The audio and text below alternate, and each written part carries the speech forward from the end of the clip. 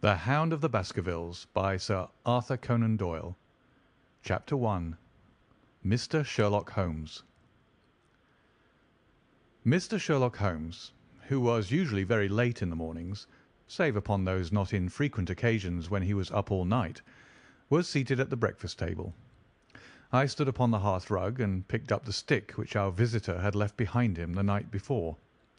It was a fine, thick piece of wood, bulbous-headed, of the sort which is known as a Penang lawyer. Just under the head was a broad silver band nearly an inch across.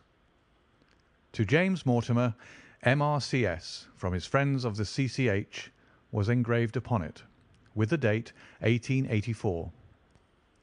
It was just such a stick as the old-fashioned family practitioner used to carry, dignified, solid, and reassuring. Well, Watson, what do you make of it? Holmes was sitting with his back to me, and I had given him no sign of my occupation. How did you know what I was doing? I believe you have eyes in the back of your head. I have at least a well-polished, silver-plated coffee-pot in front of me, said he.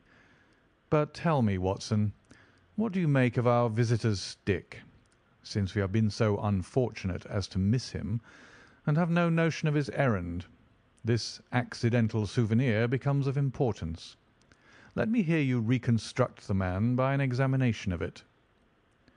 I think, said I, following as far as I could the methods of my companion, that Dr. Mortimer is a successful elderly medical man, well esteemed, since those who know him give him his mark of their appreciation.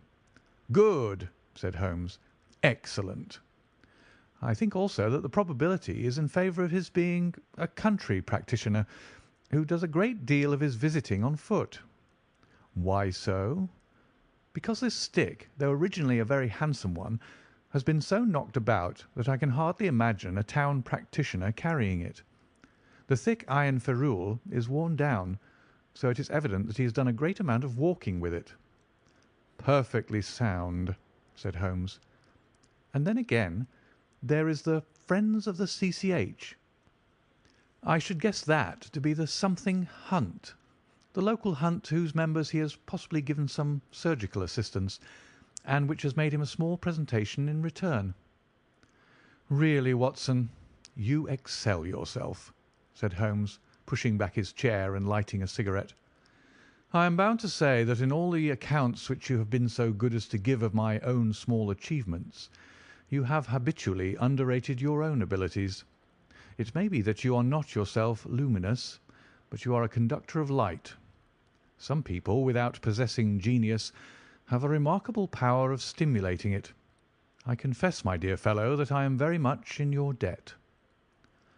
He had never said as much before, and I must admit that his words gave me keen pleasure, for I had often been piqued by his indifference to my admiration and to the attempts which I had made to give publicity to his methods. I was proud, too, to think that I had so far mastered his system as to apply it in a way which earned his approval. He now took the stick from my hands and examined it for a few minutes with his naked eyes. Then, with an expression of interest, he laid down his cigarette, and carrying the cane to the window, he looked over it again with a convex lens. Interesting, though elementary, said he as he returned to his favourite corner of the settee. There are certainly one or two indications upon the stick. It gives us the basis for several deductions. Has anything escaped me? I asked with some self-importance. I trust that there's nothing of consequence which I've overlooked. I am afraid, my dear Watson, that most of your conclusions were erroneous. When I said that you stimulated me, I meant, to be frank, that in noting your fallacies, I was occasionally guided towards the truth. Not that you are entirely wrong in this instance. The man is certainly a country practitioner, and he walks a great deal. Then I was right. To that extent. But that was all? No, no, my dear Watson, not all, by no means all. I would suggest, for example, that a presentation to a doctor is more likely to come from a hospital than from a hunt, and that when initials C.C. are placed before that hospital, the words Charing Cross very naturally suggest themselves. You may be right. The probability lies in that direction, and if we take this as a working hypothesis, we have a fresh basis from which to start our construction of this unknown visitor. Well, then, supposing that CCH does stand for Charing Cross Hospital, what further inferences may we draw? Do none suggest themselves? You know my methods. Apply them. I can only think of the obvious conclusion that the man has practised in town before going to the country. I think that we might venture a little farther than this. Look at it in this light. On what occasion would it be most probable that such a presentation would be made? When would his friends unite to give him a pledge of their goodwill? Obviously at the moment when Dr. Mortimer withdrew from the service of the hospital in order to start a practice for himself. We know there has been a presentation. We believe there has been a change from a town hospital to a country practice. Is it, then, stretching our inference too far, to say that the presentation was on the occasion of the change? It certainly seems probable. Now, you will observe that he could not have been on the staff of the hospital, since only a man well established in a London practice could hold such a position. And such a one would not drift into the country. What was he then? If he was in the hospital, and yet not on the staff, he could only have been a house surgeon or a house physician, little more than a senior student. And he left 5 years ago. The date is on the stick. So your grave, middle-aged family practitioner vanishes into thin air, my dear Watson, and there emerges a young fellow, under 30, amiable, unambitious, absent-minded, and the possessor of a favourite dog, which I should describe roughly as being larger than a terrier and smaller than a mastiff. I laughed incredulously as Sherlock Holmes leaned back in his settee and blew little wavering rings of smoke up to the ceiling. "As to the latter part, I have no means of checking you," said I, "but at least it is not difficult to find out a few particulars about the man's age and professional career." From my small medical shelf I took down the medical directory and turned up the name. There were several Mortimers, but only one could be our visitor. I read his record aloud. Mortimer James, M.R.C.S., 1882, Grimpen, Dartmoor, Devon. House surgeon from 1882 to 1884 at Charing Cross Hospital. Winner of the Jackson Prize for Comparative Pathology, with essay entitled "Is Disease a Reversion?" Corresponding member of the Swedish Pathological Society, author of Some Freaks of Atavism, Lancet, 1882. Do We Progress? Journal of Psychology, March 1883. Medical officer for the parishes of Grimpen, Thorsley, and High Barrow. No mention of that local hunt, Watson, said Holmes with a mischievous smile, but a country doctor, as you very astutely observed. I think that I am fairly justified in my inferences. As to the adjectives, I said, if I remember right, amiable, unambitious, and absent-minded. It is my experience that it is only an amiable man in this world who receives testimonials, only an unambitious one who abandons a London career for the country, and only an absent-minded one who leaves his stick and not his visiting card after waiting an hour in your room. And the dog? Has been in the habit of carrying this stick behind his master. Being a heavy stick, the dog has held it tightly by the middle, and the marks of his teeth are very plainly visible. The dog's jaw, as shown in the space between these marks, is too broad, in my opinion, for a terrier, and not broad enough for a mastiff. It may have been, yes, by Jove, it is a curly-haired spaniel. He had risen and paced the room as he spoke. Now he halted in the recess of the window. There was such a ring of conviction in his voice that I glanced up in surprise. "My dear fellow, how can you possibly be so sure of that?" "For the very simple reason that I see the dog himself on our very doorstep, and there is the ring of its owner. Don't move, I beg you, Watson. He is a professional brother of yours, and your presence may be of assistance to me. Now is the dramatic moment of fate, Watson, when you hear a step upon the stair which is walking into your life, and you know not whether for good or ill. What does Dr. James Mortimer, the man of science, ask of Sherlock Holmes, the specialist in crime? Come in." The appearance of our visitor was a surprise to me, since I had expected a typical country practitioner. He was a very tall, thin man with a long nose like a beak, which jutted out between two keen grey eyes, set closely together and sparkling brightly from behind a pair of gold-rimmed glasses. He was clad in a professional but rather slovenly fashion, for his frock-coat was dingy and his trousers frayed. Though young, his long back was already bowed, and he walked with a forward thrust of his head and a general air of peering benevolence. As he entered, his eyes fell upon the stick in Holmes's hand, and he ran towards it with an exclamation of joy. "I'm so very glad," said he.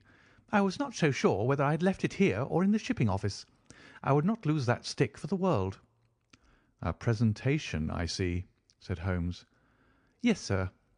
"From Charing Cross Hospital?" "From one or two friends there on the occasion of my marriage." "Dear, dear, that's bad," said Holmes, shaking his head. Dr. Mortimer blinked through his glasses in mild astonishment. "Why was it bad?" "Only that you have disarranged our little deductions. Your marriage, you say?" "Yes, sir. I married, and so left the hospital, and with it all hopes of a consulting practice. It was necessary to make a home of my own." "Come, come, we are not so far wrong after all," said Holmes. "And now, Dr. James Mortimer." "Mr., sir, Mr. A humble M.R.C.S." "And a man of precise mind, evidently." "A dabbler in science, Mr. Holmes. A picker-up of shells on the shores of the great unknown ocean. I presume that it is Mr. Sherlock Holmes who I am addressing, and not—" "No, this is my friend Dr. Watson." "Glad to meet you, sir. I have heard your name mentioned in connection with that of your friend." "You interest me very much, Mr. Holmes. I had hardly expected so dolichocephalic a skull of such well-marked supraorbital development. Would you have any objection to my running my finger along your parietal fissure? A cast of your skull, sir, until the original is available, would be an ornament to any anthropological museum. It is not my intention to be fulsome, but I confess that I covet your skull."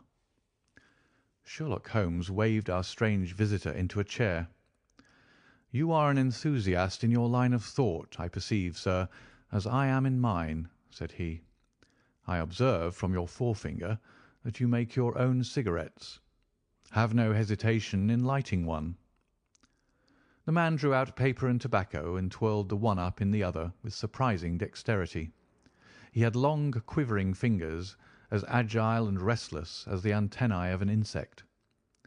Holmes was silent, but his little darting glances showed me the interest which he took in our curious companion. "I presume, sir," said he at last, "that it was not merely for the purpose of examining my skull that you have done me the honour to call here last night and again to-day." "No, sir, no, though I am happy to have had the opportunity of doing that as well. I came to you, Mr. Holmes, because I recognise that I am myself an unpractical man, and because I am suddenly confronted with a most serious and extraordinary problem. Recognising as I do that you are the second highest expert in Europe." "Indeed, sir. May I inquire who has the honour to be the first?" asked Holmes with some asperity. "To the man of precisely scientific mind, the work of Monsieur Bertillon must always appeal strongly." "Then had you not better consult him?" "I said, sir, to the precisely scientific mind. But as a practical man of affairs, it is acknowledged that you stand alone. I trust, sir, that I have not inadvertently—" "Just a little," said Holmes. "I think, Dr. Mortimer, you would do wisely if, without more ado, you would kindly tell me plainly what the exact nature of the problem is in which you demand my assistance. Chapter 2. The Curse of the Baskervilles. "I have in my pocket a manuscript," said Dr. James Mortimer. "I observed it as you entered the room," said Holmes. "It is an old manuscript?" "Early 18th century, unless it is a forgery." "How can you say that, sir?" "You have presented an inch or two of it to my examination all the time that you have been talking. It would be a poor expert who could not give the date of a document within a decade or so. You may possibly have read my little monograph upon the subject. I put that at 1730. "The exact date is 1742. Dr. Mortimer drew it from his breast pocket. "This family paper was committed to my care by Sir Charles Baskerville, whose sudden and tragic death, some 3 months ago, created so much excitement in Devonshire. I may say that I was his personal friend, as well as his medical attendant.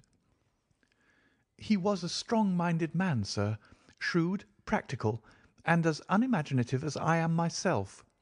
Yet he took this document very seriously, and his mind was prepared for just such an end as did eventually overtake him." Holmes stretched out his hand for the manuscript and flattened it upon his knee. "You will observe, Watson, the alternative use of the long S and the short. It is one of several indications which enabled me to fix the date." I looked over his shoulder at the yellow paper and the faded script. At the head was written Baskerville Hall, and below, in large scrawling figures, 1742. "It appears to be a statement of some sort." "Yes, it is a statement of a certain legend which runs in the Baskerville family." "But I understand that it is something more modern and practical upon which you wish to consult me." "Most modern, a most practical, pressing matter, which must be decided within 24 hours. But the manuscript is short, and is intimately connected with the affair. With your permission, I will read it to you." Holmes leaned back in his chair, placed his fingertips together, and closed his eyes with an air of resignation. Dr. Mortimer turned the manuscript to the light, and read in a high, cracking voice the following curious old-world narrative. "Of the origin of the Hound of the Baskervilles there have been many statements, yet as I come in a direct line from Hugo Baskerville, and as I had the story from my father, who also had it from his, I have set it down with all belief that it occurred even as is here set forth. And I would have you believe, my sons, that the same justice which punishes sin may also most graciously forgive it, and that no ban is so heavy but that by prayer and repentance it may be removed. Learn then from this story not to fear the fruits of the past, but rather to be circumspect in the future, that those foul passions whereby our family has suffered so grievously may not again be loosed to our undoing. Know, then, that in the time of the Great Rebellion, the history of which by the learned Lord Clarendon I most earnestly commend to your attention, this manor of Baskerville was held by Hugo of that name, nor can it be gainsaid that he was a most wild, profane, and godless man. This, in truth, his neighbours might have pardoned, seeing that saints have never flourished in those parts, but there was in him a certain wanton and cruel humour, which made his name a byword through the West. It chanced that this Hugo came to love, if indeed so dark a passion may be known under so bright a name, the daughter of a yeoman who held lands near the Baskerville estate. But the young maiden, being discreet and of good repute, would ever avoid him, for she feared his evil name. So it came to pass that one Michaelmas this Hugo, with 5 or 6 of his idle and wicked companions, stole down upon the farm and carried off the maiden, her father and brothers being from home, as he well knew. When they had brought her to the hall, the maiden was placed in an upper chamber, while Hugo and his friends sat down to a long carouse, as was their nightly custom. Now the poor lass, upstairs, was like to have her wits turned at the singing and shouting and terrible oaths which came up to her from below, for they say that the words used by Hugo Baskerville when he was in wine were such as might blast the man who said them. At last, in the stress of her fear, she did that which might have daunted the bravest or most active man, for by the aid of the growth of ivy which covered, and still covers, the south wall, she came down from under the eaves, and so homeward across the moor, there being 3 leagues betwixt the hall and her father's farm. It chanced that some little time later Hugo left his guests to carry food and drink, with other worse things perchance, to his captive, and so found the cage empty and the bird escaped. Then, as it would seem, he became as one that hath a devil, for rushing down the stairs into the dining hall, he sprang upon the great table, flagons and trenchers flying before him, and he cried aloud before all the company that he would that very night render his body and soul to the powers of evil, if he might not overtake the wench. And while the revellers stood aghast at the fury of the man, one more wicked, or it may be more drunken than the rest, cried out that they should put the hounds upon her, whereat Hugo ran from the house, crying to his grooms that they should saddle his mare and unkennel the pack, and giving the hounds a kerchief of the maid's, he swung them to the line, and so off full cry in the moonlight over the moor. Now, for some space the revellers stood agape, unable to understand all that had been done in such haste. But anon their bemused wits awoke to the nature of the deed which was like to be done upon the moorlands. Everything was now in an uproar, some calling for their pistols, some for their horses, and some for another flask of wine. But at length some sense came back to their crazed minds, and the whole of them, 13 in number, took horse and started in pursuit. The moon shone clear above them, and they rode swiftly abreast, taking that course which the maid must needs have taken if she were to reach her own home. They had gone a mile or 2 when they passed one of the night shepherds upon the moorlands, and they cried to him to know if he had seen the hunt. And the man, as the story goes, was so crazed with fear that he could scarce speak, but at last he said that he had indeed seen the unhappy maiden with the hounds upon her track. "But I have seen more than that," said he, "for Hugo Baskerville passed me upon his black mare, and there ran mute behind him such a hound of hell as God forbid should ever be at my heels." So the drunken squires cursed the shepherd and rode onward. But soon their skins turned cold, for there came a galloping across the moor, and the black mare, dabbled with white froth, went past with trailing bridle and empty saddle.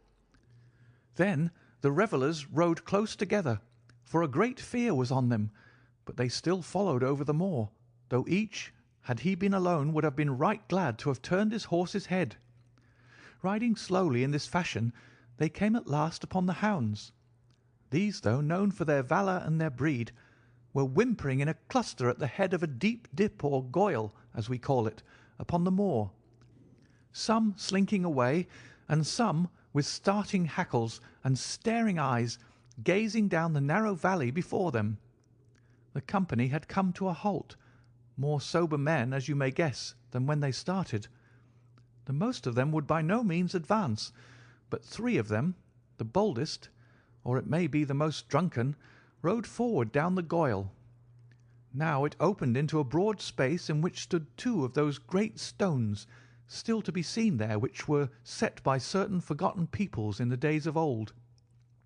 The moon was shining bright upon the clearing, and there in the centre lay the unhappy maid where she had fallen, dead of fear and of fatigue.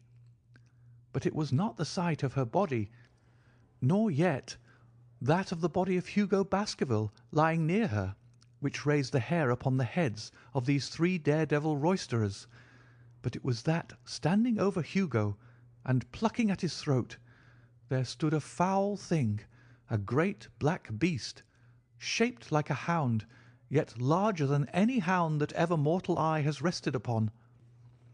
And even as they looked, The thing tore the throat out of Hugo Baskerville, on which, as it turned its blazing eyes and dripping jaws upon them, the three shrieked with fear and rode for dear life, still screaming, across the moor.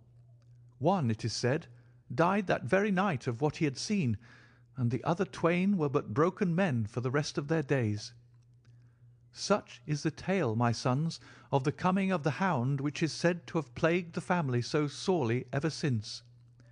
If I have set it down, it is because that which is clearly known hath less terror than that which is but hinted at and guessed. Nor can it be denied that many of the family have been unhappy in their deaths, which have been sudden, bloody, and mysterious.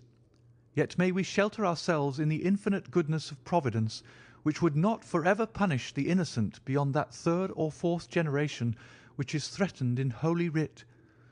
To that Providence, my sons, I hereby commend you, and I counsel you by way of caution to forbear from crossing the moor in those dark hours when the powers of evil are exalted.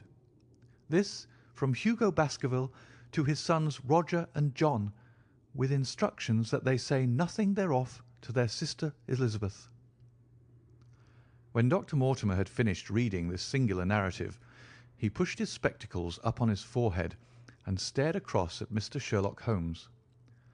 The latter yawned and tossed the end of his cigarette into the fire. "Well," said he, "do you not find it interesting?" "To a collector of fairy tales." Dr. Mortimer drew a folded newspaper out of his pocket. "Now, Mr. Holmes, we will give you something a little more recent. This is the Devon County Chronicle of May 14th of this year. It is a short account of the facts elicited at the death of Sir Charles Baskerville, which occurred a few days before that date." My friend leaned a little forward, and his expression became intent. Our visitor readjusted his glasses and began. "The recent sudden death of Sir Charles Baskerville, whose name has been mentioned as the probable Liberal candidate for Mid Devon at the next election, has cast a gloom over the county. Though Sir Charles had resided at Baskerville Hall for a comparatively short period, his amiability of character and extreme generosity had won the affection and respect of all who had been brought into contact with him. In these days of nouveau riche, it is refreshing to find a case where the scion of an old county family which had fallen upon evil days is able to make his own fortune and to bring it back with him to restore the fallen grandeur of his line. Sir Charles, as is well known, made large sums of money in South African speculation. More wise than those who go on until the wheel turns against them, he realized his gains and returned to England with them. It is only 2 years since he took up his residence at Baskerville Hall, and it is common talk how large were those schemes of reconstruction and improvement which have been interrupted by his death. Being himself childless, it was his openly expressed desire that the whole countryside should within his own lifetime profit by his good fortune, and many will have personal reasons for bewailing his untimely end. His generous donations to local and county charities have been frequently chronicled in these columns. The circumstances connected with the death of Sir Charles cannot be said to have been entirely cleared up by the inquest, but at least enough has been done to dispose of those rumours to which local superstition has given rise. There is no reason whatever to suspect foul play, or to imagine that death could be from any but natural causes. Sir Charles was a widower, and a man who may be said to have been in some ways of an eccentric habit of mind. In spite of his considerable wealth, he was simple in his personal tastes, and his indoor servants at Baskerville Hall consisted of a married couple named Barrymore, the husband acting as butler and the wife as housekeeper. Their evidence, corroborated by that of several friends, tends to show that Sir Charles' health has for some time been impaired, and points especially to some affection of the heart, manifesting itself in changes of colour, breathlessness, and acute attacks of nervous depression. Dr. James Mortimer, the friend and medical attendant of the deceased, has given evidence to the same effect. The facts of the case are simple. Sir Charles Baskerville was in the habit every night before going to bed of walking down the famous yew alley of Baskerville Hall. The evidence of Barrymore's shows that this had been his custom. On the 4th of May, Sir Charles had declared his intention of starting next day for London, and had ordered Barrymore to prepare his luggage. That night he went out as usual for his nocturnal walk, in the course of which he was in the habit of smoking a cigar. He never returned. At 12 o'clock Barrymore, finding the hall door still open, became alarmed, and lighting a lantern went in search of his master. The day had been wet, and Sir Charles's footmarks were easily traced down the alley. Halfway down this walk there is a gate which leads out onto the moor. There were indications that Sir Charles had stood for some little time here. He then proceeded down the alley, and it was at the far end of it that his body was discovered. One fact which has not been explained is the statement of Barrymore that his master's footprints altered their character from the time that he passed the moor gate, that he appeared from thence onward to have been walking upon his toes. One Murphy, a gipsy horse dealer, was on the moor at no great distance at the time, but he appears by his own confession to have been the worse for drink. He declares that he heard cries, but is unable to state from what direction they came. No signs of violence were to be discovered upon Sir Charles's person, and though the doctor's evidence pointed to an almost incredible facial distortion, so great that Dr. Mortimer refused at first to believe that it was indeed his friend and patient who lay before him, it was explained that is a symptom which is not unusual in cases of dyspnea and death from cardiac exhaustion. This explanation was borne out by the post-mortem examination, which showed long-standing organic disease, and the coroner's jury returned a verdict in accordance with the medical evidence. It is well that this is so, for it is obviously of the utmost importance that Sir Charles's heir should settle at the Hall and continue the good work which has been so sadly interrupted. Had the prosaic finding of the coroner not finally put an end to the romantic stories which have been whispered in connection with the affair, it might have been difficult to find a tenant for Baskerville Hall. It is understood that the next of kin is Mr. Henry Baskerville, if he is still alive, the son of Sir Charles Baskerville's younger brother. The young man, when last heard of, was in America, and inquiries are being instituted with a view to informing him of his good fortune. Dr. Mortimer refolded his paper and replaced it in his pocket. Those are the public facts, Mr. Holmes, in connection with the death of Sir Charles Baskerville. I must thank you, said Sherlock Holmes, for calling my attention to a case which certainly presents some features of interest. I had observed some newspaper comment at the time, but I was exceedingly preoccupied by that little affair of the Vatican cameos, and in my anxiety to oblige the Pope, I lost touch with several interesting English cases. This article, you say, contains all the public facts? It does. Then let me have the private ones. He leaned back, put his fingertips together, and assumed his most impassive and judicial expression. In doing so, said Dr. Mortimer, who had begun to show signs of some strong emotion, I am telling that which I have not confided to anyone. My motive for withholding it from the coroner's inquiry is that a man of science shrinks from placing himself in the public position of seeming to endorse a popular superstition. I had the further motive that Baskerville Hall, as the paper says, would certainly remain untenanted if anything were done to increase its already rather grim reputation. For both these reasons, I thought that I was justified in telling rather less than I knew, since no practical good could result from it, but with you there is no reason why I should not be perfectly frank. The moor is very sparsely inhabited, and those who live near each other are thrown very much together. For this reason I saw a good deal of Sir Charles Baskerville. With the exception of Mr. Frankland of Lafter Hall and Mr. Stapleton, the naturalist, there are no other men of education within many miles. Sir Charles was a retiring man, but the chance of his illness brought us together, and a community of interest in science kept us so. He had brought back much scientific information from South Africa, and many a charming evening we had spent together discussing the comparative anatomy of the Bushman and the Hottentot. Within the last few months it became increasingly plain to me that Sir Charles's nervous system was strained to the breaking point. He had taken this legend which I have read you exceedingly to heart, so much so that although he would walk in his own grounds, nothing would induce him to go out upon the moor at night. Incredible as it may appear to you, Mr. Holmes, he was honestly convinced that a dreadful fate overhung his family, and certainly the records which he was able to give of his ancestors were not encouraging. The idea of some ghastly presence constantly haunted him, and on more than one occasion he has asked me whether I had on my medical journeys at night ever seen any strange creature or heard the baying of a hound. The latter question he put to me several times, and always with a voice which vibrated with excitement.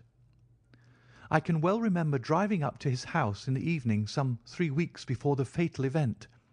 He chanced to be at his hall door. I had descended from my gig and was standing in front of him when I saw his eyes fix themselves over my shoulder and stare past me with an expression of the most dreadful horror.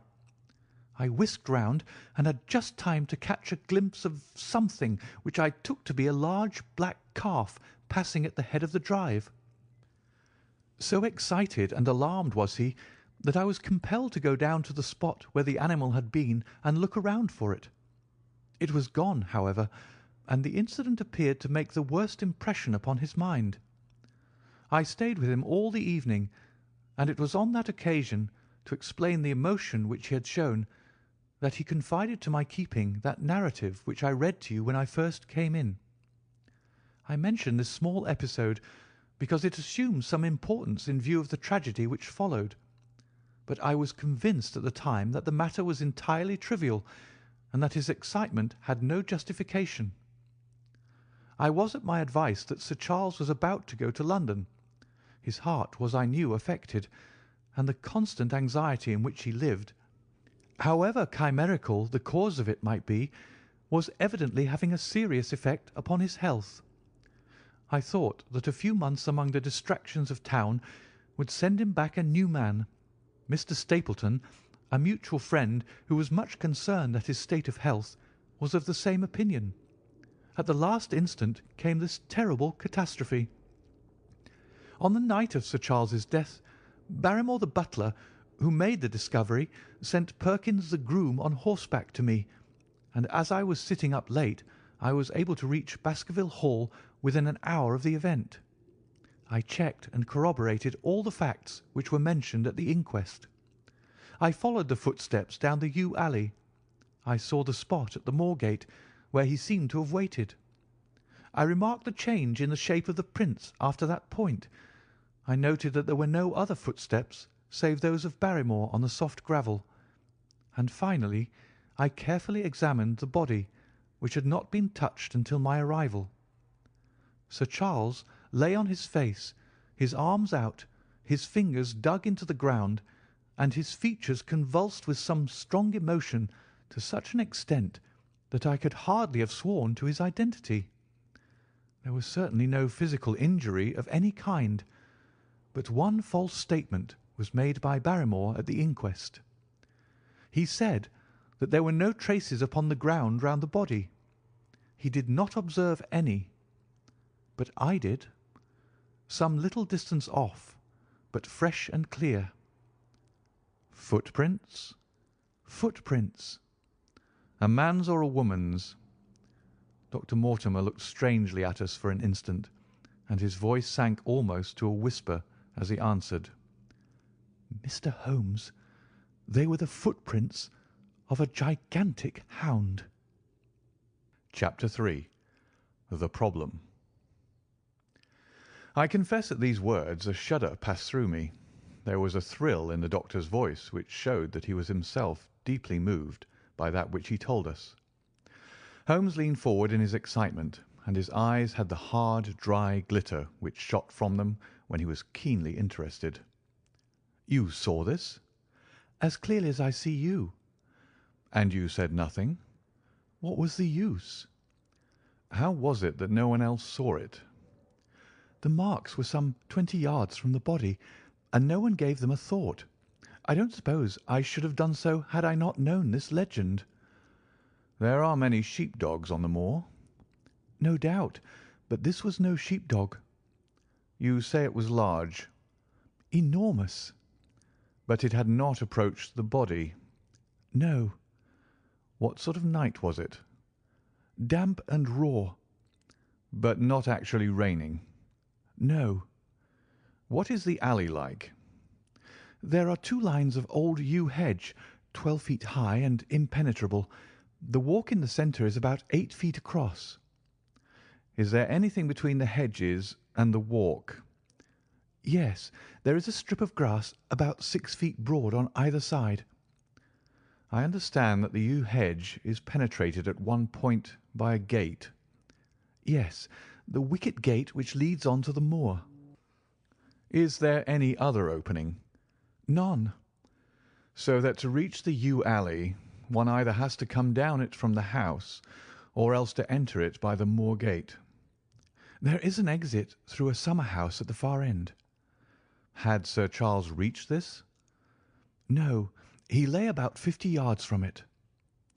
Now tell me, Dr. Mortimer, and this is important, the marks which you saw were on the path and not on the grass. No marks could show on the grass. Were they on the same side of the path as the moor gate? Yes, they were on the edge of the path on the same side as the moor gate. You interest me exceedingly. Another point. Was the wicket gate closed? Closed and padlocked. How high was it? About 4 feet high. Then anyone could have got over it? Yes. And what marks did you see by the wicket gate? None in particular. Good heaven! Did no one examine? Yes, I examined myself. And found nothing? It was all very confused. Sir Charles had evidently stood there for 5 or 10 minutes. How do you know that? Because the ash had twice dropped from his cigar. Excellent. This is a colleague, Watson, after our own heart.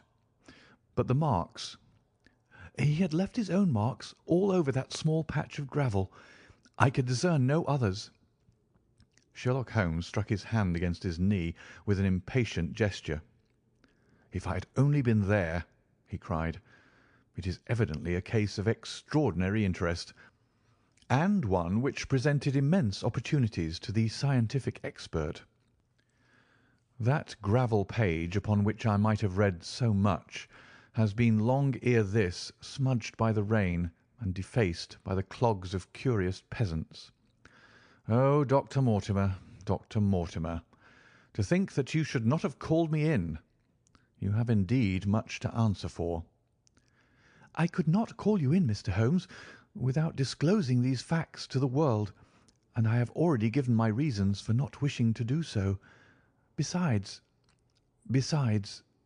"Why do you hesitate?" "There is a realm in which the most acute and most experienced of detectives is helpless." "You mean that the thing is supernatural?" "I did not positively say so."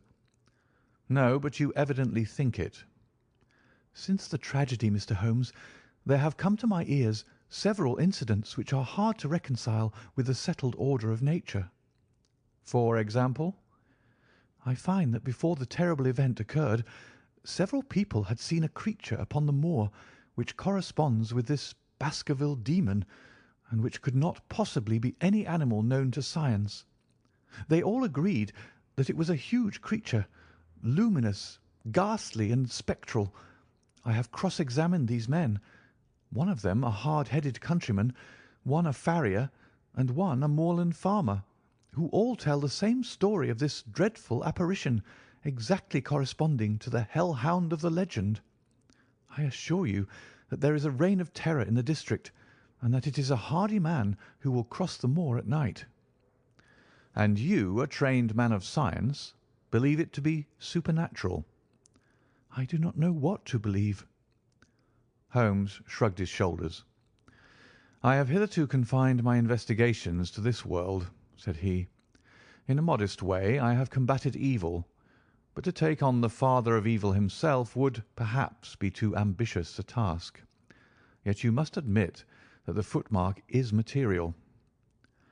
"The original Hound was material enough to tug a man's throat out, and yet he was diabolical as well." "I see that you have quite gone over to the supernaturalists. But now, Dr. Mortimer, tell me this. If you hold these views, why have you come to consult me at all? You tell me in the same breath that it is useless to investigate Sir Charles's death, and that you desire me to do it." "I did not say that I desired you to do it." "Then how can I assist you?" "By advising me as to what I should do with Sir Henry Baskerville, who arrives at Waterloo Station." Dr. Mortimer looked at his watch. "In exactly 1 hour and a quarter." "He being the heir?" "Yes. On the death of Sir Charles, we inquired for this young gentleman, and found that he had been farming in Canada. From the accounts which have reached us, he is an excellent fellow in every way. I speak now not as a medical man, but as a trustee and executor of Sir Charles's will." "There is no other claimant, I presume?" "None. The only other kinsman whom we have been able to trace was Roger Baskerville, the youngest of 3 brothers, of whom poor Sir Charles was the elder. The second brother, who died young, is the father of this lad Henry. The third, Roger, was the black sheep of the family. He came of the old masterful Baskerville strain, and was the very image, they tell me, of the family picture of old Hugo. He made England too hot to hold him, fled to Central America, and died there in 1876 of yellow fever. Henry is the last of the Baskervilles. In 1 hour and 5 minutes I meet him at Waterloo Station. I have had a wire that he arrived at Southampton this morning. Now, Mr. Holmes, what would you advise me to do with him?" "Why should he not go to the home of his fathers?" "It seems natural, does it not? And yet consider that every Baskerville who goes there meets with an evil fate. I feel sure that if Sir Charles could have spoken with me before his death, he would have warned me against bringing this, the last of the old race, and the heir to great wealth, to that deadly place. And yet it cannot be denied that the prosperity of the whole poor, bleak countryside depends upon his presence. All the good work which has been done by Sir Charles will crash to the ground if there is no tenant of the Hall. I fear lest I should be swayed too much by my own obvious interest in the matter, and that is why I bring the case before you, and ask for your advice." Holmes considered for a little time. "Put into plain words, the matter is this," said he. "In your opinion, there is a diabolical agency which makes Dartmoor an unsafe abode for a Baskerville. That is your opinion?" "At least I might go the length of saying that there is some evidence that this may be so." "Exactly. But surely, if your supernatural theory be correct, it could work the young man evil in London as easily as in Devonshire. A devil with merely local powers, like a parish vestry, would be too inconceivable a thing." "You put the matter more flippantly, Mr. Holmes, than you would probably do if you were brought into personal contact with these things. Your advice, then, as I understand it, is that the young man will be as safe in Devonshire as in London. He comes in 50 minutes. What would you recommend?" "I recommend, sir, that you take a cab, call off your spaniel who is scratching at my front door, and proceed to Waterloo to meet Sir Henry Baskerville." "And then?" "And then you will say nothing to him at all until I have made up my mind about the matter." "How long will it take you to make up your mind?" 24 hours. At 10 o'clock tomorrow, Dr. Mortimer, I will be much obliged to you if you will call upon me here, and it will be of help to me in my plans for the future if you will bring Sir Henry Baskerville with you." "I will do so, Mr. Holmes." He scribbled the appointment on his shirt cuff and hurried off in his strange, peering, absent-minded fashion. Holmes stopped him at the head of the stair. "Only one more question, Dr. Mortimer. You say that before Sir Charles Baskerville's death several people saw this apparition upon the moor." "3 people did." "Did any see it after?"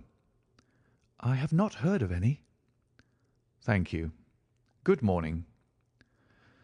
Holmes returned to his seat with that quiet look of inward satisfaction which meant that he had a congenial task before him. "Going out, Watson?" "Unless I can help you." "No, my dear fellow. It is at the hour of action that I turn to you for aid." "But this is splendid, really unique from some points of view. When you pass Bradley's, would you ask him to send up a pound of the strongest shag tobacco? Thank you. It would be as well if you could make it convenient not to return before evening. Then I shall be very glad to compare impressions as to this most interesting problem which has been submitted to us this morning." I knew that seclusion and solitude were very necessary for my friend in those hours of intense mental concentration during which he weighed every particle of evidence, constructed alternative theories, balanced one against the other, and made up his mind as to which points were essential and which immaterial. I therefore spent the day at my club, and did not return to Baker Street until evening. It was nearly 9 o'clock when I found myself in the sitting-room once more. My first impression as I opened the door was that a fire had broken out, for the room was so filled with smoke that the light of the lamp upon the table was blurred by it. As I entered, however, my fears were set at rest, for it was the acrid fumes of strong, coarse tobacco which took me by the throat and set me coughing. Through the haze I had a vague vision of Holmes in his dressing-gown, coiled up in an armchair with his black clay pipe between his lips. Several rolls of paper lay around him. "Caught cold, Watson?" said he. "No, it's this poisonous atmosphere." "I suppose it is pretty thick, now that you mention it." "Thick? It's intolerable." "Open the window, then. You've been at your club all day, I perceive." "My dear Holmes." "Am I right?" "Certainly, but how?" He laughed at my bewildered expression. "There is a delightful freshness about you, Watson, which makes it a pleasure to exercise any small powers which I possess at your expense. A gentleman goes forth on a showery and miry day. He returns immaculate in the evening, with a gloss still on his hat and his boots. He has been a fixture, therefore, all day. He is not a man with intimate friends. Where, then, could he have been?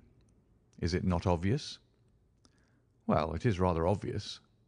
"The world is full of obvious things which nobody by any chance ever observes. Where do you think that I have been?" "A fixture also." "On the contrary. I have been to Devonshire." "In spirit?" "Exactly. My body has remained in this armchair, and has, I regret to observe, consumed in my absence 2 large pots of coffee and an incredible amount of tobacco. After you left, I sent down to Stamford's for the ordnance map of this portion of the moor, and my spirit has hovered over it all day. I flatter myself that I could find my way about." "A large-scale map, I presume?" "Very large." He unrolled one section and held it over his knee. "Here you have the particular district which concerns us. That is Baskerville Hall in the middle." "With a wood around it?" "Exactly. I fancy the yew alley, though not marked under that name, must stretch along this line, with the moor, as you perceive, upon the right of it. This small clump of buildings here is the hamlet of Grimpen, where our friend Dr. Mortimer has his headquarters. Within a radius of 5 miles there are, as you see, only a very few scattered dwellings. Here is Laughter Hall, which was mentioned in the narrative. There is a house indicated here, which may be the residence of the naturalist. Stapleton, if I remember right, was his name. Here are 2 moorland farmhouses, High Tor and Foulmire. Then 14 miles away, the great convict prison of Princetown. Between and around these scattered points extends the desolate, lifeless moor, This, then, is the stage upon which tragedy has been played, and upon which we may help to play it again. It must be a wild place. Yes, the setting is a worthy one, if the devil did desire to have a hand in the affairs of men. Then you are yourself inclining to the supernatural explanation? The devil's agents may be of flesh and blood, may they not? There are two questions waiting for us at the outset. The one is whether any crime has been committed at all. The second is what is the crime and how was it committed? Of course, if Dr. Mortimer's surmise should be correct, and we are dealing with forces outside the ordinary laws of nature, there is an end of our investigation. But we are bound to exhaust all other hypotheses before falling back upon this one. I think we'll shut that window again, if you don't mind. It is a singular thing that I find that a concentrated atmosphere helps a concentration of thought. I have not pushed it to the length of getting into a box to think, but that is the logical outcome of my convictions. Have you turned the case over in your mind? Yes, I've thought a good deal of it in the course of the day. What do you make of it? It is very bewildering. It has certainly a character of its own. There are points of distinction about it. That change in the footprints, for example. What do you make of that? Mortimer said that the man had walked on tiptoe down that portion of the alley. He only repeated what some fool had said at the inquest. Why should a man walk on tiptoe down the alley? What then? He was running, Watson, running desperately, running for his life, running until he burst his heart and fell dead upon his face. Running from what? There lies our problem. There are indications that the man was crazed with fear before he ever began to run. How can you say that? I am presuming that the cause of his fears came to him across the moor. If that was so, and it seems most probable, only a man who had lost his wits would have run from the house instead of towards it. If the gipsy's evidence may be taken as true, he ran with cries for help in the direction where help was least likely to be. Then again, whom was he waiting for that night? And why was he waiting for him in the yew alley rather than in his own house? You think that he was waiting for someone? The man was elderly and infirm. We can understand his taking an evening stroll, but the ground was damp and the night inclement. Is it natural that he should stand for 5 or 10 minutes, as Dr. Mortimer, with more practical sense than I should have given him credit for, deduced from the cigar ash? But he went out every evening. I think it unlikely that he waited at the Moorgate every evening. On the contrary, the evidence is that he avoided the moor. That night he waited there. It was the night before he made his departure for London. The thing takes shape, Watson. It becomes coherent. Might I ask you to hand me my violin, and we will postpone all further thought upon this business until we have had the advantage of meeting Dr. Mortimer and Sir Henry Baskerville in the morning. Chapter 4. Sir Henry Baskerville. Our breakfast table was cleared early, and Holmes waited in his dressing gown for the promised interview. Our clients were punctual to their appointment, for the clock had just struck 10 when Dr. Mortimer was shown up, followed by the young baronet. The latter was a small, alert, dark-eyed man about 30 years of age, very sturdily built, with thick black eyebrows and a strong, pugnacious face. He wore a ruddy-tinted tweed suit, and had the weather-beaten appearance of one who has spent most of his time in the open air. And yet there was something in his steady eye and the quiet assurance of his bearing which indicated the gentleman. "This is Sir Henry Baskerville," said Dr. Mortimer. "Why, yes," said he. "And the strange thing is, Mr. Sherlock Holmes, that if my friend here had not proposed coming round to you this morning, I should have come on my own account. I understand that you think out little puzzles, and I've had one this morning which wants more thinking out than I am able to give it." "Pray take a seat, Sir Henry. Do I understand you to say that you have yourself had some remarkable experience since you arrived in London?"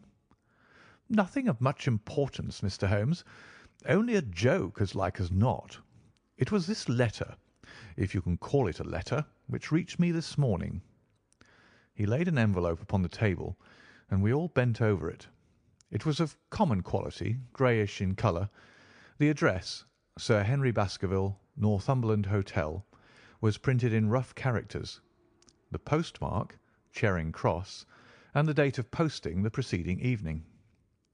"Who knew that you were going to the Northumberland Hotel?" asked Holmes, glancing keenly across at our visitor. "No one could have known. We only decided after I met Dr. Mortimer." "But Dr. Mortimer was no doubt already stopping there." "No, I had been staying with a friend," said the doctor. "There was no possible indication that we intended to go to this hotel." Someone seems to be very deeply interested in your movements." Out of the envelope he took a half sheet of foolscap paper folded into four. This he opened and spread flat upon the table. Across the middle of it a single sentence had been formed by the expedient of pasting printed words upon it. It ran, "As you value your life or your reason, keep away from the Moor." The word Moor only was printed in ink. "Now," said Sir Henry Baskerville, "perhaps you will tell me, Mr. Holmes, what in thunder is the meaning of that, and who it is that takes so much interest in my affairs?" "What do you make of it, Dr. Mortimer? You must allow that there is nothing supernatural about this, at any rate." "No, sir, but it might very well come from someone who was convinced that the business is supernatural." "What business?" asked Sir Henry sharply. "It seems to me that all you gentlemen know a great deal more than I do about my own affairs." "You shall share our knowledge before you leave this room, Sir Henry. I promise you that," said Sherlock Holmes.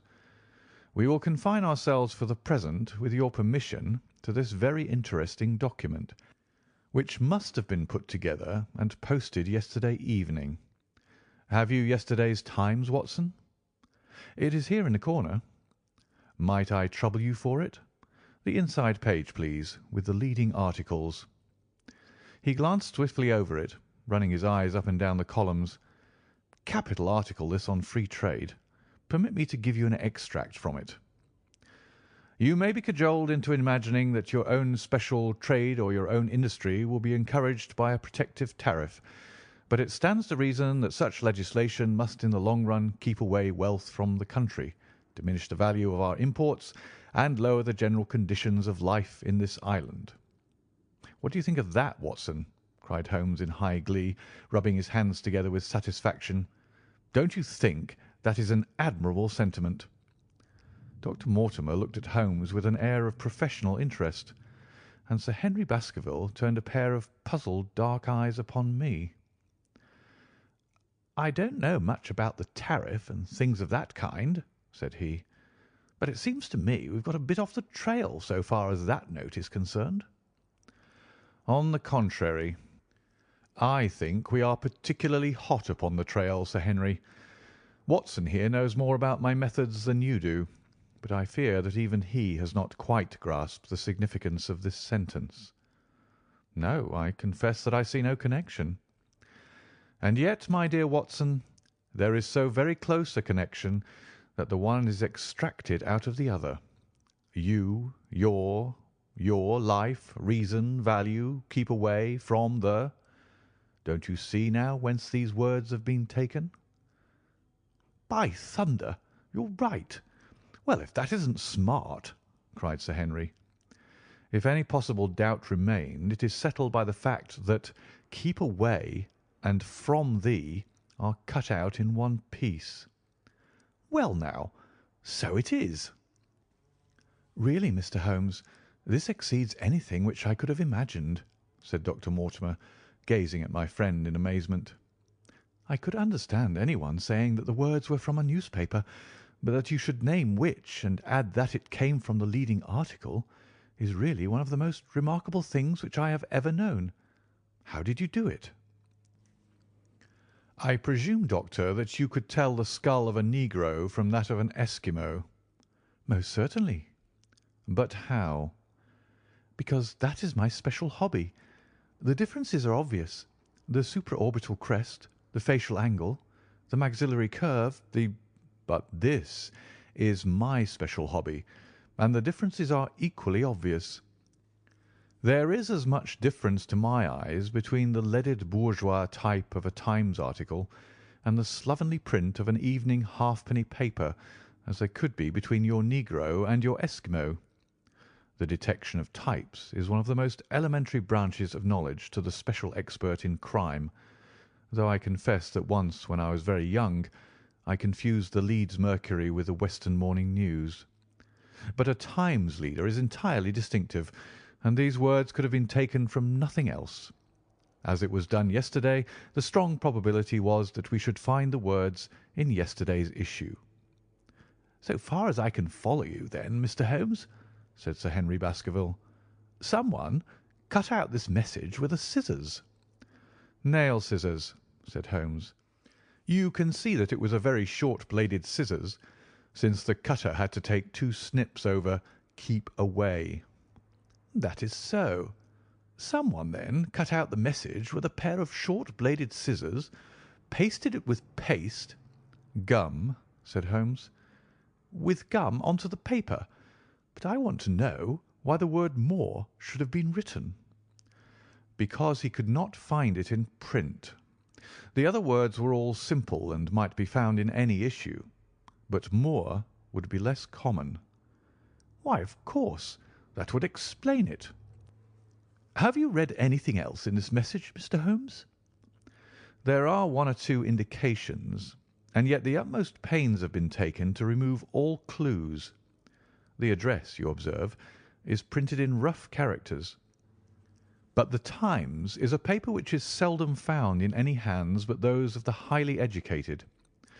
We may take it, therefore, that the letter was composed by an educated man who wished to pose as an uneducated one, and his effort to conceal his own writing suggests that the writing might be known, or come to be known, by you. Again, you will observe that the words are not gummed on in an accurate line, but that some are much higher than others. Life, for example, is quite out of its proper place. That may point to carelessness, or it may point to agitation and hurry upon the part of the cutter.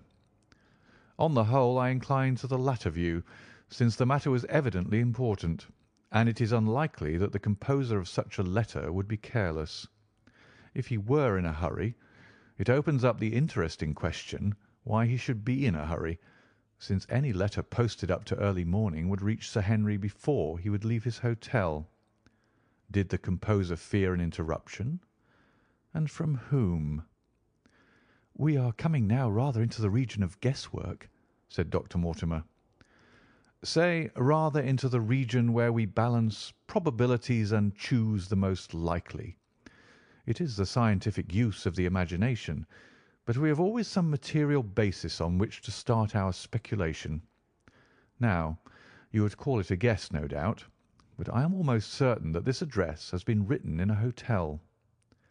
"How in the world can you say that?" "If you examine it carefully, you will see that both the pen and the ink have given the writer trouble. The pen has spluttered twice in a single word, and has run dry 3 times in a short address, showing that there was very little ink in the bottle. Now, a private pen or ink bottle is seldom allowed to be in such a state, and the combination of the 2 must be quite rare. But you know the hotel ink and the hotel pen, where it is rare to get anything else.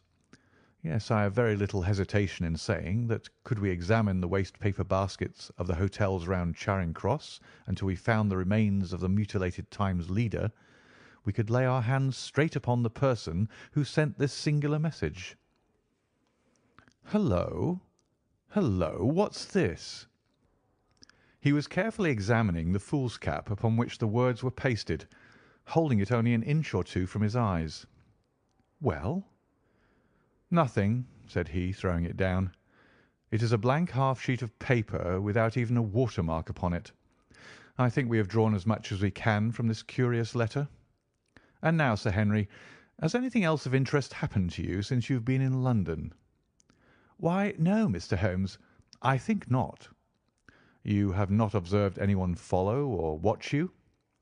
"I seem to have walked right into the thick of a dime novel," said our visitor.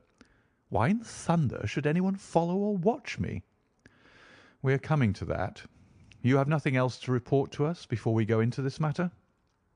"Well, it depends upon what you think worth reporting."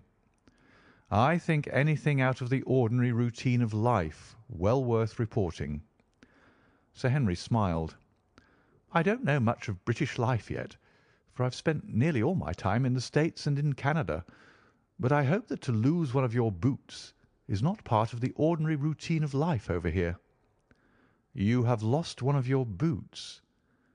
"My dear sir," cried Dr. Mortimer, "it is only mislaid. You will find it when you return to the hotel.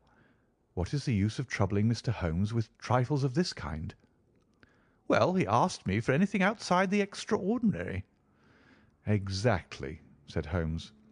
"However foolish the incident may seem, you have lost one of your boots, you say?" "Well, mislaid it, anyhow. I put them both outside my door last night, and there was only one in the morning. I could get no sense out of the chap who cleans them. The worst of it is that I only bought the pair last night in the Strand, and I have never had them on."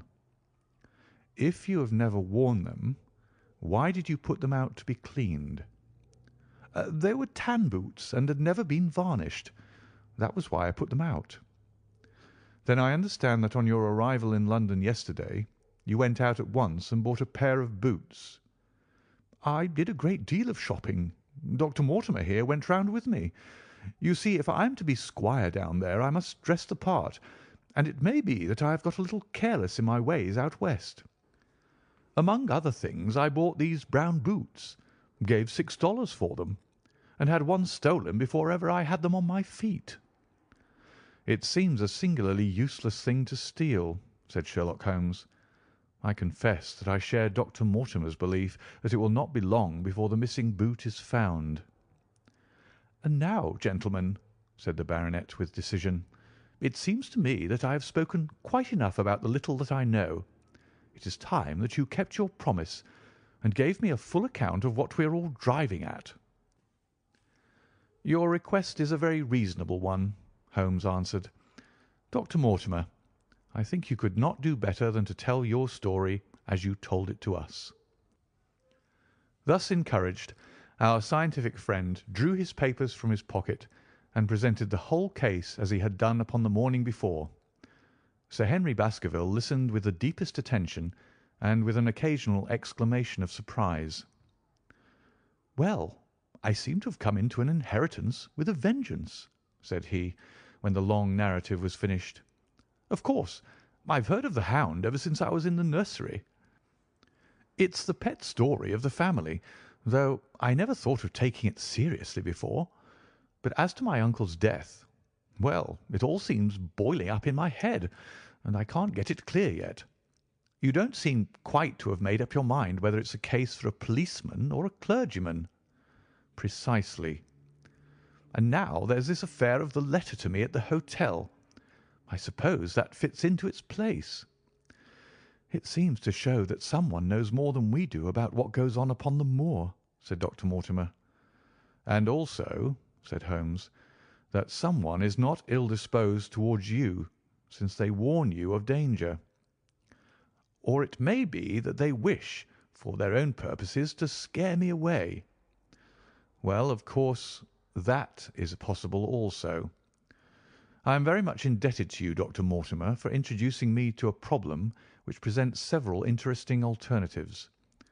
But the practical point which we now have to decide, Sir Henry, is whether it is or is not advisable for you to go to Baskerville Hall." "Why should I not go?"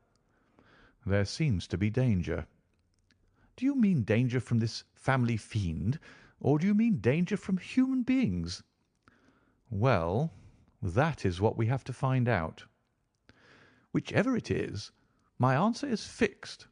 There is no devil in hell, Mr. Holmes, and there is no man upon earth who can prevent me from going to the home of my own people, and you may take that to be my final answer." His dark brows knitted and his face flushed to a dusky red as he spoke.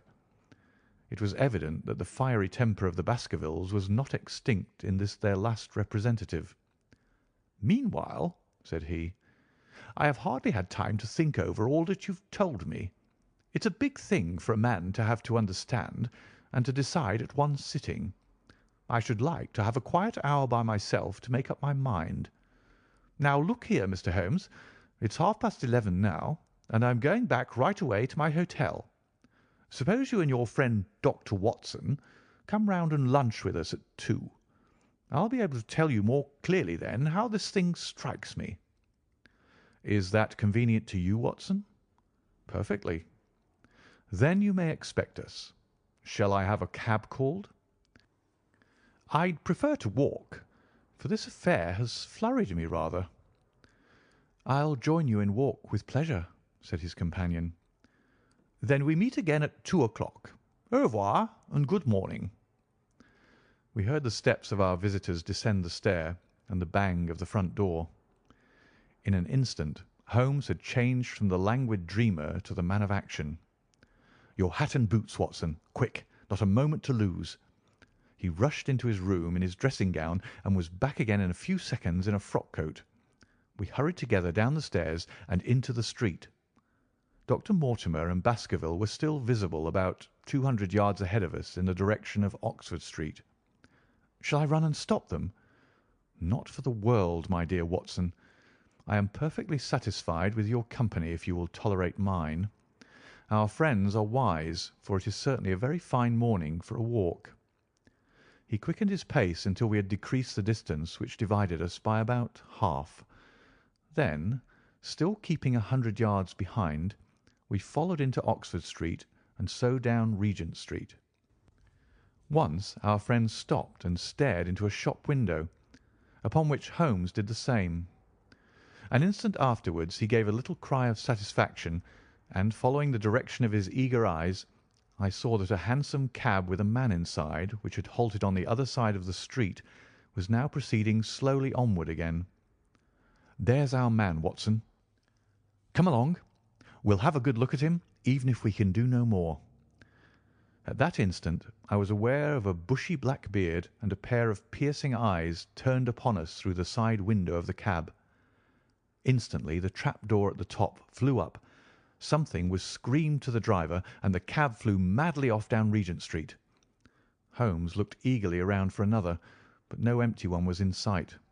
Then he dashed in wild pursuit amid the stream of the traffic, but the start was too great, and already the cab was out of sight. "There now," said Holmes bitterly as he emerged panting and white with vexation from the tide of vehicles. "Was ever such bad luck and such bad management too? Watson, Watson, if you're an honest man you will record this also and set it against my successes." "Who was the man?" "I have not an idea." "A spy?" "Well, it was evident from what we have heard that Baskerville has been very closely shadowed by someone since he has been in town.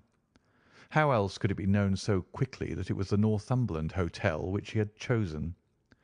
If they had followed him the first day, I argued that they would follow him also the second. You may have observed that I twice strolled over to the window while Dr. Mortimer was reading his legend." "Yes, I remember." "I was looking out for loiterers in the street, but I saw none. We are dealing with a clever man, Watson. This matter cuts very deep, and though I have not finally made up my mind whether it is a benevolent or a malevolent agency which is in touch with us, I am conscious always of power and design. When our friends left I at once followed them in the hopes of marking down their invisible attendant. So wily was he that he had not trusted himself upon foot, but he had availed himself of a cab so that he could loiter behind or dash past them and so escape their notice. His method had the additional advantage that if they were to take a cab he was all ready to follow them. It has, however, one obvious disadvantage." "It puts him in the power of the cabman?" "Exactly." "What a pity we didn't get the number." "My dear Watson, clumsy as I have been, you surely do not seriously imagine that I neglected to get the number. No, 2704 is our man, but that is no use to us for the moment. I fail to see how you could have done more. On observing the cab, I should have instantly turned and walked in the other direction. I should then, at my leisure, have hired a second cab and followed the first at a respectful distance, or, better still, have driven to the Northumberland Hotel and waited there. When our unknown had followed Baskerville home, we should have had the opportunity of playing his own game upon himself and seeing where he made for. As it is, by an indiscreet eagerness, which was taken advantage of with extraordinary quickness and energy by our opponent, we have betrayed ourselves and lost our man. We had been sauntering slowly down Regent Street during this conversation, and Dr. Mortimer with his companion had long vanished in front of us. "There is no object in our following them," said Holmes.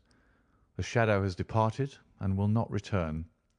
We must see what further cards we have in our hands and play them with decision.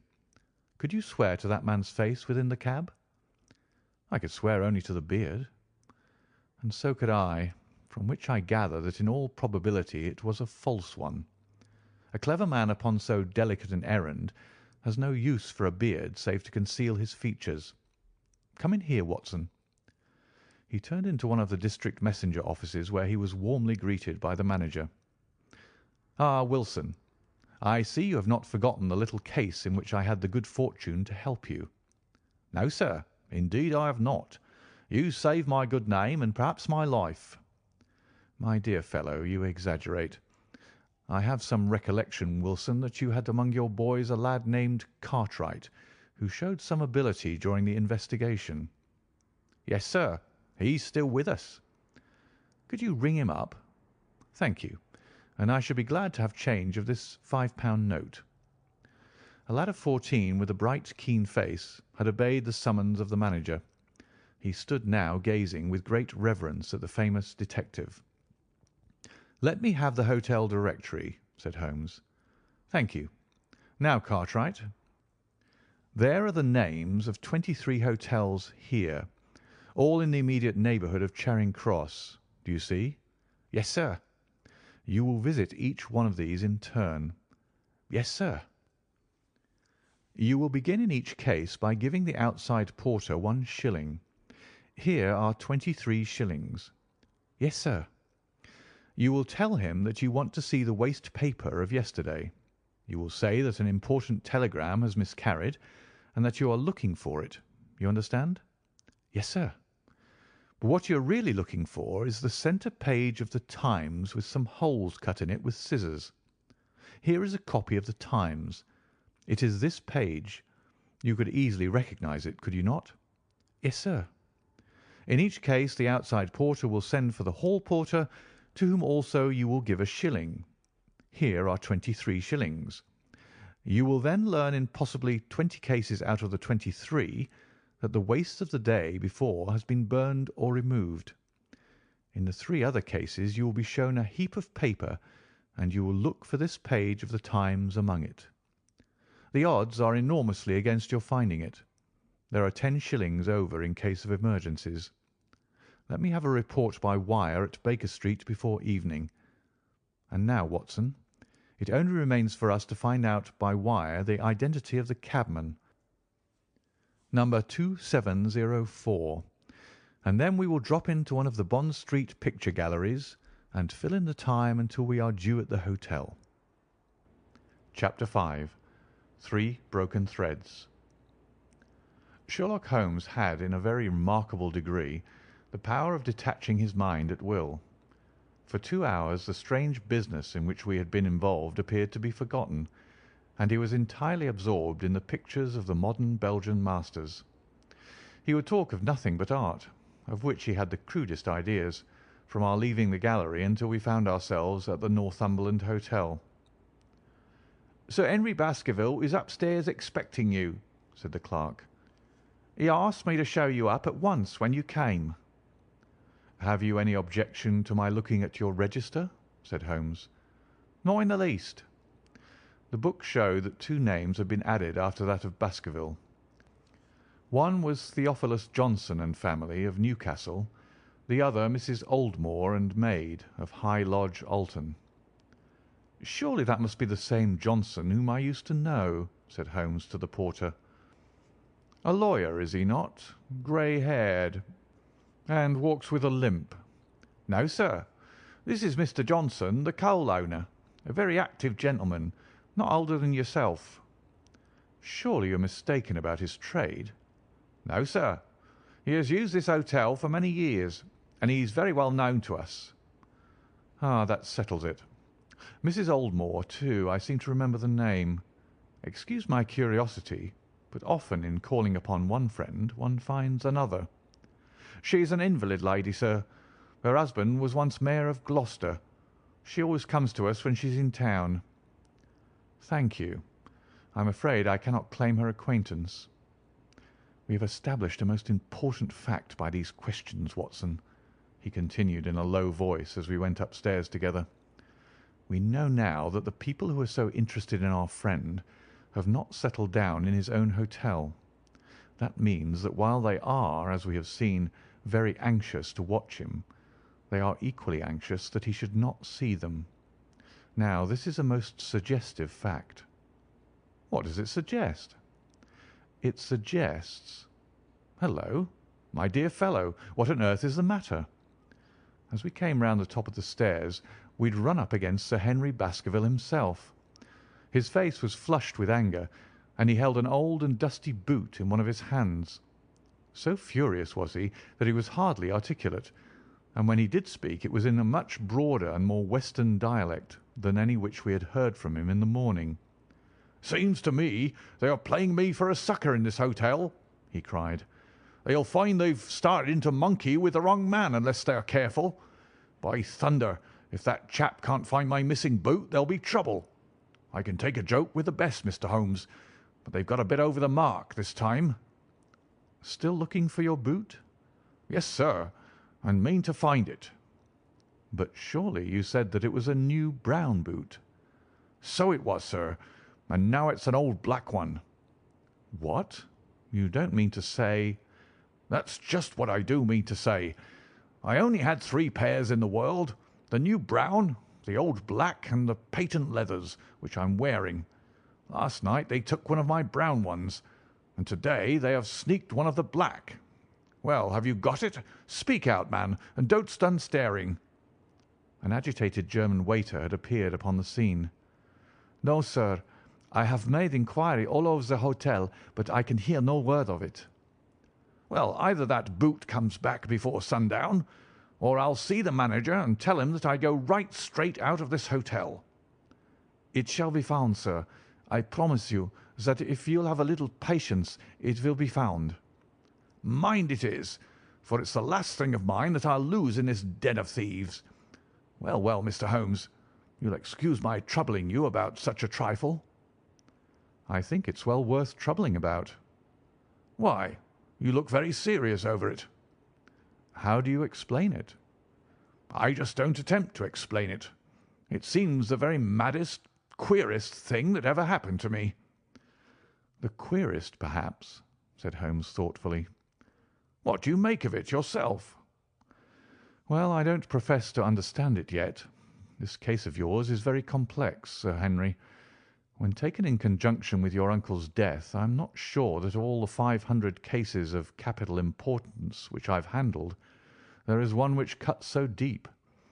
But we hold several threads in our hands, and the odds are that one or other of them guides us to the truth. We may waste time in following the wrong one, but sooner or later we must come upon the right." We had a pleasant luncheon in which little was said of the business which had brought us together. It was in the private sitting-room, to which we afterwards repaired, that Holmes asked Baskerville what were his intentions. "To go to Baskerville Hall." "And when?" "At the end of the week." "On the whole," said Holmes, "I think that your decision is a wise one.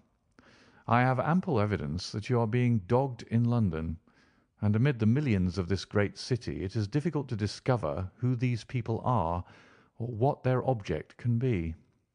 If their intentions are evil, they might do you mischief, and we should be powerless to prevent it."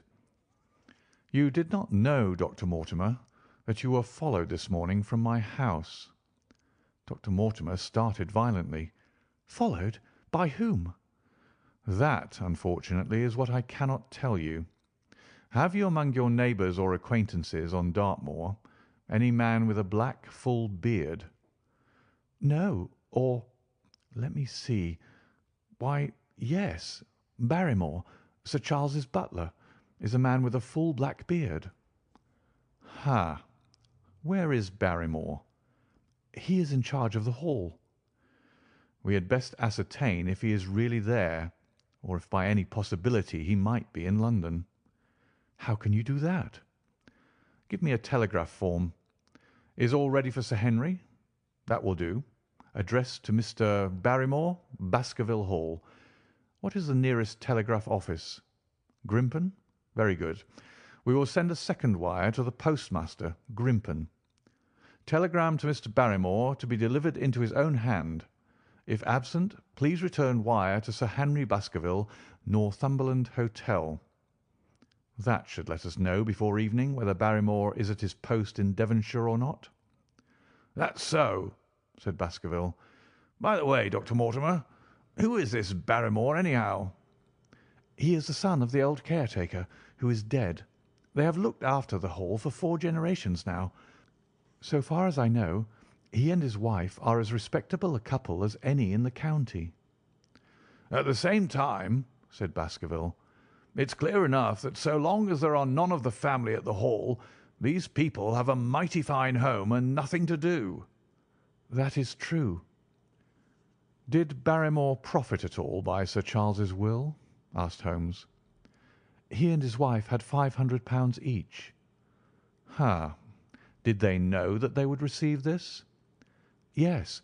Sir Charles was very fond of talking about the provisions of his will." "That is very interesting." "I hope," said Dr. Mortimer, "that you do not look with suspicious eyes upon everyone who received a legacy from Sir Charles, for I also had £1,000 left to me." "Indeed! And anyone else?" "There were many insignificant sums to individuals, and a large number of public charities. The residue all went to Sir Henry." "And how much was the residue?" £740,000. Holmes raised his eyebrows in surprise. "I had no idea that so gigantic a sum was involved," said he.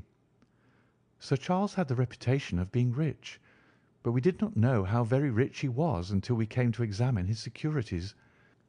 The total value of the estate was close on to £1 million."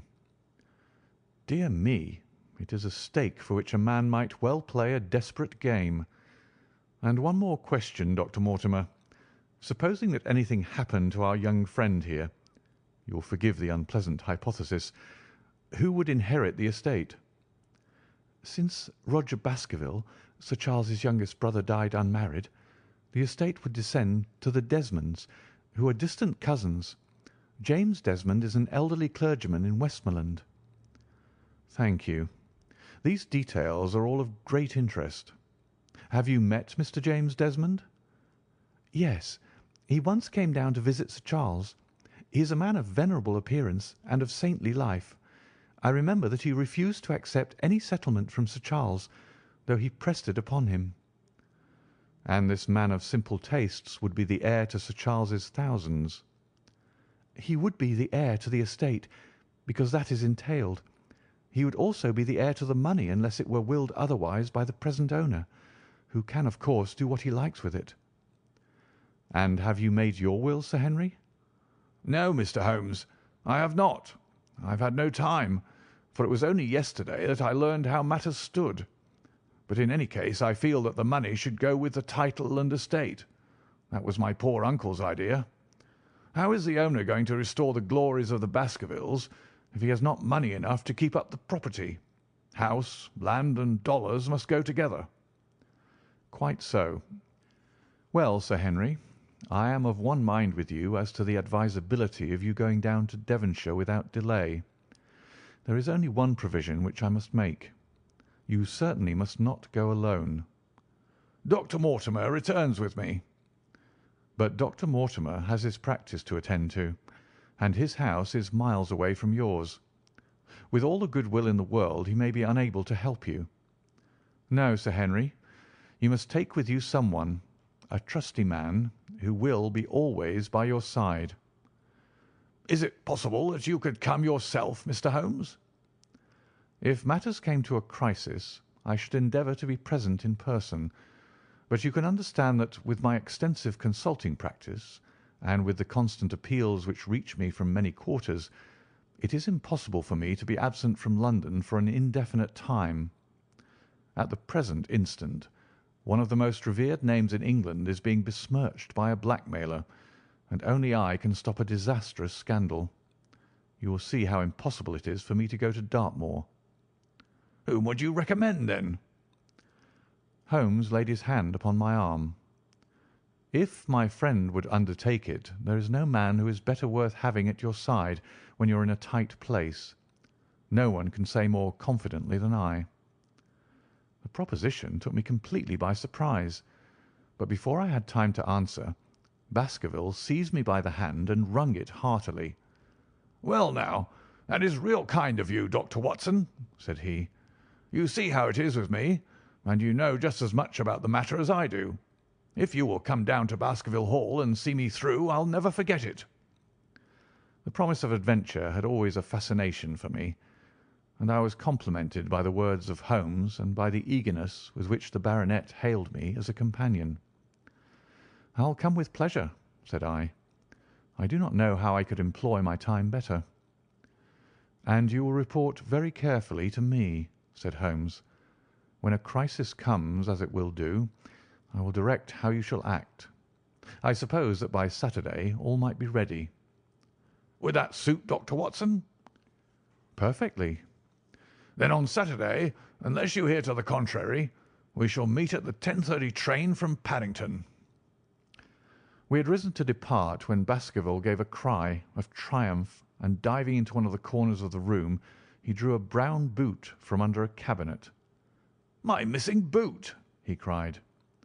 "May all our difficulties vanish as easily," said Sherlock Holmes. "But it is a very singular thing," Dr. Mortimer remarked. "I searched this room carefully before lunch." "And so did I," said Baskerville. "Every inch of it." "There was certainly no boot in it then."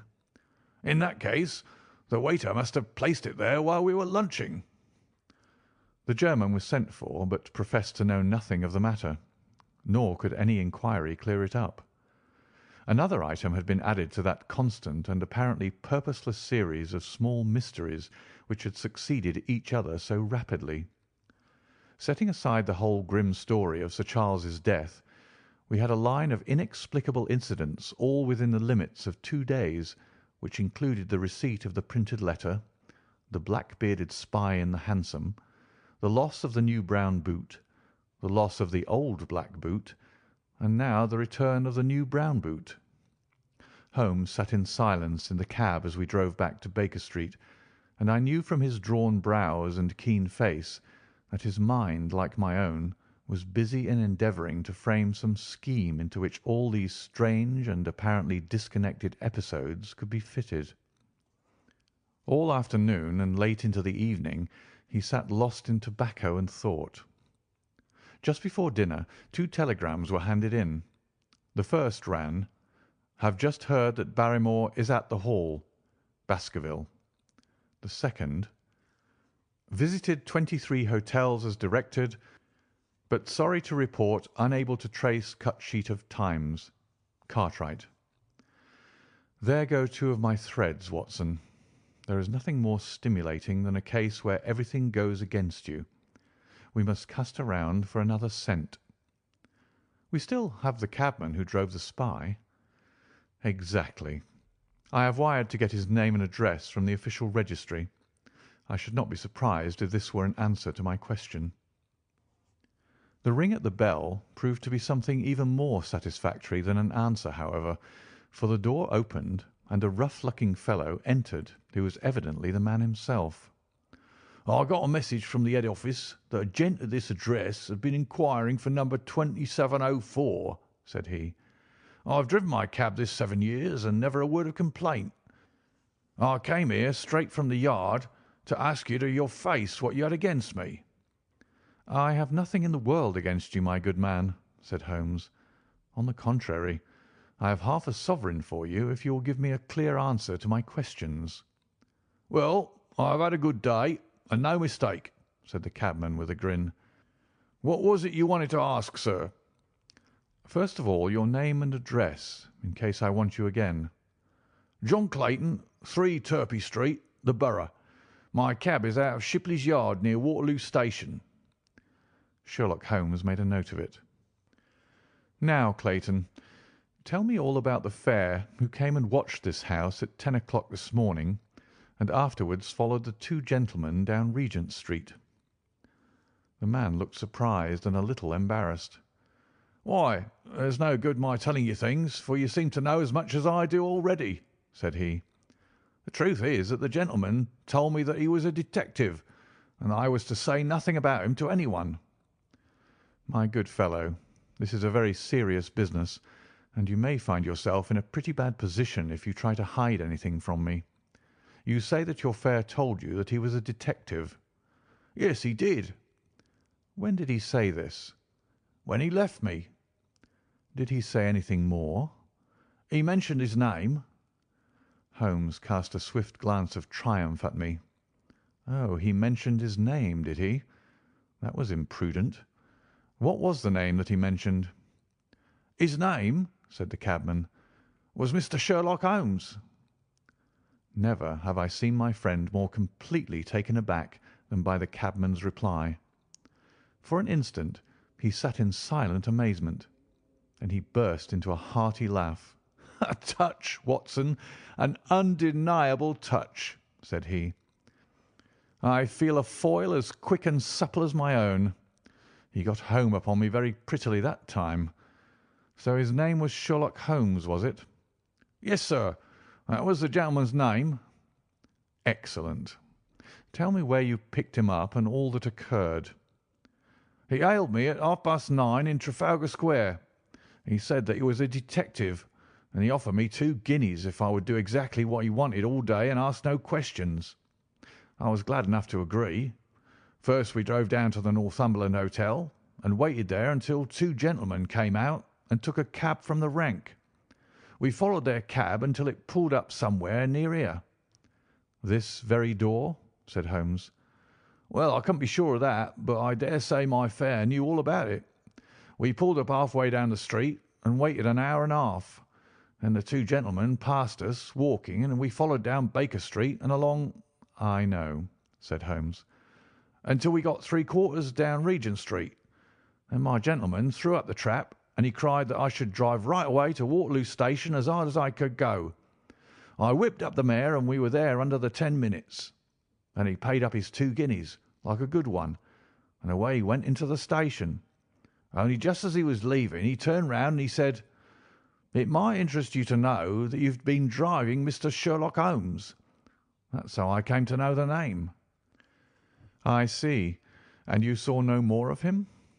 "Not after he went into the station." "And how would you describe Mr. Sherlock Holmes?" The cabman scratched his head. "Well, he wasn't altogether such an easy gentleman to describe. I put him at 40 years of age, and he was of a middle height, 2 or 3 inches shorter than you, sir. He was dressed like a toff, and he had a black beard cut square at the end and a pale face. I don't know as I could say any more than that." "Colour of his eyes?" "No, I can't say that." "Nothing more that you can remember?" "No, sir, nothing." "Well, then, here is your half sovereign. There's another one waiting for you if you can bring any more information. Good night." "Good night, sir, and thank you." John Clayton departed chuckling, and Holmes turned to me with a shrug of his shoulders and a rueful smile. "Snap goes our third thread, and we end where we began," said he. "The cunning rascal! He knew our number, knew that Sir Henry Baskerville had consulted me, spotted who I was in Regent Street, conjectured that I had got the number of the cab and would lay my hands on the driver, and so sent back this audacious message. I tell you, Watson, this time we have got a foeman who is worthy of our steel. I've been checkmated in London. I can only wish you better luck in Devonshire, but I'm not easy in my mind about it." "About what?" "About sending you. It's an ugly business, Watson, an ugly, dangerous business, and the more I see of it, the less I like it. Yes, my dear fellow, you may laugh, but I give you my word that I shall be very glad to have you back safe and sound in Baker Street once more." Chapter 6. Baskerville Hall. Sir Henry Baskerville and Dr. Mortimer were ready upon the appointed day, and we started as arranged for Devonshire. Mr. Sherlock Holmes drove with me to the station and gave me his last parting injunctions and advice. "I will not bias your mind by suggesting theories or suspicions, Watson," said he. "I wish you simply to report facts in the fullest possible manner to me, and you can leave me to do the theorising." "What sort of facts?" I asked. "Anything which may seem to have a bearing, however indirect, upon the case, and especially the relations between young Baskerville and his neighbours, or any fresh particulars concerning the death of Sir Charles. I have made some inquiries myself in the last few days, but the results have, I fear, been negative. One thing only appears to be certain, and that is that Mr. James Desmond, who is the next heir, is an elderly gentleman of a very amiable disposition, so that this persecution does not arise from him. I really think that we may eliminate him entirely from our calculations. There remain the people who will actually surround Sir Henry Baskerville upon the moor. Would it not be well in the first place to get rid of this Barrymore couple?" "By no means. You could not make a greater mistake. If they are innocent, it would be a cruel injustice, and if they are guilty, we should be giving up all chance of bringing it home to them. No, no, we will preserve them upon our list of suspects. Then there is a groom at the Hall, if I remember right. There are 2 moorland farmers. There is our friend Dr. Mortimer, whom I believe to be entirely honest, and there is his wife, of whom we know nothing. There is this naturalist, Stapleton, and there is his sister, who is said to be a young lady of attractions. There is Mr. Frankland of Lafter Hall, who is also an unknown factor, and there are 1 or 2 other neighbours. These are the folk who must be your very special study." "I'll do my best." "You have arms, I suppose?" "Yes, I thought it as well to take them." "Most certainly. Keep your revolver near you night and day, and never relax your precautions." Our friends had already secured a first-class carriage, and were waiting for us upon the platform. "No, we have no news of any kind," said Dr. Mortimer in answer to my friend's questions. "I can swear to one thing, and that is that we have not been shadowed during the last 2 days. We have never gone out without keeping a sharp watch, and no one could have escaped our notice."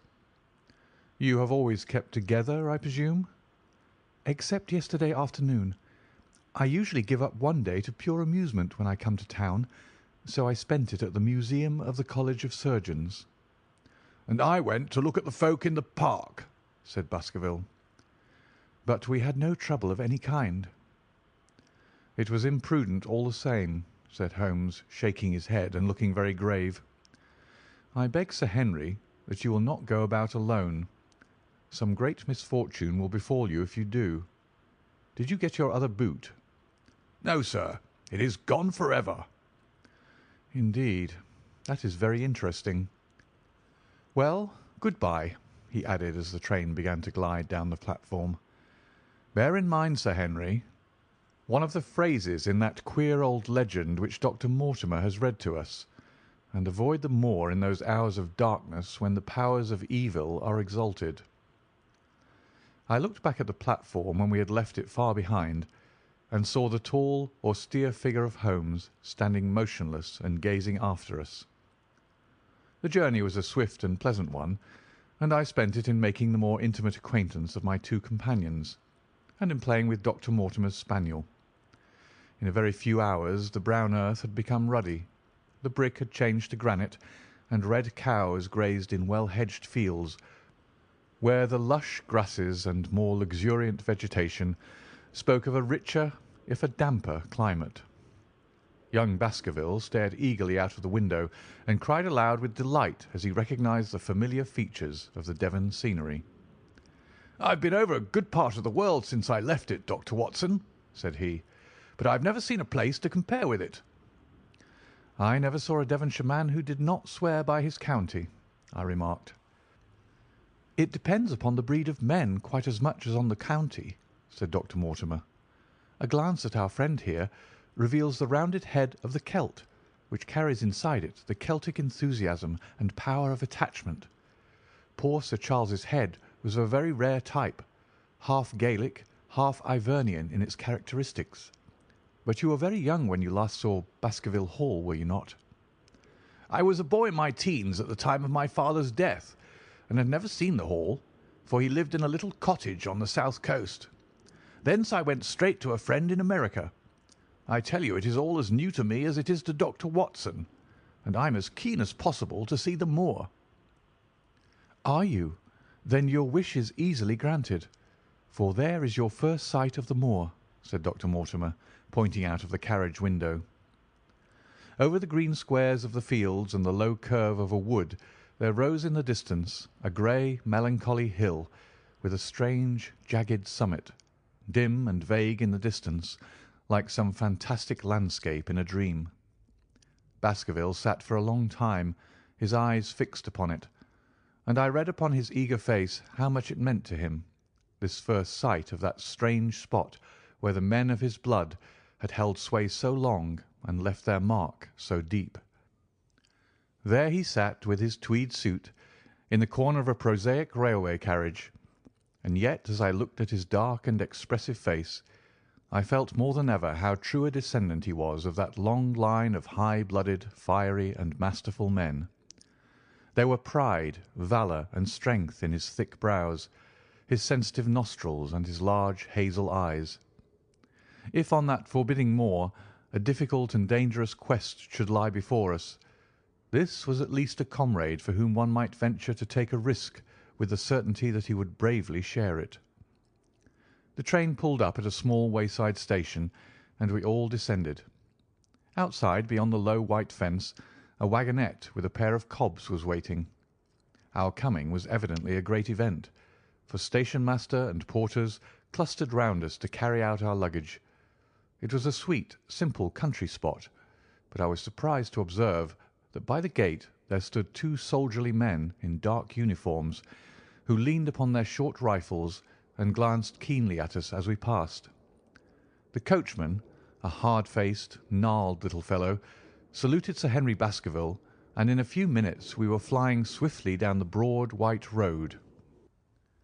Rolling pasture lands curved upward on either side of us, and old gabled houses peeped out from amid the thick green foliage. But behind the peaceful and sunlit countryside there rose ever, dark against the evening sky, the long, gloomy curve of the moor, broken by the jagged and sinister hills. The wagonette swung round into a side road, and we curved upward through deep lanes worn by centuries of wheels. High banks on either side, heavy with dripping moss and fleshy hart's-tongue ferns. Bronzing bracken and mottled bramble gleamed in the light of the sinking sun. Still steadily rising, we passed over a narrow granite bridge and skirted a noisy stream which gushed swiftly down, foaming and roaring amid the grey boulders. Both road and stream wound up through a valley dense with scrub oak and fir. At every turn Baskerville gave an exclamation of delight, looking eagerly about him and asking countless questions. To his eyes all seemed beautiful, but to me a tinge of melancholy lay upon the countryside, which bore so clearly the mark of the waning year. Yellow leaves carpeted the lanes and fluttered down upon us as we passed. The rattle of our wheels died away as we drove through drifts of rotting vegetation, sad gifts, as it seemed to me, for nature to throw before the carriage of the returning heir of the Baskervilles. "Hullo!" cried Dr. Mortimer. "What is this?" A steep curve of heath-clad land, an outlying spur of the moor, lay in front of us. On the summit, Hard and clear, like an equestrian statue upon its pedestal, was a mounted soldier, dark and stern, his rifle poised ready over his forearm. He was watching the road along which we travelled. "What is this, Perkins?" asked Dr. Mortimer. Our driver half turned in his seat. "Here's a convict escaped from Princetown, sir. He's been out here 3 days now, and the warders watch every road and every station, but they've had no sight of him yet. The farmers about here don't like it, sir, and that's a fact." "Well, I understand that they get £5 if they can give information." "Yes, sir, but the chance of £5 is but a poor thing compared to the chance of having your throat cut. You see, it isn't like any ordinary convict. This is a man who would stick at nothing." "Who is he, then?" "It is Selden, the Notting Hill murderer." I remembered the case well, for it was one in which Holmes had taken an interest on account of the peculiar ferocity of the crime and the wanton brutality which had marked all the actions of the assassin. The commutation of his death sentence had been due to some doubts as to his complete sanity, so atrocious was his conduct. Our wagonette had topped a rise, and in front of us rose the huge expanse of the moor, mottled with gnarled and craggy cairns and tors. A cold wind swept down from it and set us shivering. Somewhere there on that desolate plain was lurking this fiendish man, hiding in a burrow like a wild beast, his heart full of malignancy against the whole race which had cast him out. It needed but this to complete the grim suggestiveness of the barren waste, the chilling wind, and the darkling sky. Even Baskerville fell silent and pulled his overcoat more closely around him. We had left the fertile country behind and beneath us. We looked back on it now. The slanting rays of a low sun, turning the streams to threads of gold and glowing on the red earth new turned by the plough and the broad tangle of the woodlands. The road in front of us grew bleaker and wilder over huge russet and olive slopes, sprinkled with giant boulders. Now and then we passed a moorland cottage, walled and roofed with stone, with no creeper to break its harsh outline. Suddenly we looked down into a cup-like depression, patched with stunted oaks and firs which had been twisted and bent by the fury of years of storm. 2 high, narrow towers rose over the trees. The driver pointed with his whip. "Baskerville Hall," said he. Its master had risen and was staring with flushed cheeks and shining eyes. A few minutes later we had reached the lodge gates, a maze of fantastic tracery in wrought iron, with weather-bitten pillars on either side, blotched with lichens, and surmounted by the boars' heads of the Baskervilles. The lodge was a ruin of black granite and bared ribs of rafters, but facing it was a new building, half constructed, the first fruit of Sir Charles's South African gold. Through the gateway we passed into the avenue, where the wheels were again hushed amid the leaves, and the old trees shot their branches in a sombre tunnel over our heads. Baskerville shuddered as we looked up the long, dark drive to where the house glimmered like a ghost at the farther end. "Was it here?" he asked in a low voice. No, the yew alley is on the other side." The young heir glanced round with a gloomy face. "It's no wonder my uncle felt as if trouble were coming on him in such a place as this," said he. "It's enough to scare any man. I'll have a row of electric lamps up here inside of 6 months, and you won't know it again with 1,000 candle power Swan and Edison right here in front of the hall door." The avenue opened into a broad expanse of turf, and the house lay before us. In the fading light I could see that the centre was a heavy block of building from which a porch projected. The whole front was draped in ivy, with a patch clipped bare here and there where a window or a coat of arms broke through the dark veil. From this central block rose the twin towers, ancient, crenellated, and pierced with many loopholes. To right and left of the turrets were more modern wings of black granite. A dull light shone through heavy mullioned windows, and from the high chimneys which rose from the steep, high-angled roof there sprang a single black column of smoke. Welcome, Sir Henry. Welcome to Baskerville Hall." A tall man had stepped from the shadow of the porch to open the door of the wagonette.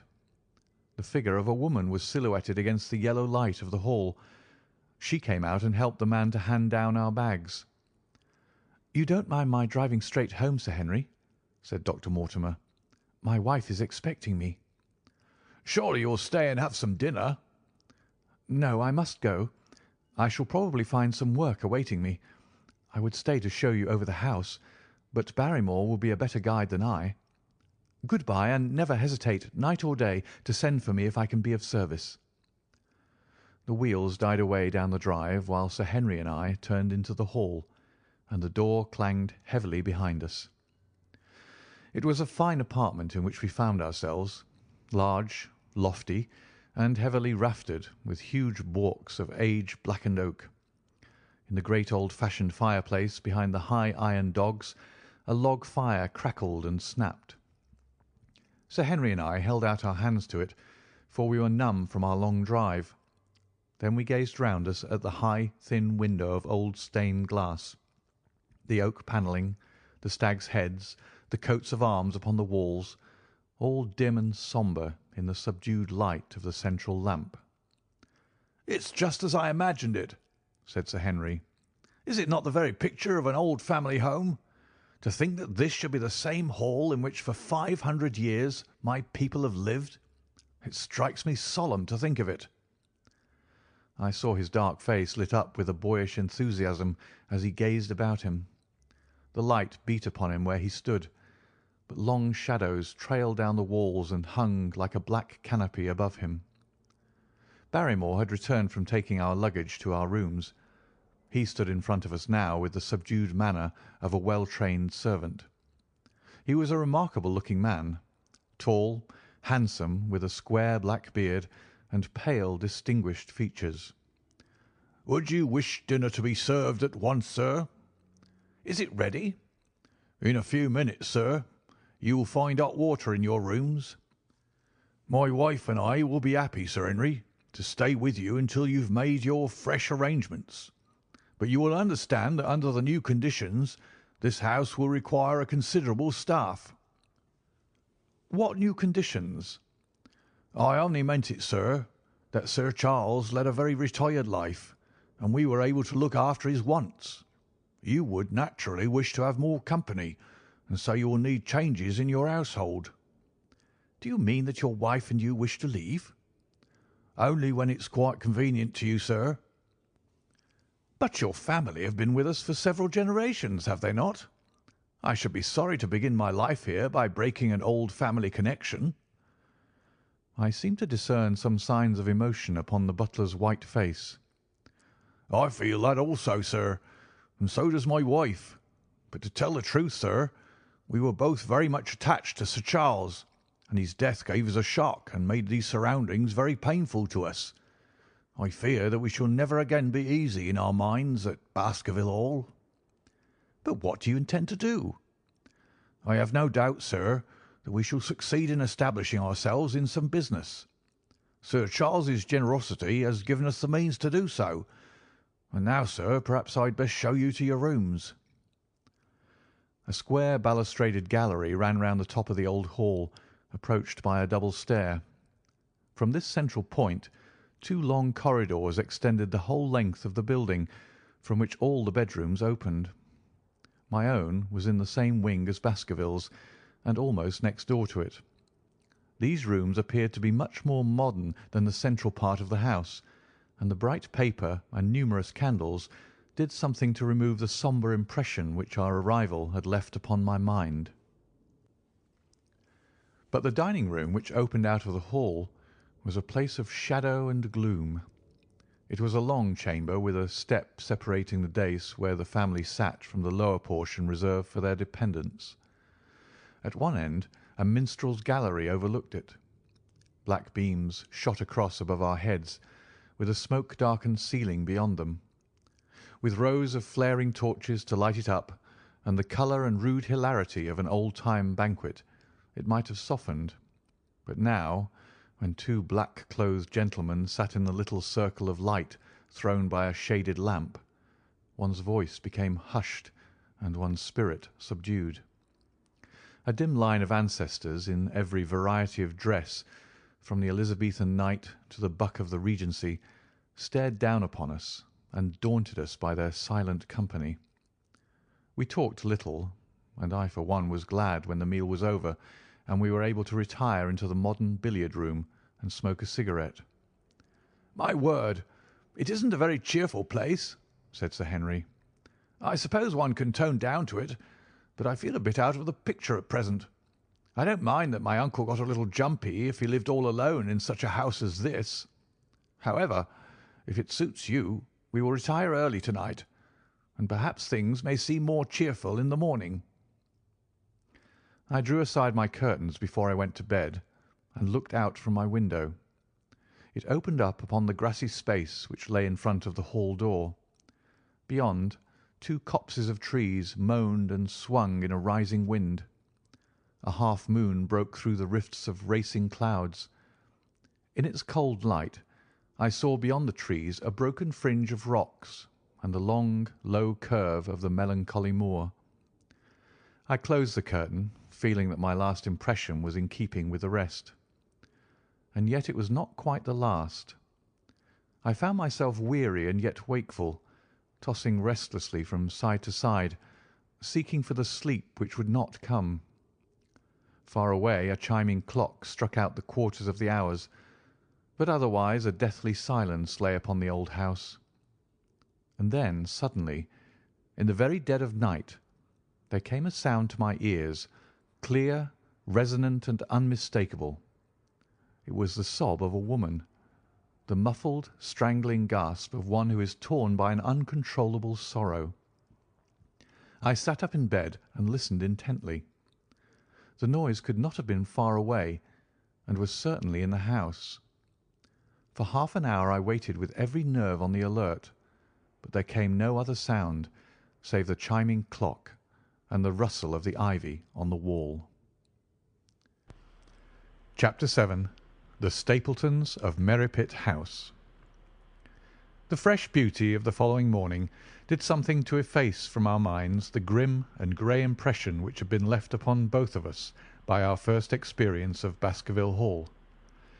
As Sir Henry and I sat at breakfast, the sunlight flooded in through the high mullioned windows, throwing watery patches of colour from the coats of arms which covered them. The dark panelling glowed like bronze in the golden rays, and it was hard to realise that this was indeed the chamber which had struck such a gloom into our souls upon the evening before. "I guess it is ourselves and not the house that we have to blame," said the baronet. "We were tired with our journey and chilled by our drive, so we took a grey view of the place. Now we are fresh and well, so it is all cheerful once more." "And yet it was not entirely a question of imagination," I answered. "Did you, for example, happen to hear someone, a woman, I think, sobbing in the night?" "That is curious, for I did when I was half asleep fancy that I heard something of the sort. I waited quite a time, but there was no more of it, so I concluded that it was all a dream."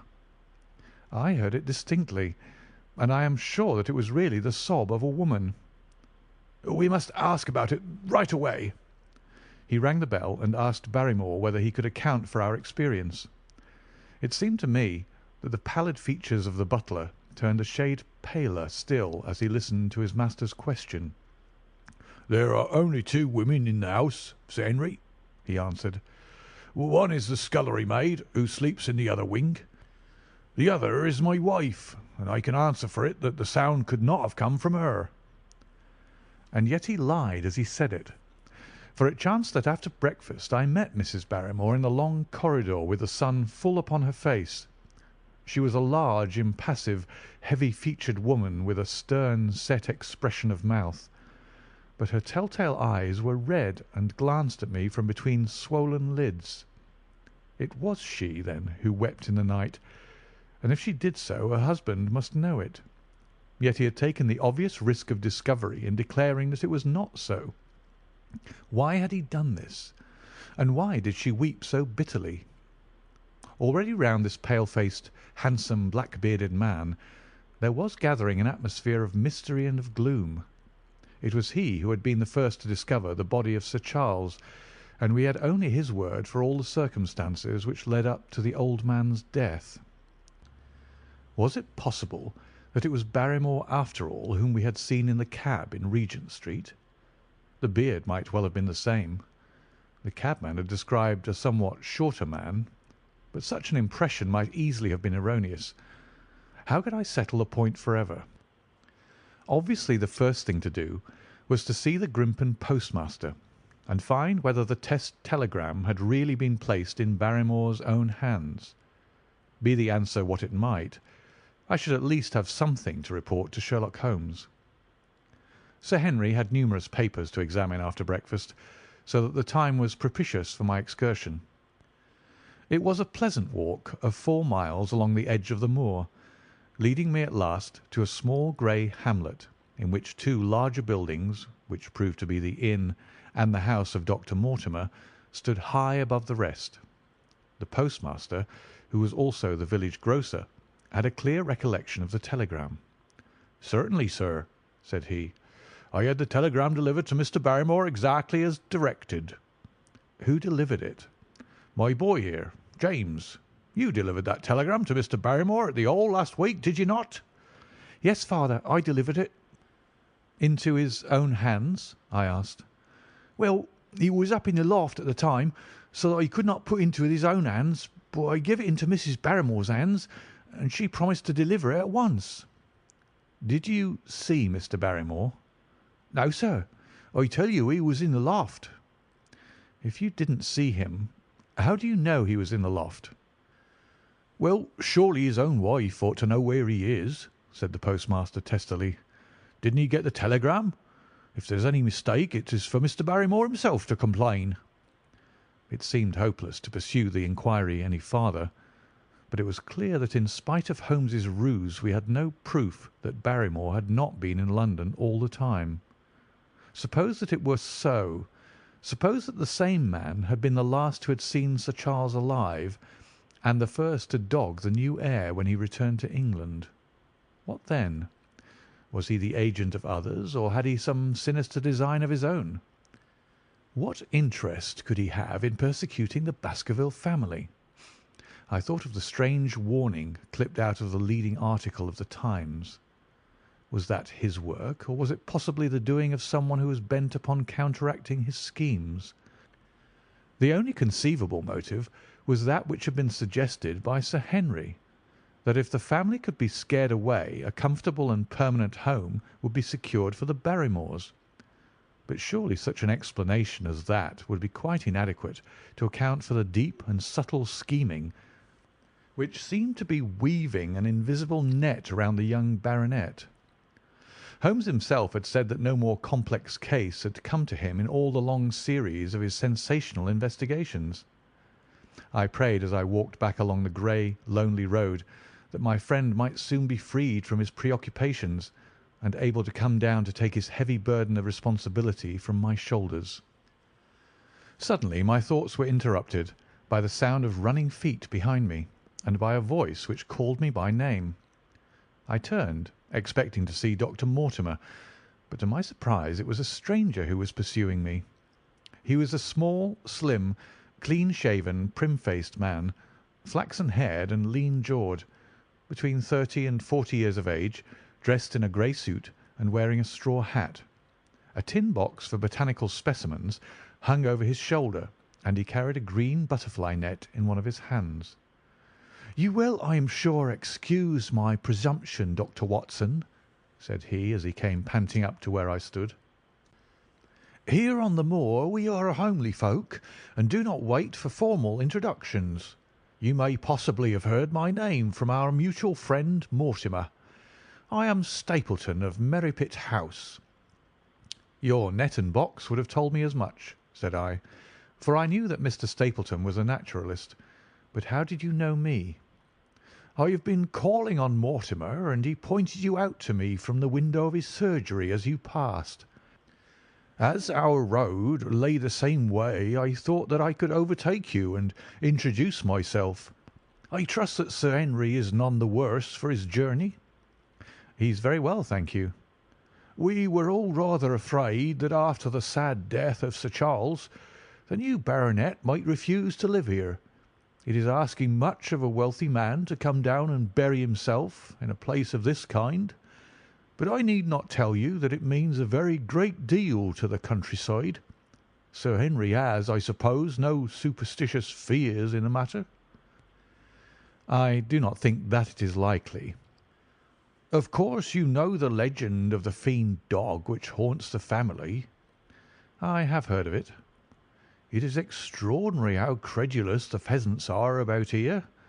Any number of them are ready to swear that they have seen such a creature upon the moor." He spoke with a smile, but I seemed to read in his eyes that he took the matter more seriously.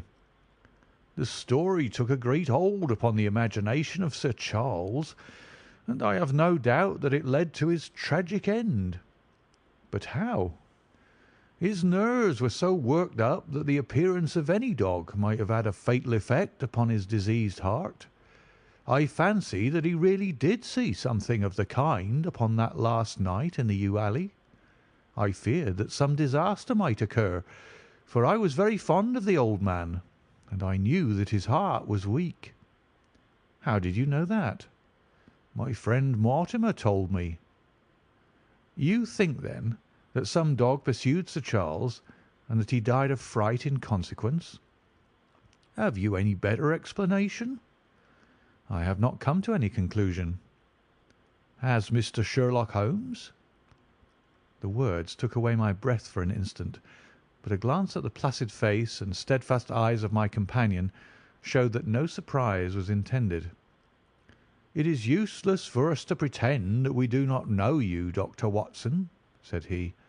"The records of your detective have reached us here, and you could not celebrate him without being known yourself.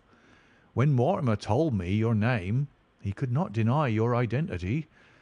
If you are here, then it follows that Mr. Sherlock Holmes is interesting himself in the matter, and I am naturally curious to know what view he may take."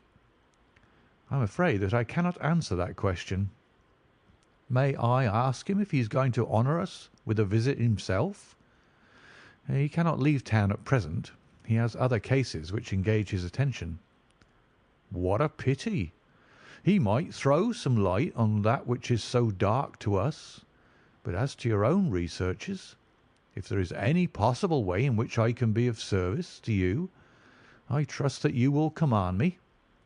If I had any indication of the nature of your suspicions, or how you propose to investigate the case, I might perhaps even now give you some aid or advice." "I assure you that I am simply here upon a visit to my friend Sir Henry, and that I need no help of any kind." "Excellent," said Stapleton. "You are perfectly right to be wary and discreet. I am justly reproved for what I feel was an unjustifiable intrusion, and I promise you that I will not mention the matter again." We had come to a point where a narrow grassy path struck off from the road and wound away across the moor. A steep, boulder-sprinkled hill lay upon the right, which had in bygone days been cut into a granite quarry. The face which was turned towards us formed a dark cliff, with ferns and brambles growing in its niches. From over a distant rise there floated a grey plume of smoke. "A moderate walk along this moor path brings us to Merripit House," said he. "Perhaps you will spare an hour that I may have the pleasure of introducing you to my sister." My first thought was that I should be by Sir Henry's side, but then I remembered the pile of papers and bills with which his study table was littered. It was certain that I could not help with those, and Holmes had expressly said that I should study the neighbours upon the moor. I accepted Stapleton's invitation, and we turned together down the path. "It is a wonderful place, the moor," said he, looking round over the undulating downs, long green rollers with crests of jagged granite foaming up into fantastic surges. "You never tire of the moor. You cannot think the wonderful secrets which it contains. It is so vast and so barren, and so mysterious." "You know it well, then?" I have only been here 2 years. The residents would call me a newcomer. We came shortly after Sir Charles settled, but my tastes led me to explore every part of the country round, and I should think that there are few men who know it better than I do." "Is it hard to know?" "Very hard. You see, for example, this great plain to the north here, with the queer hills breaking out of it. Do you observe anything remarkable about that?" "It would be a rare place for a gallop." "You would naturally think so, and the thought has cost several their lives before now. You notice those bright green spots scattered thickly over it?" "Yes, they seem more fertile than the rest." Stapleton laughed. "That is the great Grimpen Mire," said he. "A false step yonder means death to man or beast.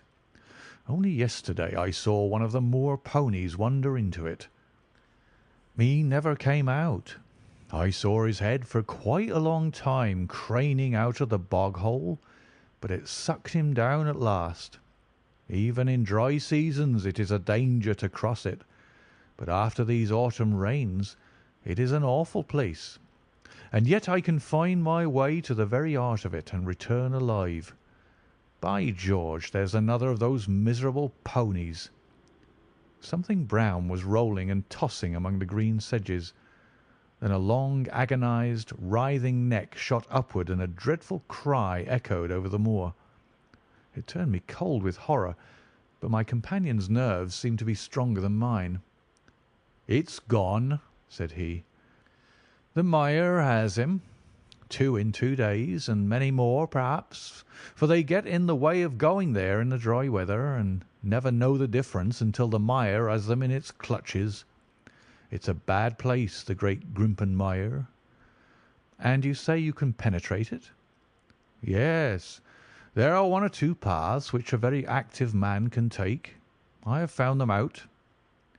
"But why should you wish to go into so horrible a place?"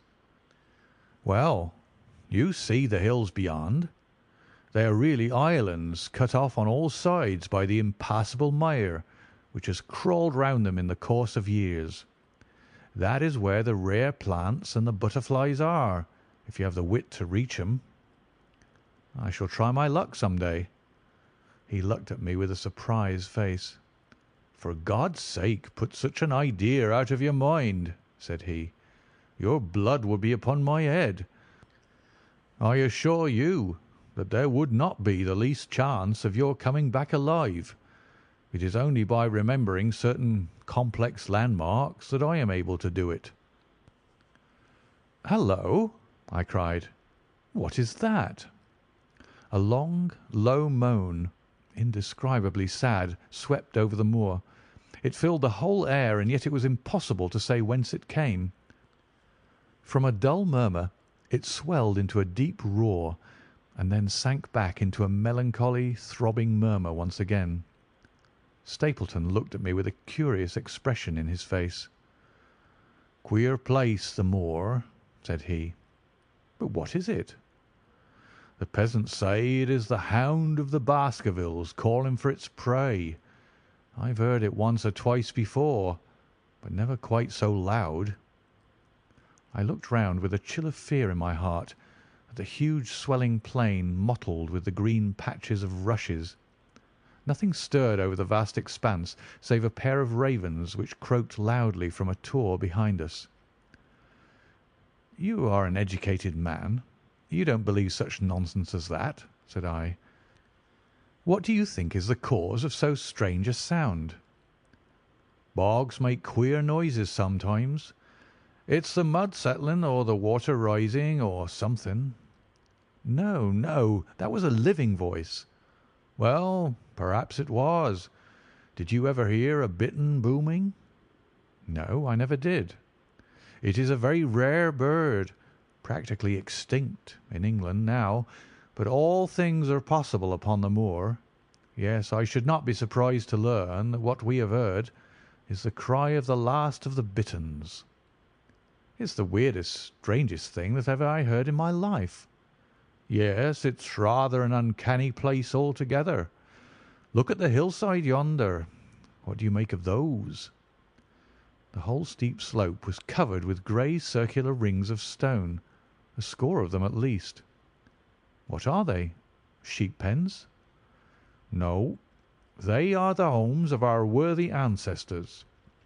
Prehistoric man lived thickly on the moor, and as no one in particular has lived there since, we find all his little arrangements exactly as he left them. These are his wigwams with the roofs off. You can even see his hearth and his couch if you have the curiosity to go inside." "But it is quite a town. When was it inhabited?" "Neolithic man. No date." "What did he do?" "He grazed his cattle on those slopes, and he learned to dig for tin when the bronze sword began to supersede the stone axe. Look at the great trench in the opposite hill. That is his mark. Yes, you will find some very singular points about the moor, Dr. Watson. Oh, excuse me an instant. It is surely Cyclopides." A small fly or moth had fluttered across our path, and in an instant Stapleton was rushing with extraordinary energy and speed in pursuit of it. To my dismay, the creature flew straight for the great mire, and my acquaintance never paused for an instant, bounding from tuft to tuft behind it, his green net waving in the air. His grey clothes and jerky, zigzag, irregular progress made him not unlike some huge moth himself. I was standing watching his pursuit with a mixture of admiration for his extraordinary activity and fear lest he should lose his footing in the treacherous mire, when I heard the sound of steps, and turning round found a woman near me upon the path. She had come from the direction in which the plume of smoke indicated the position of Merripit House, but the dip of the moor had hid her until she was quite close.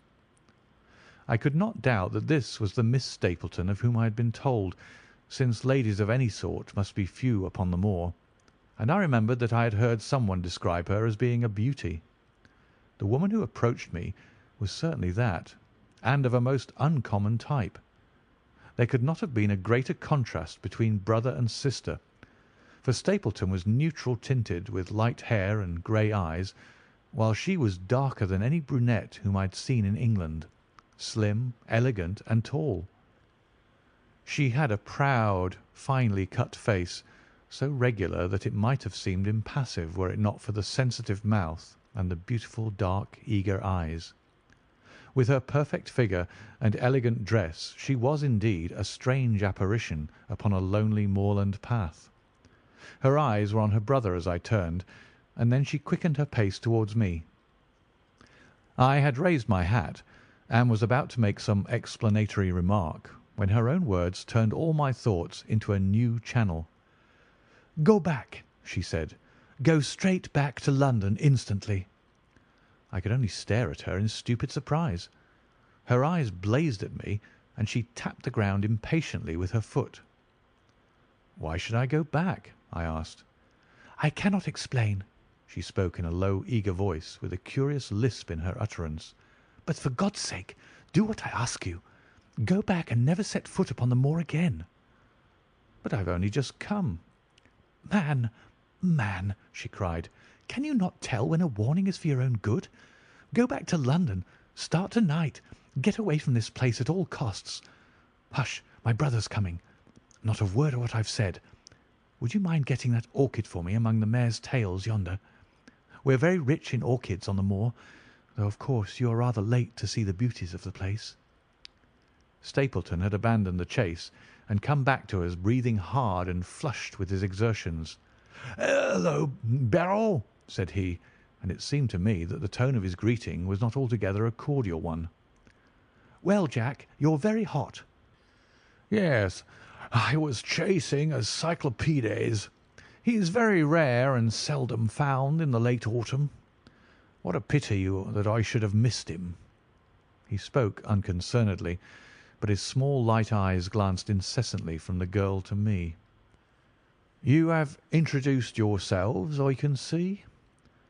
"Yes, I was telling Sir Henry that it was rather late for him to see the true beauties of the moor." "Why, who do you think this is?" I imagine that it must be Sir Henry Baskerville." "No, no," said I. "Only a humble commoner, but his friend. My name is Dr. Watson." A flush of vexation passed over her expressive face. "We have been talking at cross purposes," said she. "Why, you had not very much time for talk," her brother remarked, with the same questioning eyes. "I talked as if Dr. Watson were a resident instead of being merely a visitor," said she. "It cannot much matter to him whether it is early or late for the orchids. But you will come on, will you not, and see Merripit House?" A short walk brought us to it, a bleak moorland house, once the farm of some grazier in the old prosperous days, but now put into repair and turned into a modern dwelling. An orchard surrounded it, but the trees, as is usual upon the moor, were stunted and nipped, and the effect of the whole place was mean and melancholy. We were admitted by a strange, wizened, rusty-coated old manservant, who seemed in keeping with the house. Inside, however, there were large rooms furnished with an elegance in which I seemed to recognise the taste of the lady. As I looked from their windows at the interminable granite-flecked moor, rolling unbroken to the farthest horizon, I could not but marvel at what could have brought this highly educated man and this beautiful woman to live in such a place. "Queer spot to choose, is it not?" said he, as if in answer to my thought. "And yet we manage to make ourselves fairly happy, do we not, Beryl?" "Quite happy," said she, but there was no ring of conviction in her words. "I had a school," said Stapleton. "It was in the north country. The work to a man of my temperament was mechanical and uninteresting, but the privilege of living with youth, of helping to mould those young minds, and of impressing them with one's own character and ideals was very dear to me. However, the fates were against us. A serious epidemic broke out in the school, and 3 of the boys died. It never recovered from the blow, and much of my capital was irretrievably swallowed up. And yet, if it were not for the loss of the charming companionship of the boys, I could rejoice over my own misfortune, for with my strong taste for botany and zoology, I find an unlimited field of work here, and my sister is as devoted to nature as I am. All this, Dr. Watson, has been brought upon your head by your expression as you surveyed the moor out of our window." "It certainly did cross my mind that it might be a little dull, less for you, perhaps, than for your sister." "No, no, I'm never dull," said she quickly. "We have books, we have our studies, and we have interesting neighbours. Dr. Mortimer is a most learned man in his own line.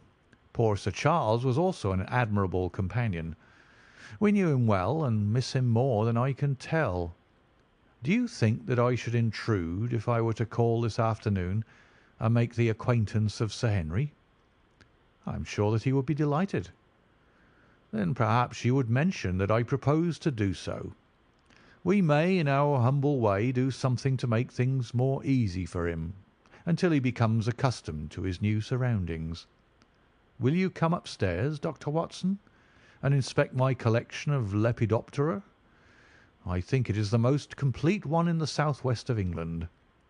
By the time that you have looked through them, lunch will be almost ready." But I was eager to get back to my charge. The melancholy of the moor, the death of the unfortunate pony, the weird sound which had been associated with the grim legend of the Baskervilles, all these things tinged my thoughts with sadness. Then, on top of these more or less vague impressions, there had come the definite and distinct warning of Miss Stapleton, delivered with such intense earnestness that I could not doubt that some grave and deep reason lay behind it. I resisted all pressure to stay for lunch, and I set off at once upon my return journey, taking the grass-grown path by which we had come. It seems, however, that there must have been some short cut for those who knew it, for before I had reached the road I was astounded to see Miss Stapleton sitting upon a rock by the side of the track. Her face was beautifully flushed with her exertions, and she held her hand to her side. "I have run all the way in order to cut you off, Dr. Watson," said she. "I had not even time to put on my hat. I must not stop, or my brother may miss me. I wanted to say to you how sorry I am about the stupid mistake I made in thinking that you were Sir Henry. Please forget the words I said, which have no application whatever to you." "But I can't forget them, Miss Stapleton," said I.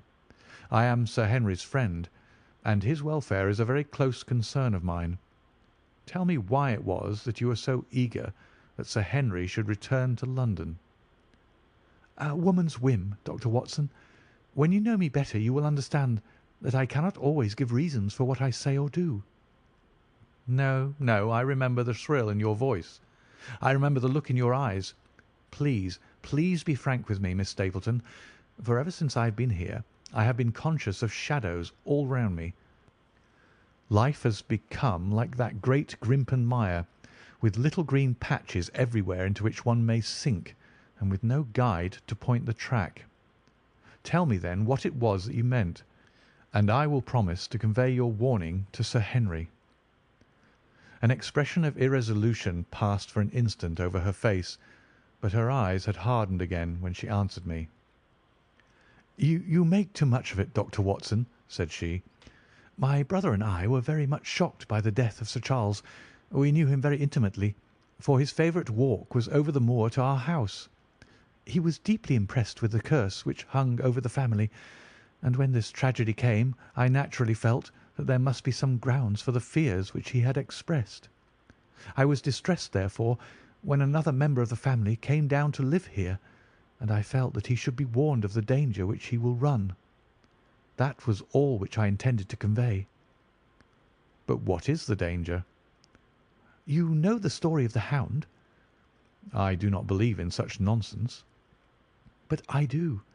If you have any influence with Sir Henry, take him away from a place which has always been fatal to his family. The world is wide. Why should he wish to live at the place of danger?" "Because it is the place of danger. That is Sir Henry's nature. I fear that unless you can give me some more definite information than this, it would be impossible to get him to move." "I cannot say anything definite, for I do not know anything definite." "I would ask you one more question, Miss Stapleton. If you meant no more than this when you first spoke to me, why should you not wish your brother to overhear what you said?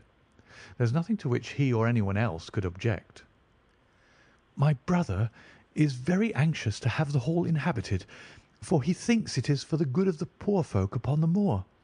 He would be very angry if he knew that I have said anything which might induce Sir Henry to go away. But I have done my duty now, and I will say no more. I must go back, or he will miss me and suspect that I have seen you. Good-bye." She turned and had disappeared in a few minutes among the scattered boulders, while I, with my soul full of vague fears, pursued my way to Baskerville Hall. Chapter 8. First Report of Dr. Watson. From this point onward I will follow the course of events by transcribing my own letters to Mr. Sherlock Holmes, which lie before me on the table. One page is missing, but otherwise they are exactly as written, and show my feelings and suspicions of the moment more accurately than my memory, clear as it is upon these tragic events, can possibly do. Baskerville Hall, October 13th. My dear Holmes, my previous letters and telegrams have kept you pretty well up to date as to all that has occurred in this most God-forsaken corner of the world. The longer one stays here, the more does the spirit of the moor sink into one's soul, its vastness, and also its grim charm. When you are once out upon its bosom you have left all traces of modern England behind you, but, on the other hand, you are conscious everywhere of the homes and the work of the prehistoric people. On all sides of you, as you walk, are the houses of these forgotten folk, with their graves and the huge monoliths which are supposed to have marked their temples. As you look at their grey stone huts against the scarred hillsides, you leave your own age behind you, and if you were to see a skin-clad, hairy man crawl out from the low door fitting a flint-tipped arrow onto the string of his bow, you would feel that his presence there was more natural than your own. The strange thing is that they should have lived so thickly on what must have always have been most unfruitful soil.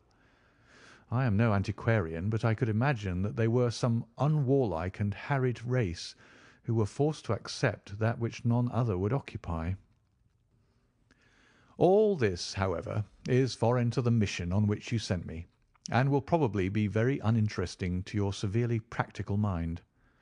I can still remember your complete indifference as to whether the sun moved round the earth or the earth round the sun. Let me therefore return to the facts concerning Sir Henry Baskerville. If you have not had any report within the last few days, it is because up to today there was nothing of importance to relate. Then a very surprising circumstance occurred, which I shall tell you in due course.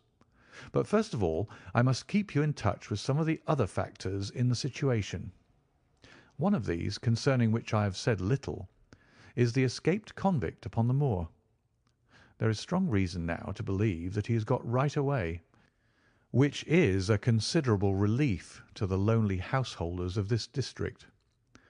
A fortnight has passed since his flight, during which he has not been seen, and nothing has been heard of him. It is surely inconceivable that he could have held out upon the moor during all that time.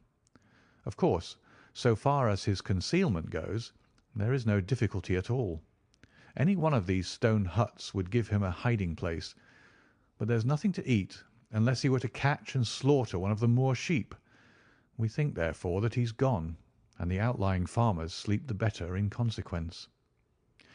We are 4 able-bodied men in this household, so that we could take good care of ourselves, but I confess that I have had uneasy moments when I have thought of the Stapletons. They live miles from any help. There are one maid, an old manservant, the sister, and the brother, the latter not a very strong man. They would be helpless in the hands of a desperate fellow like this Notting Hill criminal if he could once effect an entrance. Both Sir Henry and I were concerned at their situation, and it was suggested that Perkins, the groom, should go over to sleep there, but Stapleton would not hear of it. The fact is that our friend the baronet begins to display a considerable interest in our fair neighbour. It is not to be wondered at, for time hangs heavily in this lonely spot to an active man like him, and she is a very fascinating and beautiful woman. There is something tropical and exotic about her which forms a singular contrast to her cool and unemotional brother, yet he also gives the idea of hidden fires. He has certainly a very marked influence over her, for I have seen her continually glance at him as she talked as if seeking approbation for what she said. I trust that he is kind to her. There is a dry glitter in his eyes and a firm set of his thin lips, which goes with a positive and possibly a harsh nature. You would find him an interesting study. He came over to call upon Baskerville on that first day, and the very next morning he took us both to show us the spot where the legend of the wicked Hugo is supposed to have had its origin. It was an excursion of some miles across the moor to a place which is so dismal that it might have suggested the story. We found a short valley between rugged tors, which led to an open, grassy space, flecked over with the white cotton grass.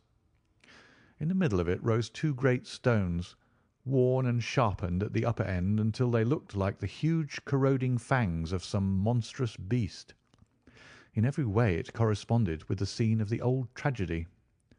Sir Henry was much interested, and asked Stapleton more than once whether he did really believe in the possibility of the interference of the supernatural in the affairs of men. He spoke lightly, but it was evident that he was very much in earnest. Stapleton was guarded in his replies, but it was easy to see that he said less than he might, and that he would not express his whole opinion out of consideration for the feelings of the baronet.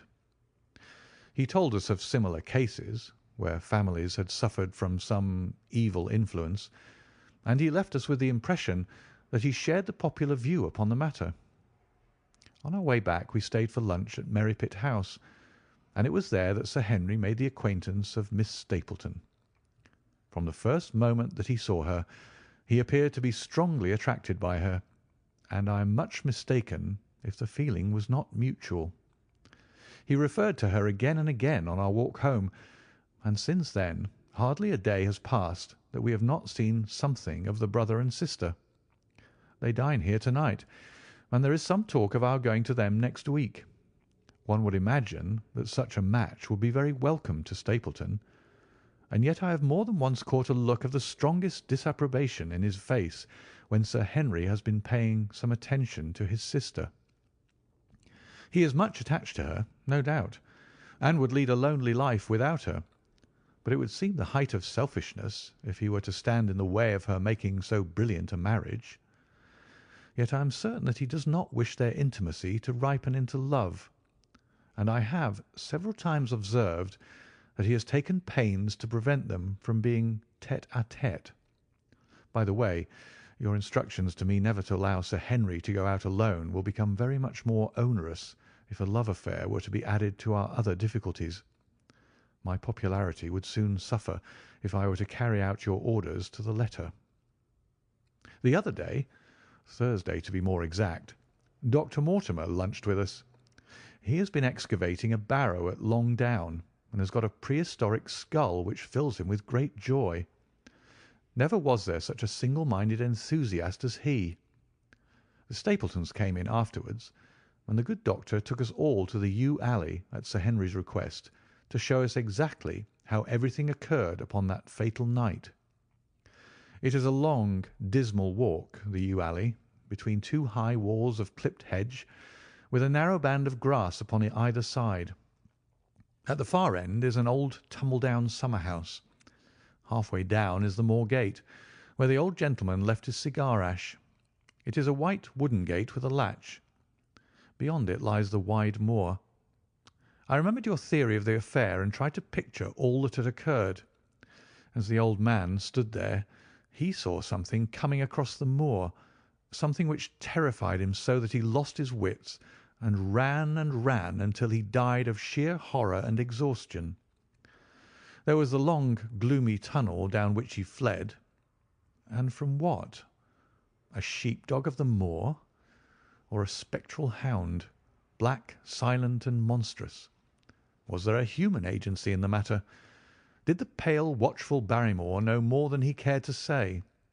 It was all dim and vague, but always there is the dark shadow of crime behind it. One other neighbour I've met since I wrote last. This is Mr. Frankland of Laughter Hall, who lives some 4 miles to the south of us. He is an elderly man, red-faced, white-haired, and choleric. His passion is for the British law, and he has spent a large fortune in litigation. He fights for the mere pleasure of fighting, and is equally ready to take up either side of a question, so that it is no wonder that he has found it a costly amusement. Sometimes he will shut up a right of way and defy the parish to make him open it. At others he will with his own hands tear down some other man's gate, and declare that a path existed there from time immemorial, defying the owner to prosecute him for trespass. He is learned in old manorial and communal rights, and he applies his knowledge sometimes in favour of the villagers of Fernworthy, and sometimes against them, so that he is periodically either carried in triumph down the village street, or else burned in effigy, according to his latest exploit. He is said to have about 7 lawsuits upon his hands at present, which will probably swallow up the remainder of his fortune, and so draw his sting and leave him harmless for the future. Apart from the law, he seems a kindly, good-natured person, and I only mention him because you were particular that I should send some description of the people who surround us.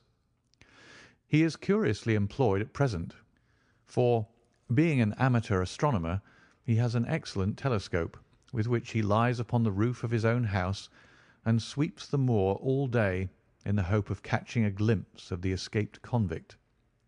If he would confine his energies to this, all would be well, but there are rumours that he intends to prosecute Dr. Mortimer for opening a grave without the consent of the next of kin, because he dug up the Neolithic skull in the barrow on Longdown.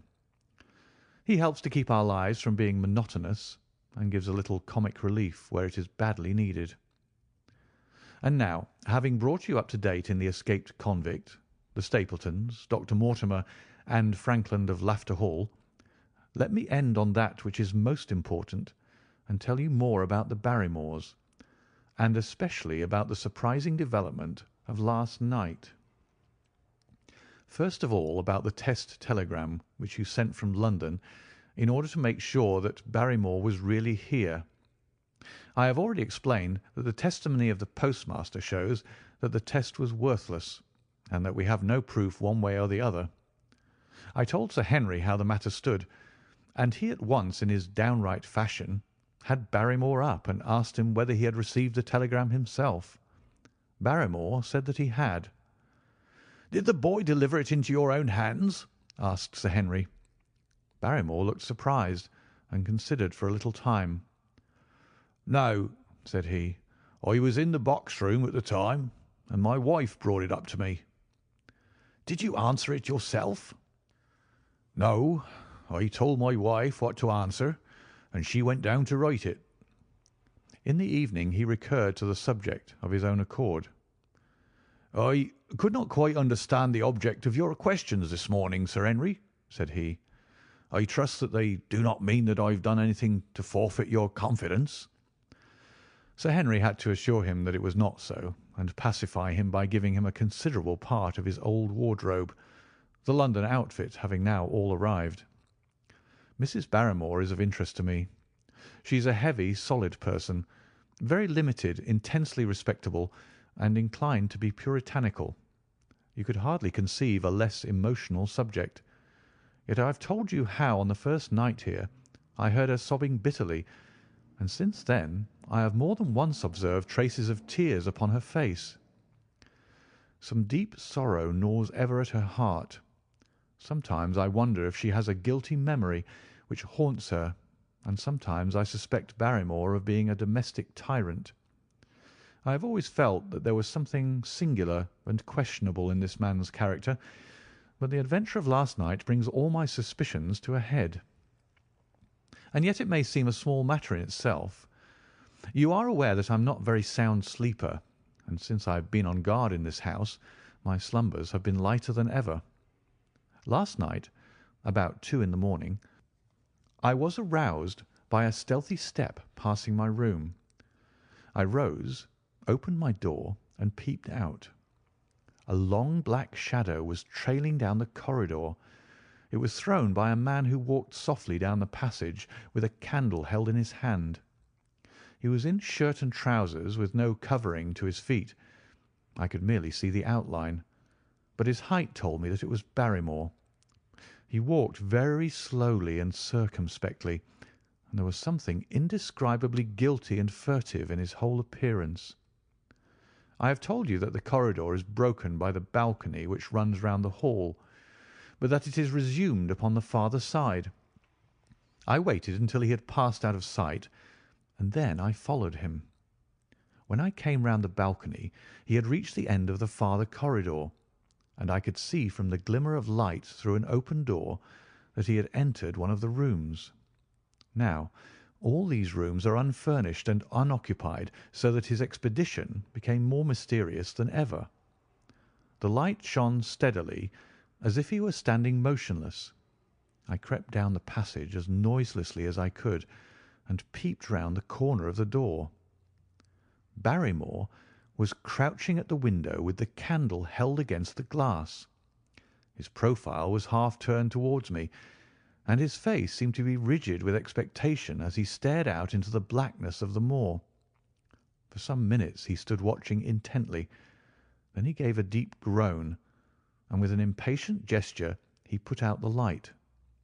Instantly I made my way back to my room, and very shortly came the stealthy steps, passing once more upon their return journey.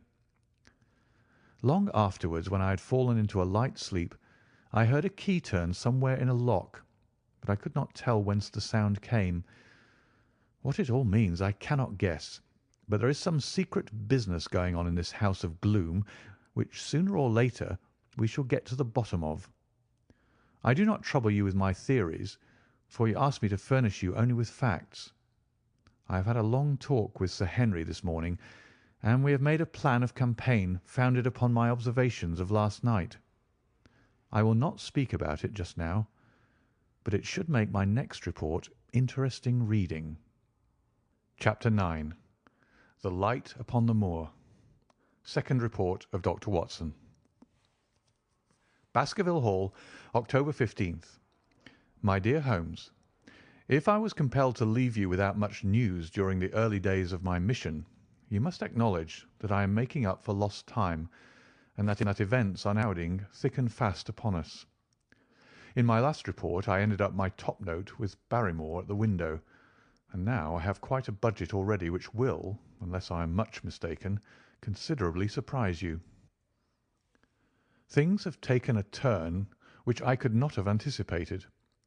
In some ways they have within the last 48 hours become much clearer, and in some ways they have become more complicated, but I will tell you all and you shall judge for yourself. Before breakfast on the morning following my adventure, I went down the corridor and examined the room in which Barrymore had been on the night before.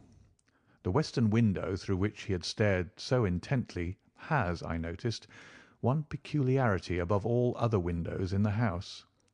It commands the nearest outlook onto the moor. There is an opening between two trees which enables one from this point of view to look right down upon it, while from all the other windows it is only a distant glimpse which can be obtained. It follows, therefore, that Barrymore, since only this window would serve the purpose, must have been looking out for something or somebody upon the moor. The night was very dark, so that I can hardly imagine how he could have hoped to see anyone. It had struck me that it was possible that some love intrigue was on foot. That would have accounted for his stealthy movements, and also for the uneasiness of his wife. The man is a striking-looking fellow, very well equipped to steal the heart of a country girl, so that this theory seemed to have something to support it.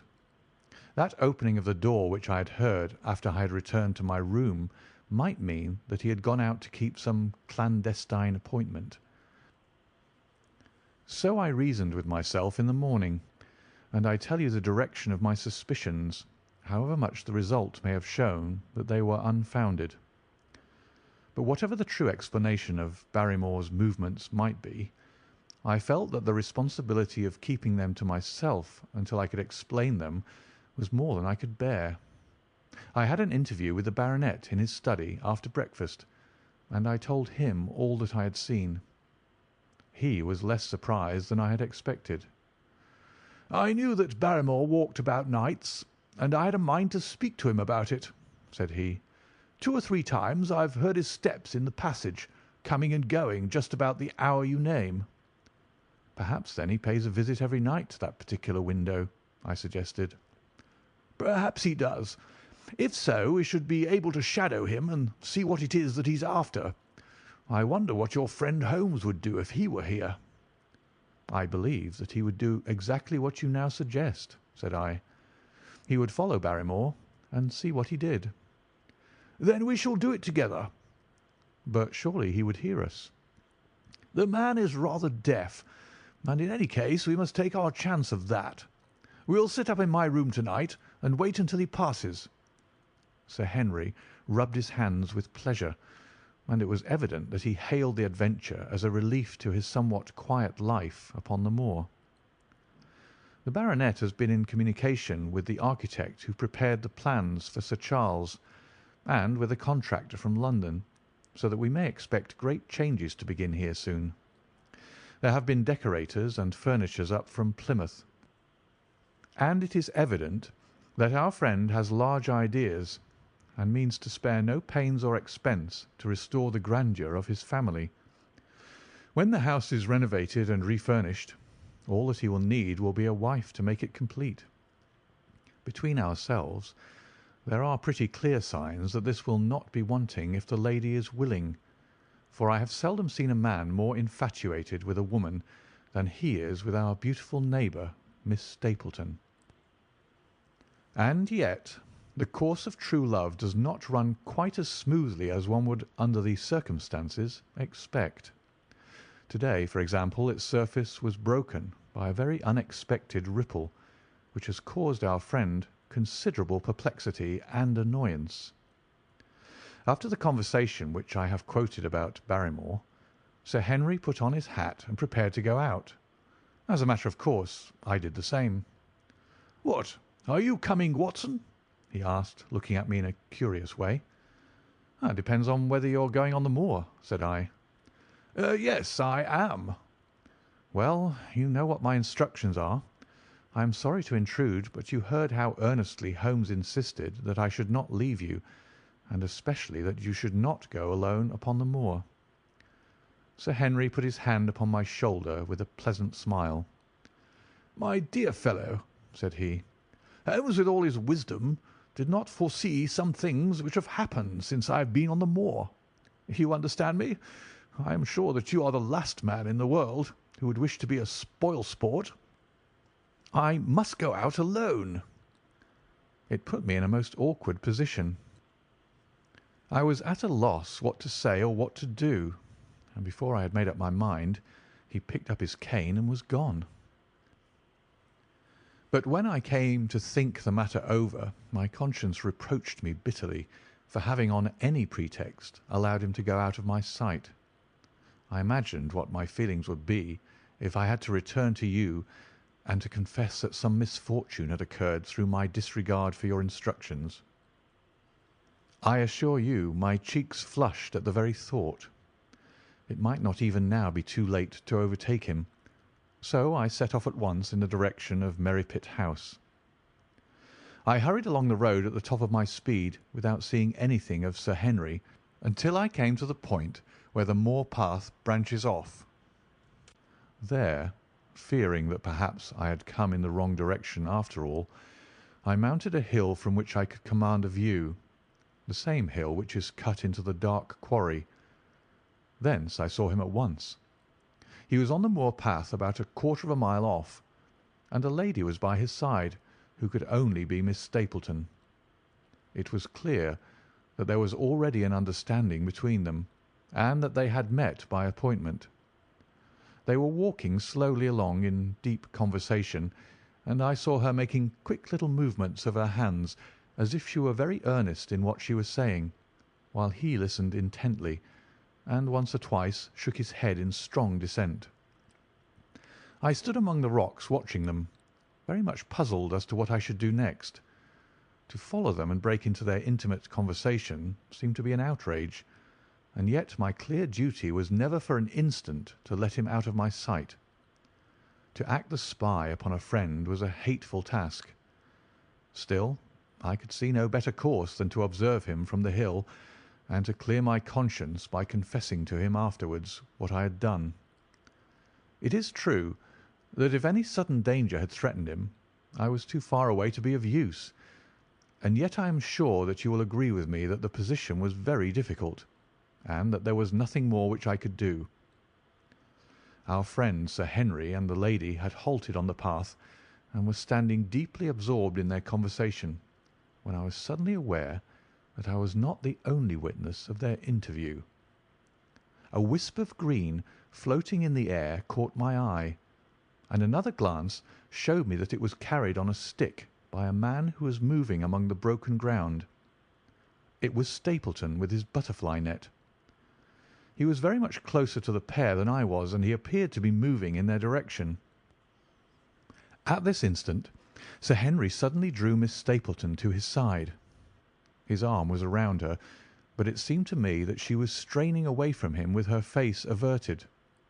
He stooped his head to hers, and she raised one hand as if in protest. Next moment I saw them spring apart and turn hurriedly around. Stapleton was the cause of the interruption. He was running wildly towards them, his absurd net dangling behind him. He gesticulated and almost danced with excitement in front of the lovers. What the scene meant I could not imagine, but it seemed to me that Stapleton was abusing Sir Henry, who offered explanations, which became more angry as the other refused to accept them. The lady stood by in haughty silence.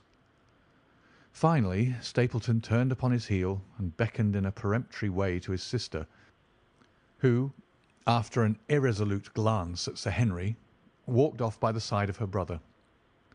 The naturalist's angry gestures showed that the lady was included in his displeasure. The baronet stood for a minute looking after them, and then he walked slowly back the way that he had come, his head hanging, the very picture of dejection. What all this meant I could not imagine, but I was deeply ashamed to have witnessed so intimate a scene without my friend's knowledge. I ran down the hill, therefore, and met the baronet at the bottom. His face was flushed with anger, and his brows were wrinkled like one who is at his wit's end what to do. "Hullo, Watson! Where have you dropped from?" said he. "You don't mean to say that you came after me in spite of all?" I explained everything to him, how I had found it impossible to remain behind, how I had followed him, and how I had witnessed all that had occurred. For an instant his eyes blazed at me, but my frankness disarmed his anger, and he broke at last into a rather rueful laugh. "You would have thought the middle of that prairie a fairly safe place for a man to be private," said he. "But by thunder, the whole countryside seems to have been out to see me do my wooing, and a mighty poor wooing at that. Where had you engaged a seat?" "I was on that hill." "Quite in the back row, eh? But her brother was well up to the front. Did you see him come out on us?" "Yes, I did." "Did he ever strike you as being crazy, this brother of hers?" "I can't say that he ever did." "I dare say not. I always thought of him sane enough until to-day, but you can take it from me that either he or I ought to be in a strait-jacket. What's the matter with me, anyhow? You've lived near me for some weeks, Watson. Tell me straight, is there anything that would prevent me from making a good husband to a woman that I loved?" "I should say not." "He can't object to my worldly position, so it must be myself that he has this down on. What has he against me? I never hurt man or woman in my life, that I know of, and yet he would not so much as let me touch the tips of her fingers." "Did he say so?" "That and a deal more.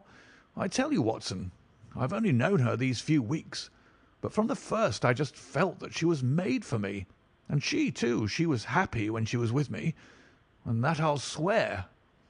There's a light in a woman's eyes that speaks louder than words. But he's never let us get together, and it was only to-day, for the first time, that I saw a chance of having a few words with her alone. She was glad to meet me, but when she did, it was not love that she would talk about, and she wouldn't have let me talk about it either if she could have stopped it. She kept coming back to it, that this was a place of danger, and that she would never be happy until I had left it. I told her that since I had seen her I was in no hurry to leave it, and that if she really wanted me to go, the only way to work it was for her to arrange to go with me. With that I offered, in as many words, to marry her, but before she could answer, down came this brother of hers, running at us with a face on him like a madman. He was just white with rage, and those light eyes of his were blazing with fury. What was I doing with the lady? How dared I offer her attentions which were distasteful to her? Did I think that because I was a baronet I could do what I liked? If he had not been her brother I should have known better how to answer him. As it was, I told him that my feelings towards his sister were such as I was not ashamed of, and that I hoped that she might honour me by becoming my wife. That seemed to make the matter no better. So then I lost my temper too, and I answered him rather more hotly than I should perhaps, considering that she was standing by. So it ended by his going off with her, as you saw, and here am I, as badly puzzled a man as any in this county. Just tell me what it all means, Watson, and I'll owe you more than ever I can hope to pay." I tried one or two explanations, but indeed I was completely puzzled myself. Our friend's title, his fortune, his age, his character, and his appearance are all in his favour, and I know nothing against him, unless it be this dark fate which runs in his family. That his advances should be rejected so brusquely without any reference to the lady's own wishes and that the lady should accept the situation without protest is very amazing. However, our conjectures were set at rest by a visit from Stapleton himself that very afternoon. He had come to offer apologies for his rudeness of the morning, and after a long private interview with Sir Henry in his study, the upshot of their conversation was that the breach is quite healed, and that we are to dine at Merripit House next Friday as a sign of it. "I don't say now that he isn't a crazy man," said Sir Henry. "I can't forget the look in his eyes when he ran at me this morning, but I must allow that no man could make a more handsome apology than he has done." Did he give any explanation of his conduct? "His sister is everything in his life, he says. That is natural enough, and I am glad that he should understand her value. They have always been together, and according to his account he has been a very lonely man with only her as a companion, so that the thought of losing her was really terrible to him. He had not understood, he said, that I was becoming attached to her, but when he saw with his own eyes that it was really so, and that she might be taken away from him, it gave him such a shock that for a time he was not responsible for what he said or did. He was very sorry for all that had passed, and he recognized how foolish and how selfish it was that he should imagine that he could hold a beautiful woman like his sister to himself for her whole life. If she had to leave him, he had rather it was to a neighbour like myself than to anyone else. But in any case it was a blow to him, and it would take him some time before he could prepare himself to meet it. He would withdraw all opposition upon his part if I would promise for 3 months to let the matter rest, and to be content with cultivating the lady's friendship during that time without claiming her love. This I promised, and so the matter rests." So there is one of our small mysteries cleared up. It is something to have touched bottom anywhere in this bog in which we are floundering. We know now why Stapleton looked with disfavour upon his sister's suitor, even when that suitor was so eligible a one as Sir Henry. And now I pass on to another thread which I have extricated out of the tangled skein, the mystery of the sobs in the night, of the tear-stained face of Mrs. Barrymore, of the secret journey of the butler to the western lattice window. Congratulate me, my dear Holmes, and tell me that I have not disappointed you as an agent, that you do not regret the confidence which you showed in me when you sent me down. All these things have by one night's work been thoroughly cleared. I have said by one night's work, but in truth it was by 2 nights' work, for on the first we drew entirely blank. I sat up with Sir Henry in his rooms until nearly 3 o'clock in the morning, but no sound of any sort did we hear except the chiming clock upon the stairs. It was a most melancholy vigil, and ended by each of us falling asleep in our chairs. Fortunately we were not discouraged, and we determined to try again. The next night we lowered the lamp and sat smoking cigarettes without making the least sound. It was incredible how slowly the hours crawled by, and yet we were helped through it by the same sort of patient interest which the hunter must feel as he watches the trap into which he hopes the game may wander. 1 struck, and 2, and we had almost for the second time given it up in despair, when in an instant we both sat bolt upright in our chairs, with all our weary senses keenly on the alert once more. We had heard the creak of a step in the passage. Very stealthily we heard it pass along until it died away in the distance. Then the baronet gently opened his door, and we set out in pursuit. Already our man had gone round the gallery, and the corridor was all in darkness. Softly we stole along until we had come into the other wing. We were just in time to catch a glimpse of the tall, black-bearded figure, his shoulders rounded as he tiptoed down the passage. Then he passed through the same door as before, and the light of the candle framed it in the darkness and shot one single yellow beam across the gloom of the corridor.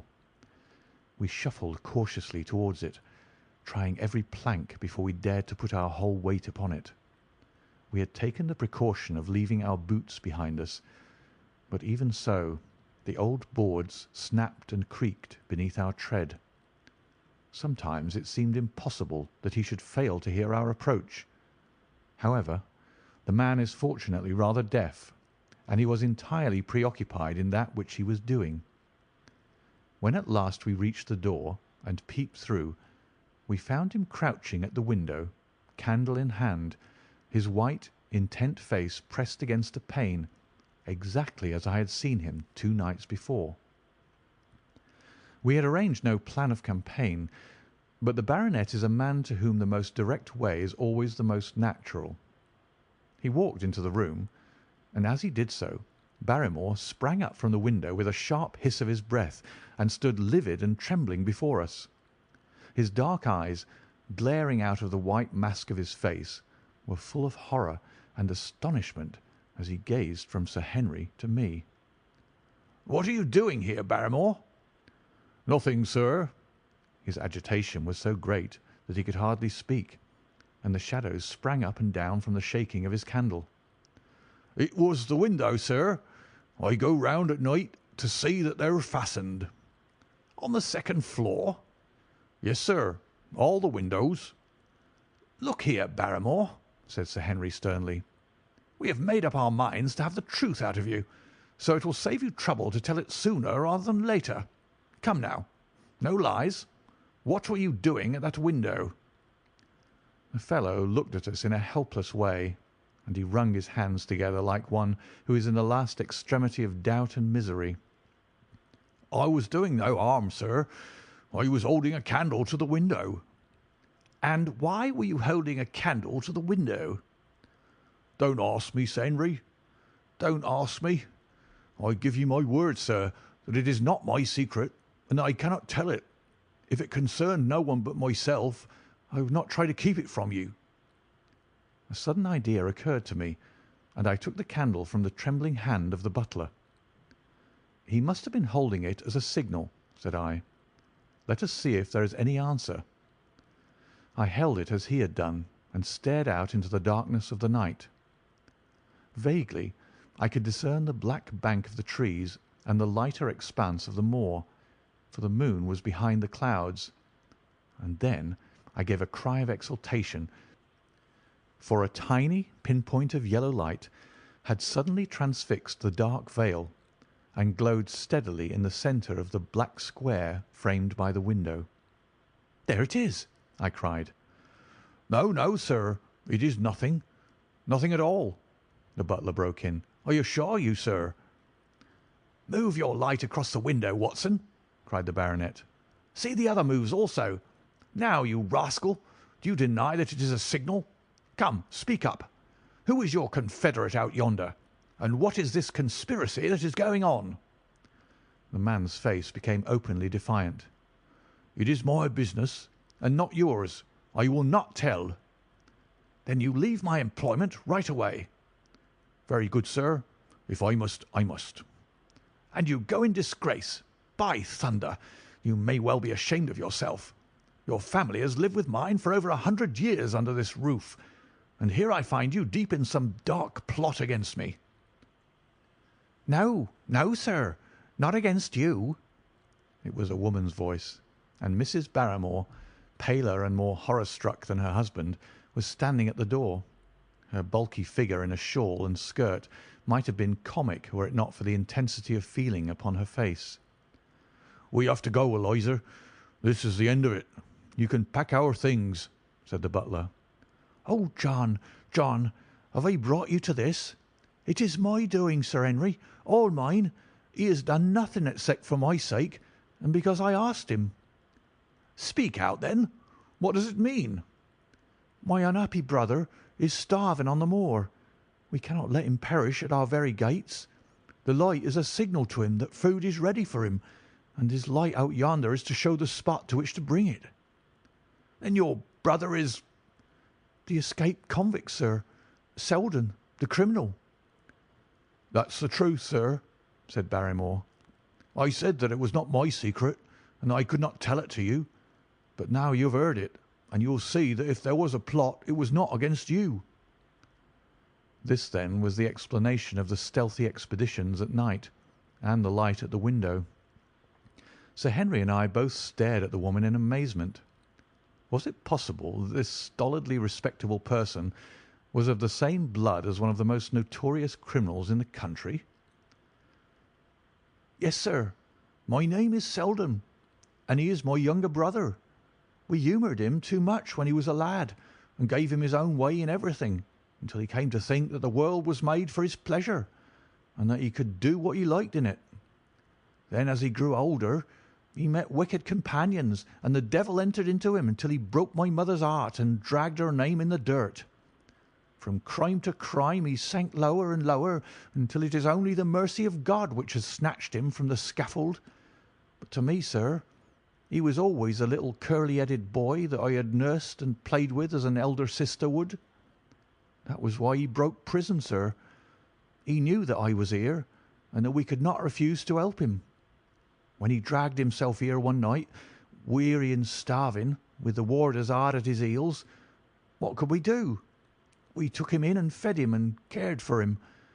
Then you returned, sir, and my brother thought he would be safer on the moor than anywhere else until the hue and cry was over, so he lay in hiding there. But every second night we made sure if he was still there by putting a light in the window, and if there was an answer, my husband took out some bread and meat to him. Every day we hoped that he was gone, but as long as he was there, we couldn't desert him. That is the old truth, as I am an honest Christian woman, and you'll see that if there is a blame in the matter, it doesn't lie with my husband, but with me, for whose sake he's done all that he has." The woman's words came with an intense earnestness, which carried conviction with them. "Is this true, Barrymore?" "Yes, Sir Henry, every word of it." "Well, I cannot blame you for standing by your own wife. Forget what I've said. Go to your room, you two, and we shall talk further about this matter in the morning." When they were gone, we looked out of the window again. Sir Henry had flung it open, and the cold night wind beat in upon our faces. Far away in the black distance there still glowed that one tiny point of yellow light. "I wonder he dares," said Sir Henry. "It may be so placed as to be only visible from here." "Very likely. How far do you think it is?" "Out by the cleft tor, I think." "Not more than a mile or two off." "Hardly that." "Well, it cannot be far if Barrymore had to carry out the food to it, and he's waiting, this villain, beside that candle. By thunder, Watson, I'm going out to take that man." The same thought had crossed my own mind. It was not as if the Barrymores had taken us into their confidence. Their secret had been forced from them. The man was a danger to the community, an unmitigated scoundrel for whom there was neither pity nor excuse.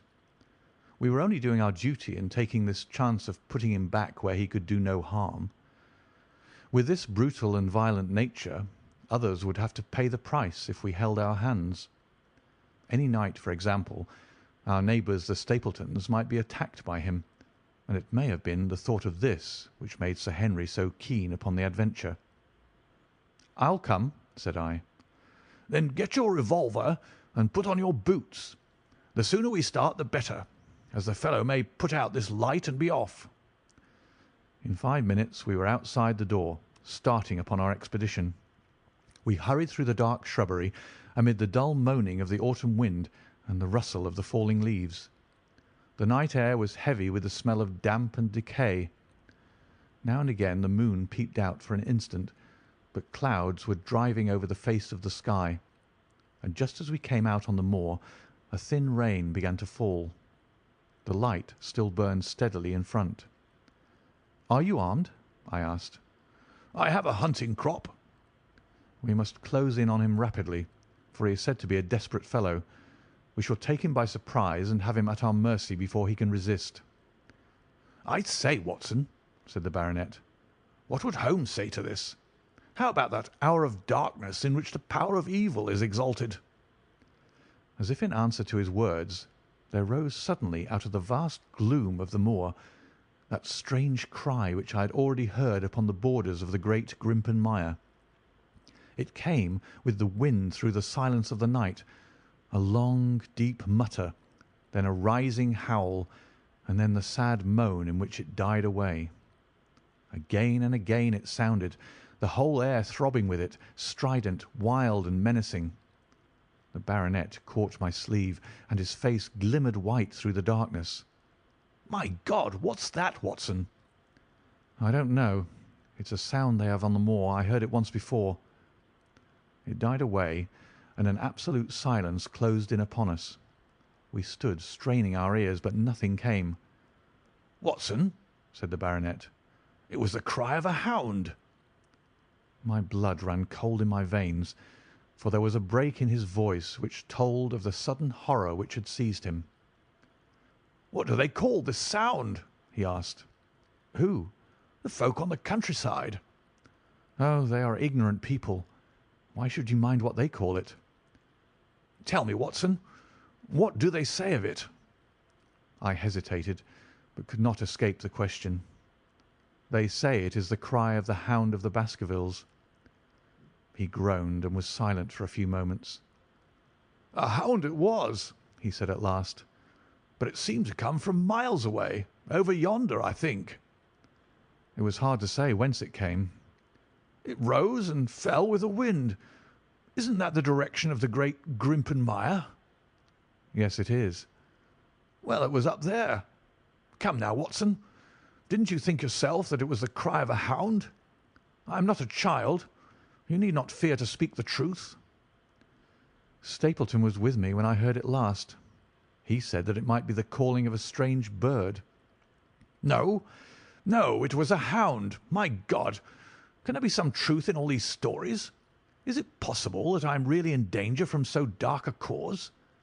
You don't believe it, do you, Watson?" "No, no."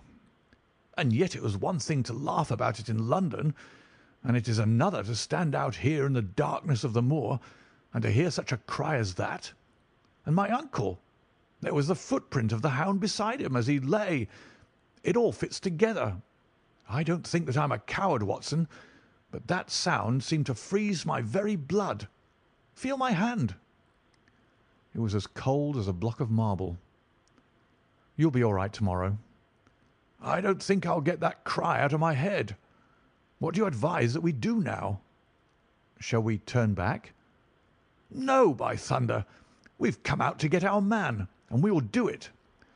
We after the convict and a hell-hound as likely as not after us. Come on, we'll see it through if all the fiends of the pit were loose upon the moor." We stumbled slowly along in the darkness, with the black loom of the craggy hills around us and the yellow speck of light burning steadily in front.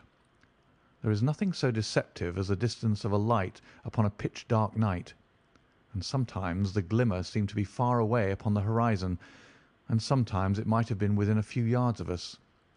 But at last we could see whence it came, and then we knew that we were indeed very close.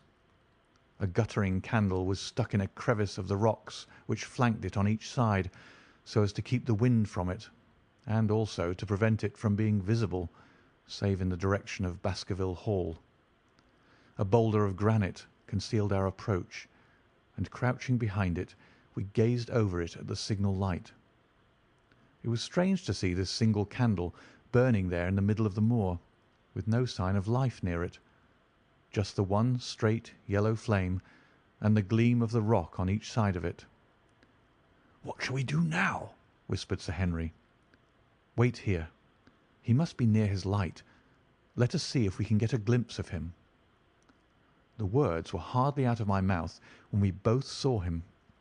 Over the rocks, in the crevice of which the candle burned, there was thrust out an evil yellow face, a terrible animal face, all seamed and scored with vile passions, foul with mire, with a bristling beard and hung with matted hair. It might well have belonged to one of those old savages who dwelt in the burrows on the hillsides. The light beneath him was reflected in his small, cunning eyes, which peered fiercely to right and left through the darkness, like a crafty and savage animal who has heard the steps of the hunters. Something had evidently aroused his suspicions. It may have been that Barrymore had some private signal which we had neglected to give, or the fellow may have had some other reason for thinking that all was not well. but I could read his fears upon his wicked face. Any instant he might dash out the light and vanish in the darkness. I sprang forward, therefore, and Sir Henry did the same. At the same moment the convict screamed out a curse at us and hurled a rock which splintered up against the boulder which had sheltered us. I caught one glimpse of his short, squat, strongly built figure as he sprang to his feet and turned to run. At the same moment, by a lucky chance, the moon broke through the clouds. We rushed over the brow of the hill, and there was our man running with great speed down the other side, springing over the stones in his way with the activity of a mountain goat.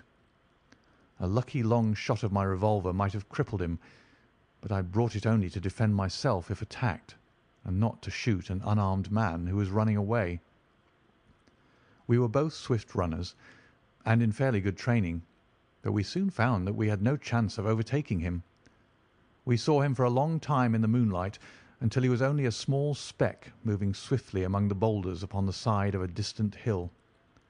We ran and ran until we were completely blown, but the space between us grew ever wider. Finally we stopped and sat panting on two rocks while we watched him disappearing in the distance.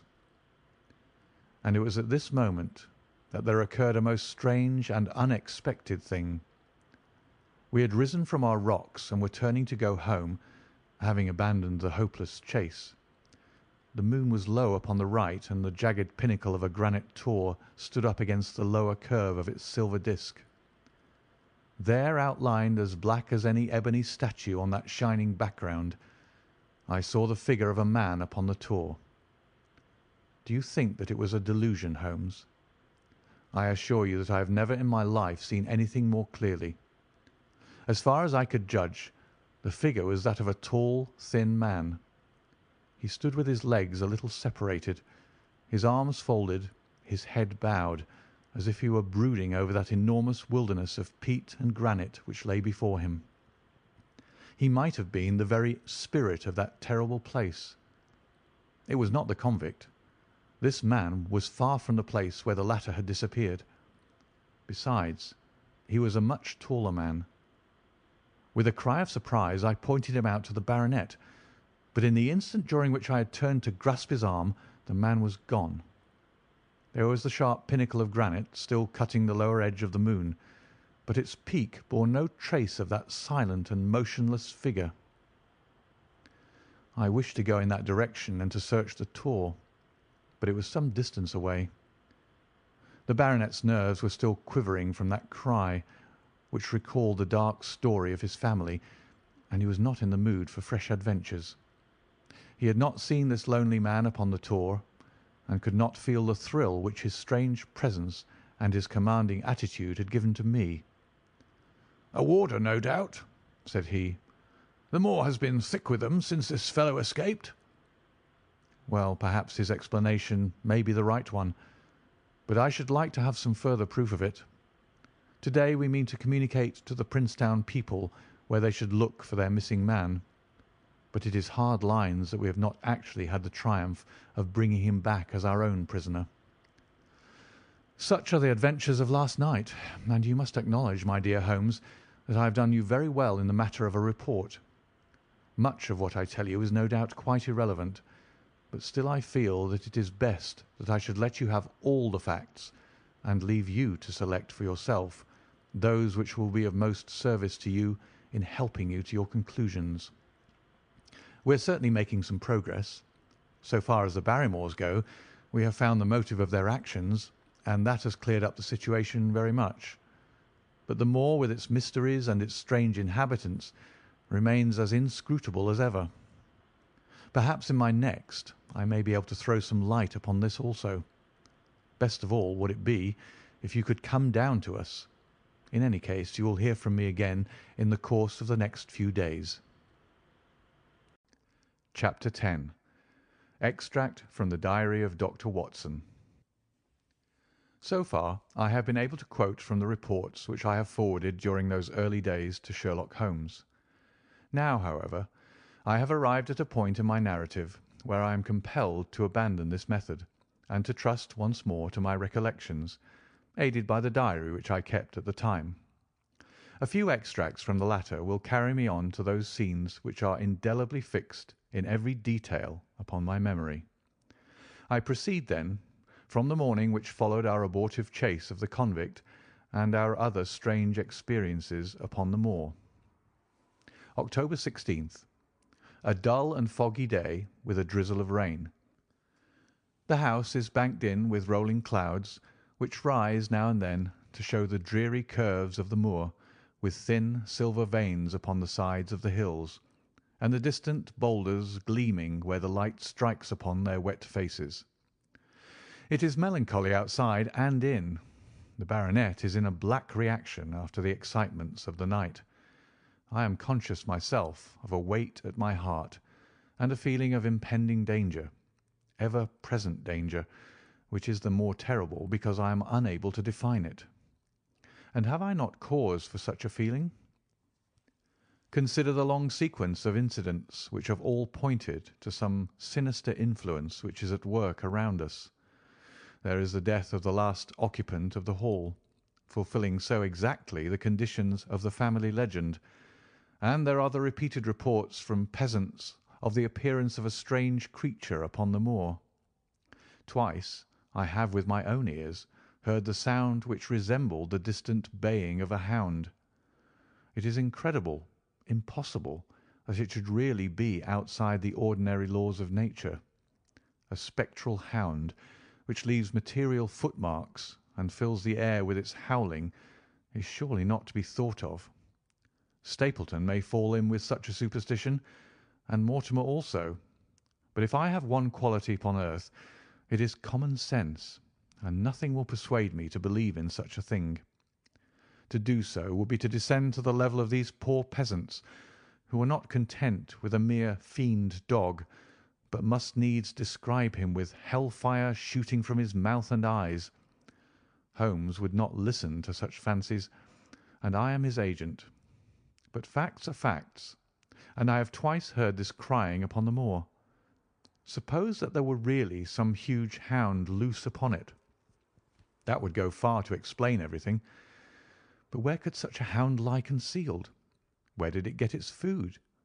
Where did it come from? How was it that no one saw it by day? It must be confessed that the natural explanation offers almost as many difficulties as the other.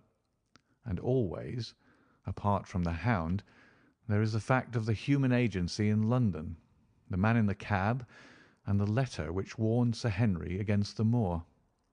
This at least was real. But it might have been the work of a protecting friend as easily as of an enemy. Where is that friend or enemy now? Has he remained in London? Or has he followed us down here? Could he be the stranger whom I saw upon the tor? It is true that I have had only the one glance at him, and yet there are some things to which I am ready to swear. He is no one whom I have seen down here, and I have now met all the neighbours. The figure was far taller than that of Stapleton, far thinner than that of Frankland. Barrymore it might possibly have been, but we had left him behind us, and I am certain that he could not have followed us. A stranger, then, is still dogging us, just as a stranger dogged us in London. We've never shaken him off. If I could lay my hands upon that man, then at last we might find ourselves at the end of all our difficulties. To this one purpose I must now devote all my energies. My first impulse was to tell Sir Henry all my plans. My second and wisest one is to play my own game and speak as little as possible to anyone. He is silent and distrait. His nerves have been strangely shaken by that sound upon the moor. I will say nothing to add to his anxieties, but I will take my own steps to attain my own end. We had a small scene this morning after breakfast. Barrymore asked leave to speak with Sir Henry, and they were closeted in his study some little time. Sitting in the billiard-room, I more than once heard the sound of voices raised, and I had a pretty good idea what the point was which was under discussion. After a time, the baronet opened his door and called for me. "Barrymore considers that he has a grievance," he said. "He thinks that it was unfair on our part to hunt his brother-in-law down when he, of his own free will, had told us the secret." The butler was standing very pale, but very collected before us. "I may have spoken too warmly, sir," said he, "and if I have, I am sure that I beg your pardon. At the same time, I was very much surprised when I heard you two gentlemen come back this morning and learned that you had been chasing Selden. The poor fellow has enough to fight against without my putting more upon his track." "If you told us of your own free will, well, it would have been a different thing," said the baronet. "You only told us, or rather your wife only told us, when it was forced from you, and you could not help yourself." "I didn't think you would have taken advantage of it, Sir Henry. Indeed, I didn't." "The man is a public danger. There are lonely houses scattered over the moor, and he is a fellow who would stick at nothing. You would only want to get a glimpse of his face to see that. Look at Mr. Stapleton's house, for example, with no one but himself to defend it. There's no safety for anyone until he's under lock and key." "He'll break into no house, sir. I give you my solemn word upon it. But he will never trouble anyone in this country again. I assure you, Sir Henry, that in a very few days the necessary arrangements will have been made, and he will be on his way to South America. For God's sake, sir, I beg of you not to let the police know that he's still on the moor. They've given up the chase there, and he can lie quiet until the ship is ready for him. You can't tell on him without getting my wife and me into trouble. I beg you, sir, to say nothing to the police." "What do you say, Watson?" I shrugged my shoulders. If he was safely out of the country, it would relieve the taxpayer of a burden. "But how about the chance of his holding someone up before he goes?" "He would not do anything so mad, sir. We have provided him with all that he can want. To commit a crime would be to show where he was hiding." "That is true," said Sir Henry. "Well, Barrymore?" "God bless you, sir, and thank you for my heart. It would have killed my poor wife had he been taken again." "I guess we are aiding and abetting a felony, Watson. But after what we've heard, I don't feel as if I could give the man up. So there's an end to it. All right, Barrymore, you can go." With a few broken words of gratitude, the man turned, but he hesitated and then came back. "You've been so kind to us, sir, that I should like to do the best I can for you in return. I know something, Sir Henry, and perhaps I should have said it before, but it was long after the inquest that I found it out. I've never breathed a word about it yet to mortal man. It's about poor Sir Charles's death." The baronet and I were both upon our feet.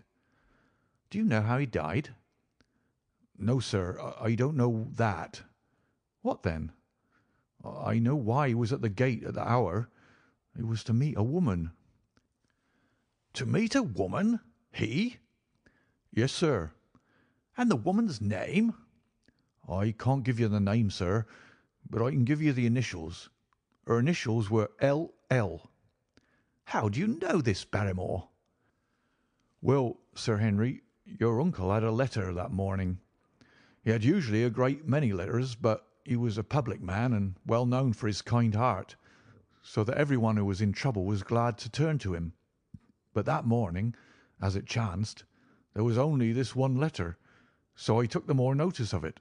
It was from Coombe Tracy, and it was addressed in a woman's hand." "Well?" "Well, sir, I thought no more of the matter, and never would have done that had it not been for my wife. Only a few weeks ago she was cleaning out Sir Charles's study. It had never been touched since his death, and she found the ashes of a burned letter in the back of the grate. The greater part of it was charred to pieces, but one little slip, the end of a page, hung together, and the writing could still be read, though it was grey on a black background. It seemed to us to be a postscript at the end of the letter, and it said, 'Please, please, as you are a gentleman, burn this letter and be at the gate by 10 o'clock.' Beneath it were signed the initials L.L." "Have you got that slip?" "No, sir. It crumbled all to bits after we moved it." "Had Sir Charles received any other letters in the same writing?" "Well, sir, I took no particular notice of his letters. I should not have noticed this one, only it happened to come alone." "And you have no idea who L.L. is?" "No, sir, no more than you have. But I expect if we could lay our hands upon that lady, we should know more about Sir Charles's death." "I cannot understand, Barrymore, how you came to conceal this important information." "Well, sir, it was immediately after that our own trouble came to us. And then again, sir, we were both of us very fond of Sir Charles, as we well might be considering all he has done for us. To rake this up couldn't help our poor master, and it's well to go carefully when there's a lady in the case, even the best of us." "You thought it might injure his reputation?" "Well, sir, I thought no good could come of it.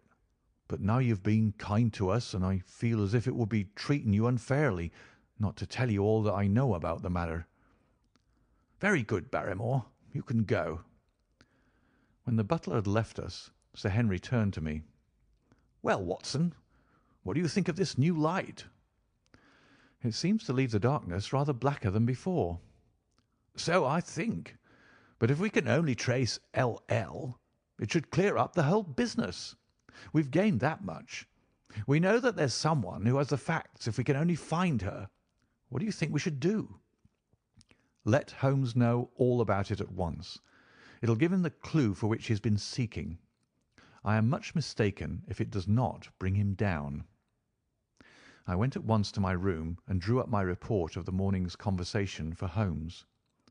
It was evident to me that he had been very busy of late, for the notes which I had from Baker Street were few and short, with no comments upon the information which I had supplied, and hardly any reference to my mission.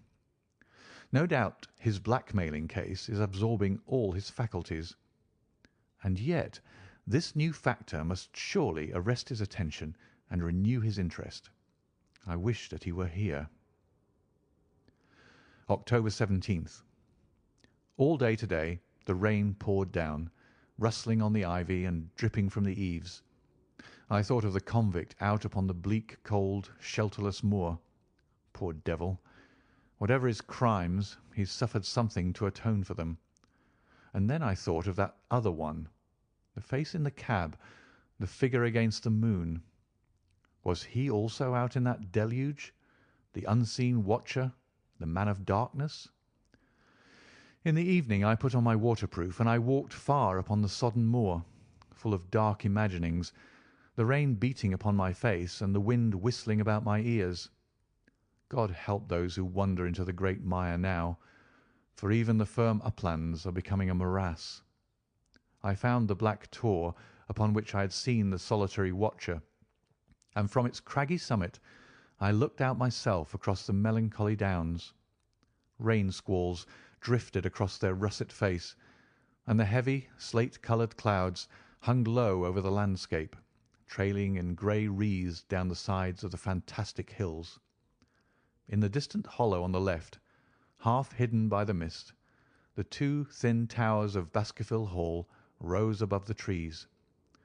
They were the only signs of human life which I could see, save only those prehistoric huts which lay thickly upon the slopes of the hills. Nowhere was there any trace of that lonely man whom I had seen on the same spot 2 nights before. As I walked back I was overtaken by Dr. Mortimer, driving in his dog-cart over a rough moorland track which led from the outlying farmhouse of Foulmire. He has been very attentive to us, and hardly a day has passed that he has not called at the Hall to see how we are getting on. He insisted upon my climbing into his dog-cart, and he gave me a lift homeward. I found him much troubled over the disappearance of his little spaniel. It had wandered on to the moor and had never come back. I gave him such consolation as I might, but I thought of the pony on the Grimpen Mire, and I do not fancy that he will see his little dog again. "By the way, Mortimer," said I, as we jolted along the rough road, "I suppose there are few people living within driving distance of this whom you do not know?" "Hardly any, I think." Can you then tell me the name of any woman whose initials are L.L.? He thought for a few minutes. No, said he. There are a few gipsies and labouring folk for whom I can't answer, but among the farmers or gentry there is no one whose initials are those. Wait a bit, though, he added after a pause. There is Laura Lyons.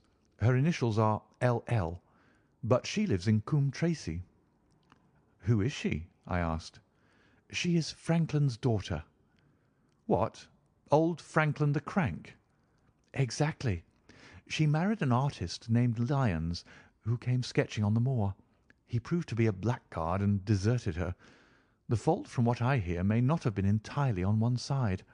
Her father refused to have anything to do with her because she had married without his consent, and perhaps for one or two other reasons as well. So between the old sinner and the young one, the girl has had a pretty bad time. How does she live? I fancy old Franklin allows her a pittance, but it cannot be more, for his own affairs are considerably involved.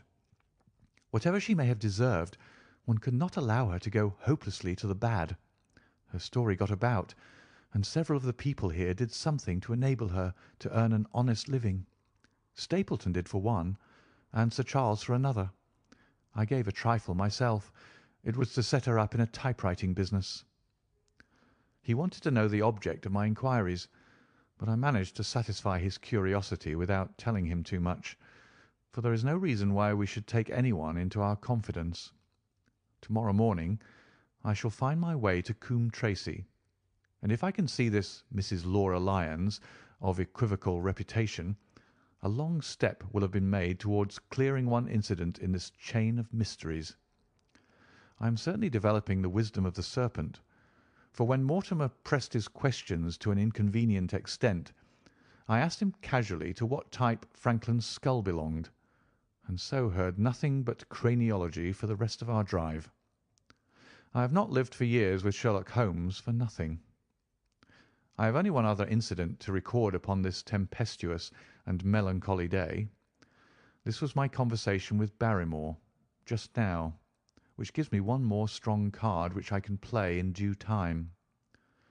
Mortimer had stayed to dinner, and he and the baronet played écarté afterwards. The butler brought me my coffee into the library, and I took the chance to ask him a few questions. "Well," said I, "has this precious relation of yours departed, or is he still lurking out yonder?" "I don't know, sir. I hope to heaven that he's gone, for he's brought nothing but trouble here. I've not heard of him since I left our food for him last, and that was 3 days ago." "Did you see him then?" "No, sir, but the food was gone when next I went that way." "Then he was certainly there." "So you would think, sir, unless it was the other man who took it." I sat with my coffee cup halfway to my lips and stared at Barrymore. "You know that there is another man, then?" "Yes, sir. There is another man upon the moor." "Have you seen him?" "No, sir." "How do you know of him, then?" "Selden told me of him, sir. A week ago or more. He's in hiding too, but he's not a convict as far as I can make out. I don't like it, Dr. Watson. I tell you straight, sir, that I don't like it." He spoke with a sudden passion of earnestness. "Now listen to me, Barrymore. I have no interest in this matter but that of your master. I have come here with no object except to help him. Tell me frankly, what is it that you don't like?" Barrymore hesitated for a moment, as if he regretted his outburst, or found it difficult to express his own feelings in words. "It's all these goings-on, sir," he cried at last, waving his hand towards the rain-lashed window which faced the moor. "There's foul play somewhere, and there's black villainy brewing. To that I'll swear. Very glad I should be, sir, to see Sir Henry on his way back to London again." "But what is it that alarms you?" "Look at Sir Charles's death. That was bad enough. For all that the coroner said, look at the noises on the moor at night. There's not a man who would cross it after sundown if he was paid for it. Look at this stranger hiding out yonder and watching and waiting. What's he waiting for? What does it mean? It means no good to anyone of the name of Baskerville, and very glad I shall be to quit of it all in the day that Sir Henry's new servants are ready to take over the hall." "But about this stranger," said I. "Can you tell me anything about him? What did Selden say? Did he find out where he hid, or what he was doing?" "He saw him once or twice, but he's a deep one and gives nothing away. At first he thought that he was the police, but soon he found that he had some lay of his own. A kind of gentleman he was, as far as he could see, but what he was doing he could not make out." "And where did he say that he lived?" "Among the old houses on the hillside, the stone huts where the old folk used to live." "But how about his food?" "Selden found out that he has got a lad who works for him and brings all he needs. I dare say he goes to Coombe Tracey for what he wants." "Very good, Barrymore.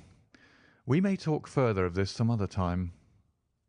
When the butler had gone, I walked over to the black window, and I looked through a blurred pane at the driving clouds and at the tossing outline of the wind-swept trees. It is a wild night indoors, and what must it be in Stone Hut upon the moor? What passion of hatred can it be which leads a man to lurk in such a place at such a time? And what deep and earnest purpose can he have which calls for such a trial?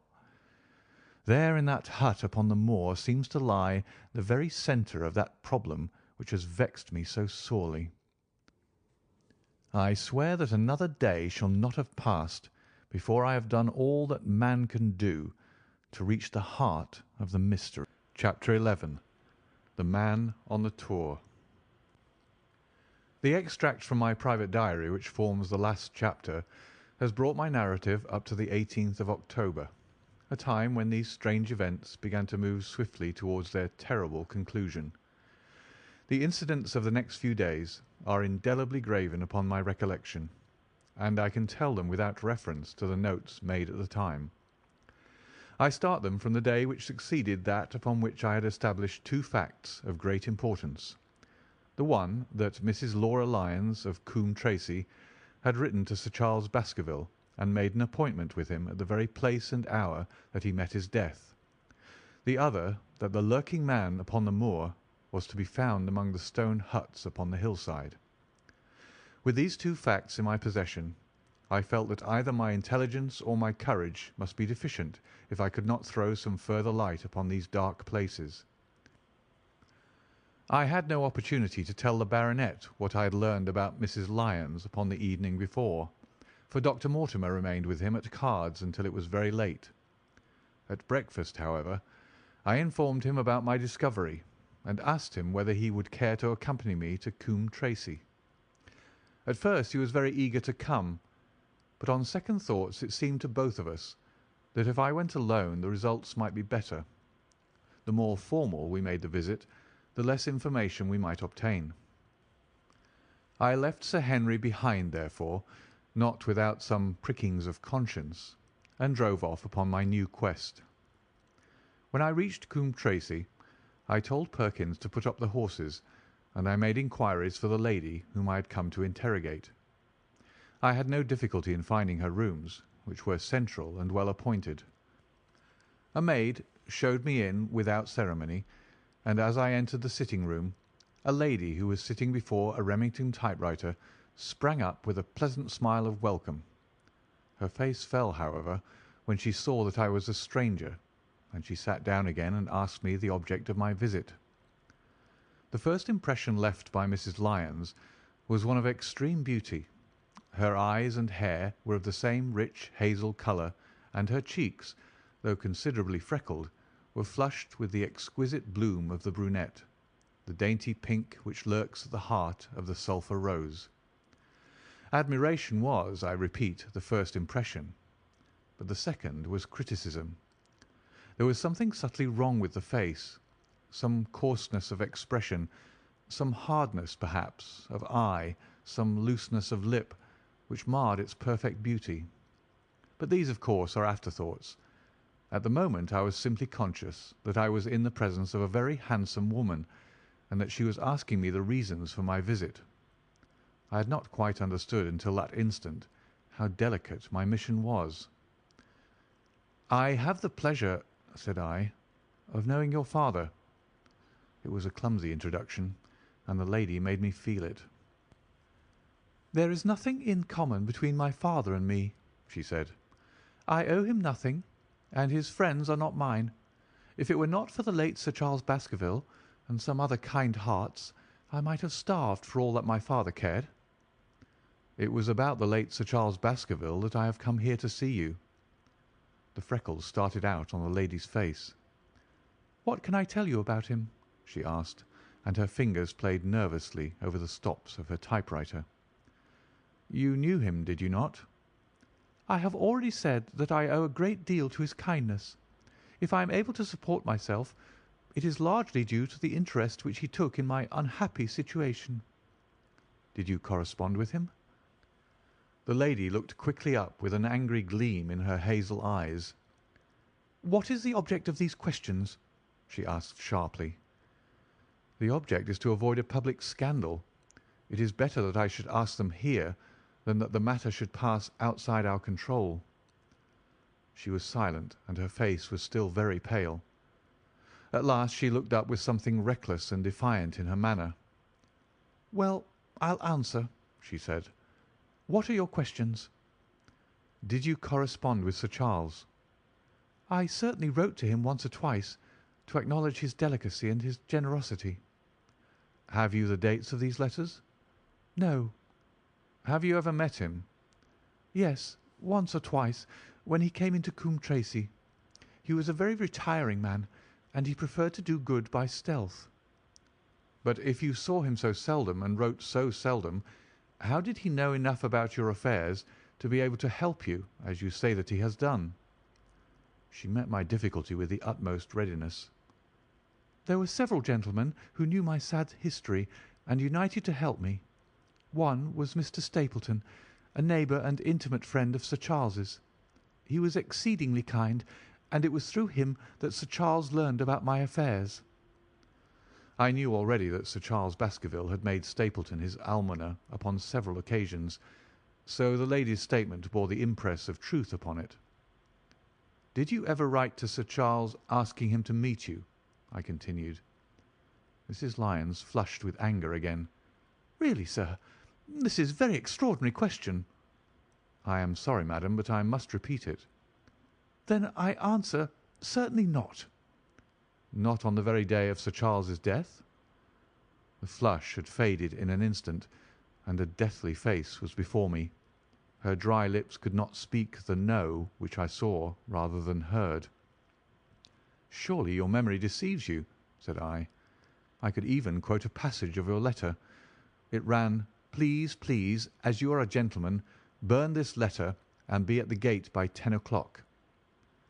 I thought that she had fainted, but she recovered herself by a supreme effort. "Is there no such thing as a gentleman?" she gasped. "You do Sir Charles an injustice. He did burn the letter, but sometimes a letter may be legible even when burned. You acknowledge now that you wrote it." "Yes, I did write it," she cried, pouring out her soul in a torrent of words. "I did write it. Why should I deny it? I have no reason to be ashamed of it. I wished him to help me. I believed that if I had an interview I could gain his help, so I asked him to meet me." "But why at such an hour?" "Because I had only just learned that he was going to London next day and might be away for months. There were reasons why I could not get there earlier." "But why a rendezvous in the garden instead of a visit to the house?" "Do you think a woman could go alone at that hour to a bachelor's house?" "Well, what happened when you did get there?" "I never went." "Mrs. Lyons!" "No, I swear it to you on all I hold sacred. I never went. Something intervened to prevent me going." "What was that?" "That is a private matter. I cannot tell it." "You acknowledge, then, that you made an appointment with Sir Charles at the very hour and place at which he met his death, but you deny that you kept the appointment?" "That is the truth." Again and again I cross-questioned her, but I could never get past that point. "Mrs. Lyons," said I as I rose from this long and inconclusive interview. "You are taking a very great responsibility and putting yourself in a very false position by not making an absolute clean breast of all that you know. If I have to call in the aid of the police, you will find how seriously you are compromised. If your position is innocent, why did you in the first instance deny having written to Sir Charles upon that date?" "Because I feared that some false conclusion might be drawn from it, and that I might find myself involved in a scandal." "And why were you so pressing that Sir Charles should destroy your letter?" "If you had read the letter you will know." "I did not say that I had read all the letter." "You quoted some of it." "I quoted the postscript. The letter had, as I said, been burned, and it was not all legible. I ask you once again why it was that you were so pressing that Sir Charles should destroy this letter which he received on the day of his death?" "The matter is a very private one." "The more reason why you should avoid a public investigation." "I will tell you then. If you have heard anything of my unhappy history, you will know that I made a rash marriage and had reason to regret it." "I have heard so much." "My life has been one incessant persecution from a husband whom I abhor. The law is upon his side, and every day I am faced by the possibility that he may force me to live with him. At the time that I wrote this letter to Sir Charles, I had learned that there was a prospect of my regaining my freedom if certain expenses could be met. It meant everything to me, peace of mind, happiness, self-respect, everything. I knew Sir Charles's generosity, and I thought that if he heard the story from my own lips he would help me." "Then how is it that you did not go?" "Because I received help in the interval from another source." "Why, then, did you not write to Sir Charles and explain this?" "So I should have done had I not seen his death in the paper next morning." The woman's story hung coherently together, and all my questions were unable to shake it. I could only check it by finding if she had indeed instituted divorce proceedings against her husband at or about the time of the tragedy. It was unlikely that she would dare to say that she had not been to Baskerville Hall if she really had been, for a trap would be necessary to take her there, and could not have returned to Coombe Tracey until the early hours of the morning. Such an excursion could not be kept secret. The probability was, therefore, that she was telling the truth, or at least a part of the truth. I came away baffled and disheartened. Once again I had reached that dead wall which seemed to be built across every path by which I tried to get at the object of my mission. And yet the more I thought of the lady's face and of her manner, the more I felt that something was being held back from me. Why should she turn so pale? Why should she fight against every admission until it was forced from her? Why should she have been so reticent at the time of the tragedy? Surely the explanation of all this could not be as innocent as she would have me believe. For the moment I could proceed no farther in that direction, but must turn back to that other clue which was to be sought for among the stone huts upon the moor. And that was a most vague direction. I realized it as I drove back and noted how hill after hill showed traces of the ancient people. Barrymore's only indication had been that the stranger lived in one of those abandoned huts, and many hundreds of them are scattered throughout the length and breadth of the moor. But I had my own experience for a guide, since it had shown me the man himself standing upon the summit of the Black Tor. That, then, should be the centre of my search. From there I should explore every hut upon the moor until I lighted upon the right one. If this man were inside it, I should find out from his own lips, at the point of my revolver, if necessary, who he was and why he had dogged us so long. He might slip away from us in the crowd of Regent Street, but it would puzzle him to do so upon the lonely moor. On the other hand, if I should find the hut and its tenant should not be within it, I must remain there, however long the vigil, until he returned. Holmes had missed him in London. It would indeed be a triumph for me if I could run him to earth where my master had failed. Luck had been against us again and again in this inquiry, But now at last it came to my aid, and the messenger of good fortune was none other than Mr. Frankland, who was standing grey-whiskered and red-faced outside the gate of his garden, which opened on to the high road along which I travelled. "Good day, Dr. Watson," cried he with unwonted good humour. "You must really give your horses a rest, and come in to have a glass of wine and to congratulate me." My feelings towards him were very far from being friendly after what I had heard of his treatment of his daughter, but I was anxious to send Perkins and the waggonette home, and the opportunity was a good one. I alighted and sent a message to Sir Henry that I should walk over in time for dinner. Then I followed Frankland into his dining-room. "It is a great day for me, sir, one of the red-letter days of my life," he cried with many chuckles. "I've brought off a double event.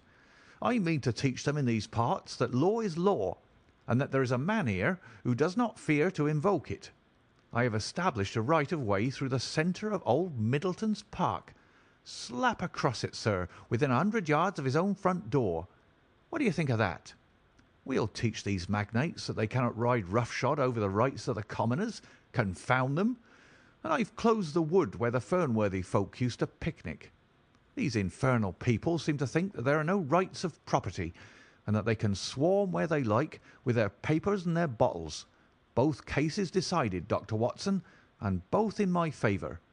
I haven't had such a day since I'd Sir John Morland for trespass because he shot in his own warren." "How on earth did you do that?" "Look it up in the book, sir. It'll repay reading. Frankland versus Morland, Court of Queen's Bench. It cost me £200, but I got my verdict." "Did it do you any good?" "None, sir, none. I am proud to say that I have no interest in the matter. I act entirely from a sense of public duty. I have no doubt, for example, that the Fernworthy people will burn me in effigy tonight. I told the police last time they did it that they should stop these disgraceful exhibitions. The county constabulary is in a scandalous state, sir, and it has not afforded me the protection to which I am entitled. The case of Frankland versus Regina will bring the matter before the attention of the public. I told them that they would have occasion to regret their treatment of me, and already my words have come true." "How so?" I asked. The old man put on a very knowing expression. "Because I could tell them what they are dying to know, but nothing could induce me to help the rascals in any way." I had been casting around for some excuse by which I could get away from his gossip, but now I began to wish to hear more of it. I had seen enough of the contrary nature of the old sinner to understand that any strong sign of interest would be the surest way to stop his confidences. "Some poaching case, no doubt," said I, with an indifferent manner. "Aha, my boy! A very much more important matter than that.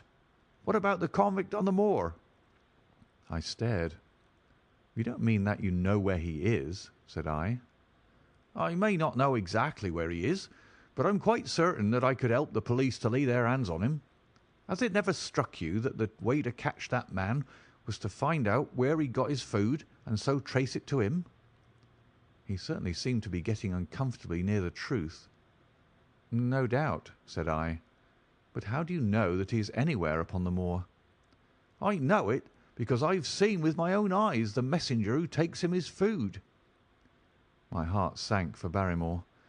It was a serious thing to be in the power of this spiteful old busybody, but his next remark took a weight from my mind. "You'll be surprised to hear that his food is taken to him by a child. I see him every day through my telescope upon the roof. He passes along the same path at the same hour, and to whom should he be going except to the convict?" Here was luck indeed, and yet I suppressed all appearance of interest. A child! Barrymore had said that our unknown was supplied by a boy. It was on his track, and not upon the convict's, that Frankland had stumbled. If I could get his knowledge, it might save me a long and weary hunt.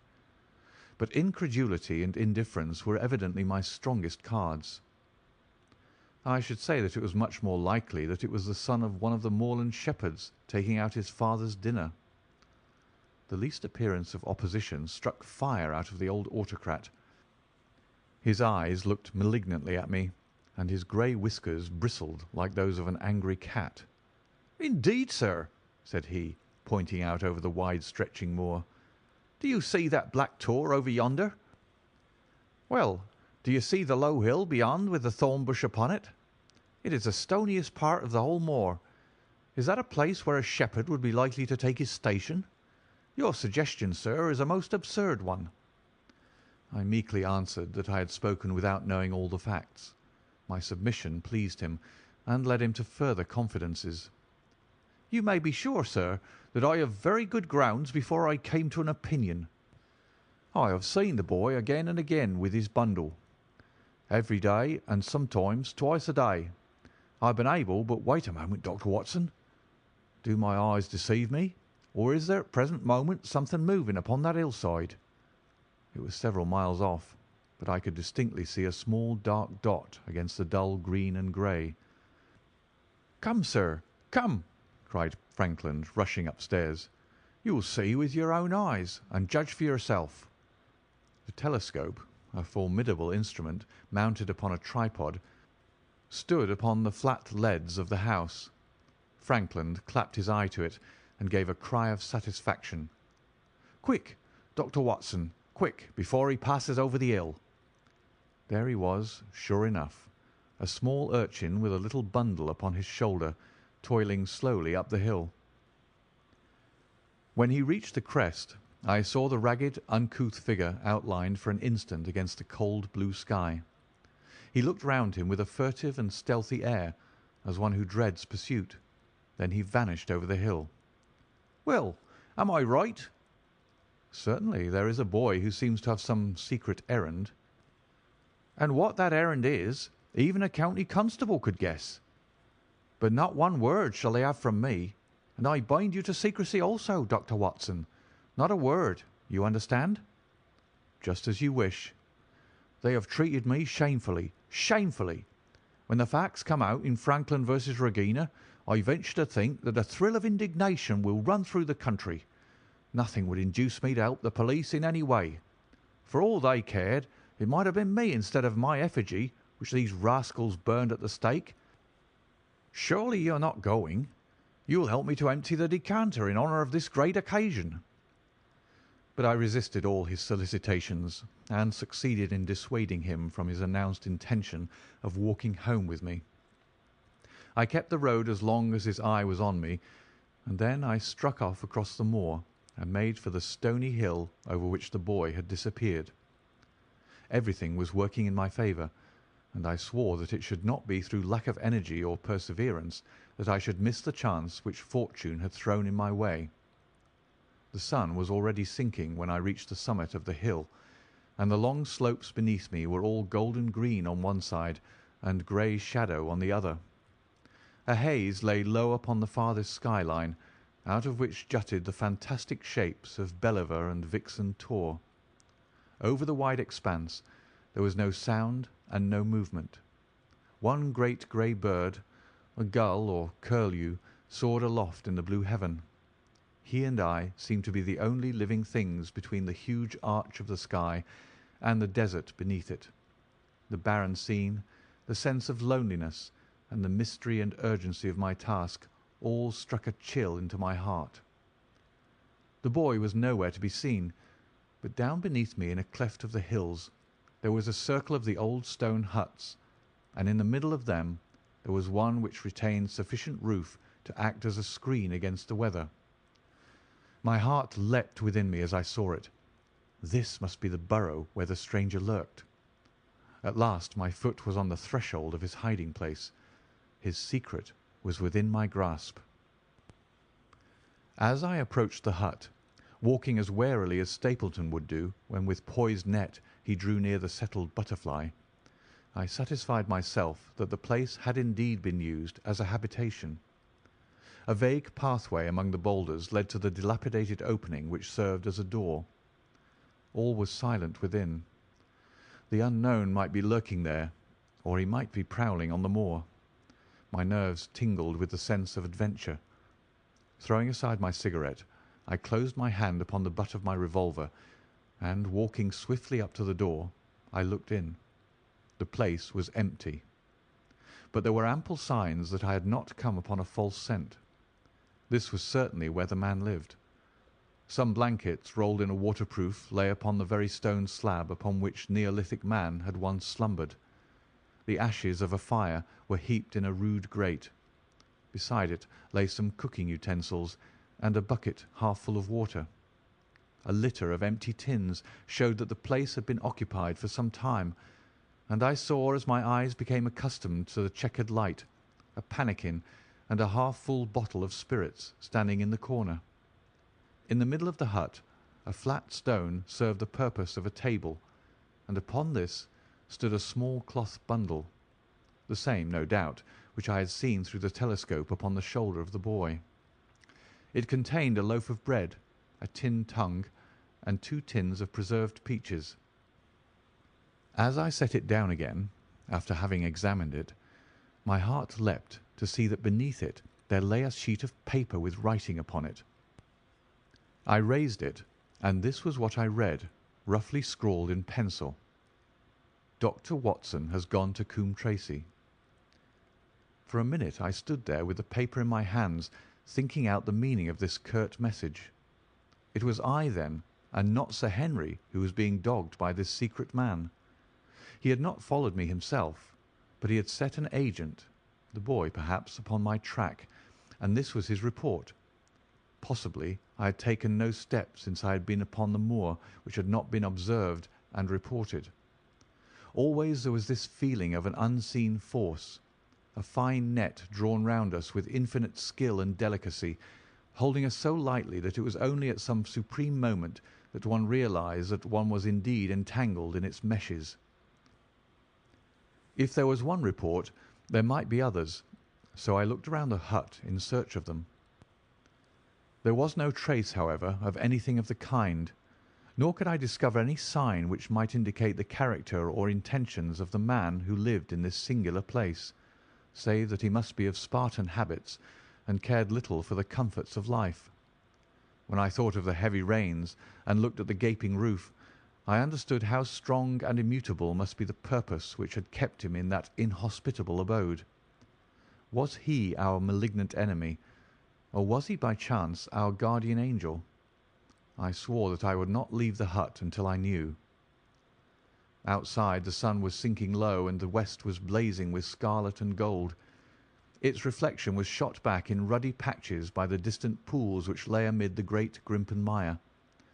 There were the 2 towers of Baskerville Hall, and there a distant blur of smoke which marked the village of Grimpen. Between the two, behind the hill, was the house of the Stapletons. All was sweet and mellow and peaceful in the golden evening light, and yet, as I looked at them, my soul shared none of the peace of nature, but quivered at the vagueness and the terror of that interview which every instant was bringing nearer. With tingling nerves, but a fixed purpose, I sat in a dark recess of the hut, and waited with sombre patience for the coming of its tenant. And then at last I heard him. Far away came the sharp clink of a boot striking upon a stone, then another, and yet another, coming nearer and nearer. I shrank back into the darkest corner and cocked the pistol in my pocket, determined not to discover myself until I had an opportunity of seeing something of the stranger. There was a long pause which showed that he had stopped. Then once more the footsteps approached, and a shadow fell across the opening of the hut. "It is a lovely evening, my dear Watson," said a well-known voice. "I really think that you will be more comfortable outside than in." Chapter 12. Death on the Moor. For a moment or two I sat breathless, hardly able to believe my ears. Then my senses and my voice came back to me, while a crushing weight of responsibility seemed in an instant to be lifted from my soul. That cold, incisive, ironical voice could belong to but one man in all the world. "Holmes!" I cried.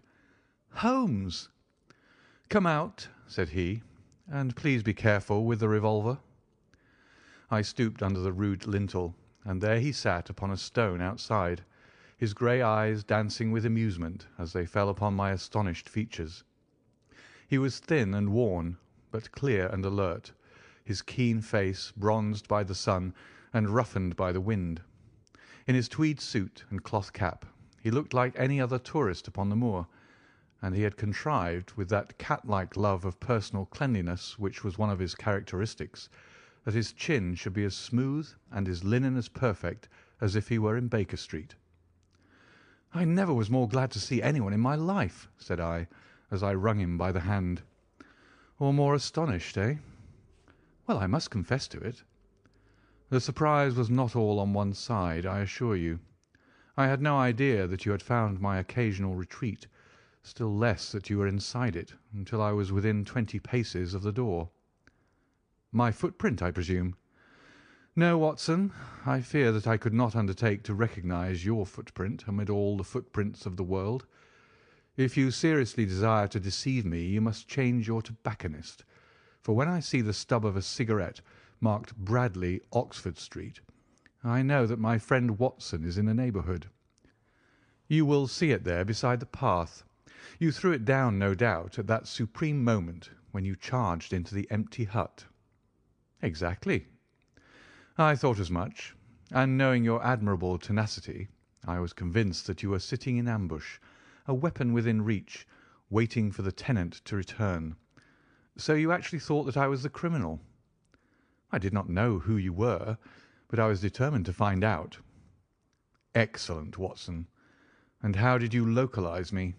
You saw me, perhaps, on the night of the convict hunt, when I was so imprudent as to allow the moon to rise behind me?" "Yes, I saw you then."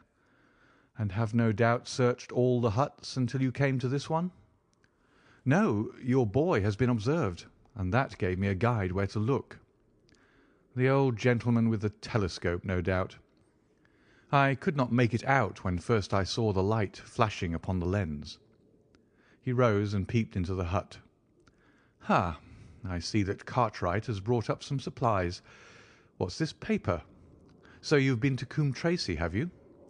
"Yes." "To see Mrs. Laura Lyons?" "Exactly." "Well done. Our researches have evidently been running on parallel lines, and when we unite our results I expect we shall have a fairly full knowledge of the case." "Well, I'm glad from my heart that you are here, for indeed the responsibility and the mystery were both becoming too much for my nerves. But how in the name of wonder did you come here, and what have you been doing? I thought that you were in Baker Street working out that case of blackmailing."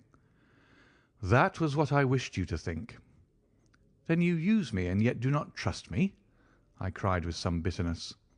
"I think that I've deserved better at your hands, Holmes." "My dear fellow, you have been invaluable to me in this as in many other cases, and I beg that you will forgive me if I have seemed to play a trick upon you. In truth, it was partly for your own sake that I did it, and it was my appreciation of the danger which you ran which led me to come down and examine the matter for myself. Had I been with Sir Henry and you, it is confident that my point of view would have been the same as yours, and my presence would have warned our very formidable opponents to be on their guard. As it is, I have been able to get about as I could not possibly have done had I been living in the Hall, and I remain an unknown factor in the business, ready to throw in all my weight at a critical moment." "But why keep me in the dark?" "For you to know could not have helped us, and might possibly have led to my discovery. You would have wished to tell me something, or in your kindness you would have brought me out some comfort or other, and so an unnecessary risk would be run. I brought Cartwright down with me. You remember the little chap at the express office. And he has seen after my simple wants, a loaf of bread and a clean collar. What does man want more? He has given me an extra pair of eyes upon a very active pair of feet, and both have been invaluable." "Then my reports have all been wasted." My voice trembled as I recalled the pains and the pride with which I had composed them. Holmes took a bundle of papers from his pocket. "Here are your reports, my dear fellow, and very well thumbed, I assure you. I made excellent arrangements, and they were only delayed one day upon their way. I must compliment you exceedingly upon the zeal and the intelligence which you have shown over an extraordinarily difficult case. I was still rather raw over the deception which had been practised upon me, but the warmth of Holmes's praise drove my anger from my mind. I felt also in my heart that he was right in what he had said, and that it was really best for our purpose that I should not have known that he was upon the moor. "That's better," said he, seeing the shadow rise from my face. "And now tell me the result of your visit to Mrs. Laura Lyons. It was not difficult for me to guess that it was to see her that you had gone, for I am already aware that she is the one person in Coombe Tracey who might be of service to us in the matter. In fact, if you had not gone to-day, it is exceedingly probable that I should have gone to-morrow." The sun had set and dusk was settling over the moor. The air had turned chill, and we withdrew into the hut for warmth. There, sitting together in the twilight, I told Holmes of my conversation with the lady. So interested was he that I had to repeat some of it twice before he was satisfied. "This is most important," said he when I had concluded. "It fills up a gap which I had been unable to bridge in this most complex affair. You are aware, perhaps, that a close intimacy exists between this lady and the man Stapleton." "I did not know of a close intimacy." "There can be no doubt about the matter. They meet, they write, there is a complete understanding between them. Now this puts a very powerful weapon into our hands. If I could only use it to detach his wife." "His wife?" "I am giving you some information now in return for all that you have given me. The lady who has passed here as Miss Stapleton is in reality his wife." "Good heavens, Holmes!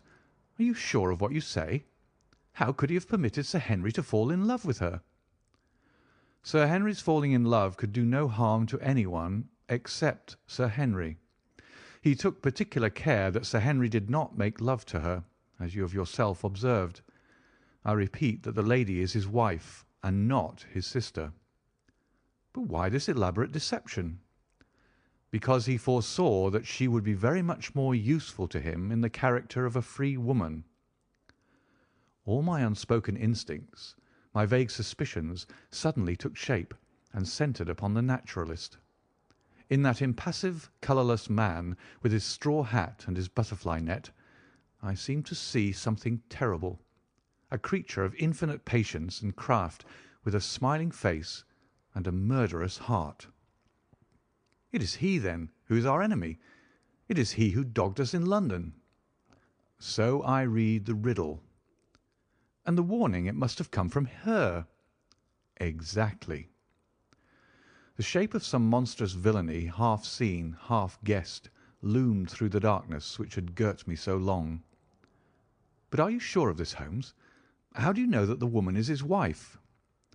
"Because he so far forgot himself as to tell you a true piece of autobiography upon the occasion when he first met you, and I dare say he has many a time regretted it since. He was once a schoolmaster in the north of England. Now there is no one more easy to trace than a schoolmaster. There are scholastic agencies by which one may identify any man who has been in the profession. A little investigation showed me that a school had come to grief under atrocious circumstances, and that the man who had owned it—the name was different—had disappeared with his wife. The descriptions agreed. When I learned that the missing man was devoted to entomology, the identification was complete. The darkness was rising, but much was still hidden by the shadows. "If this woman is in truth his wife, where does Mrs. Laura Lyons come in?" I asked. "That is one of the points upon which your own researches have shed a light. Your interview with the lady has cleared the situation very much. I did not know about a projected divorce between herself and her husband. In that case, regarding Stapleton as an unmarried man, she counted no doubt upon becoming his wife." "And when she is undeceived?"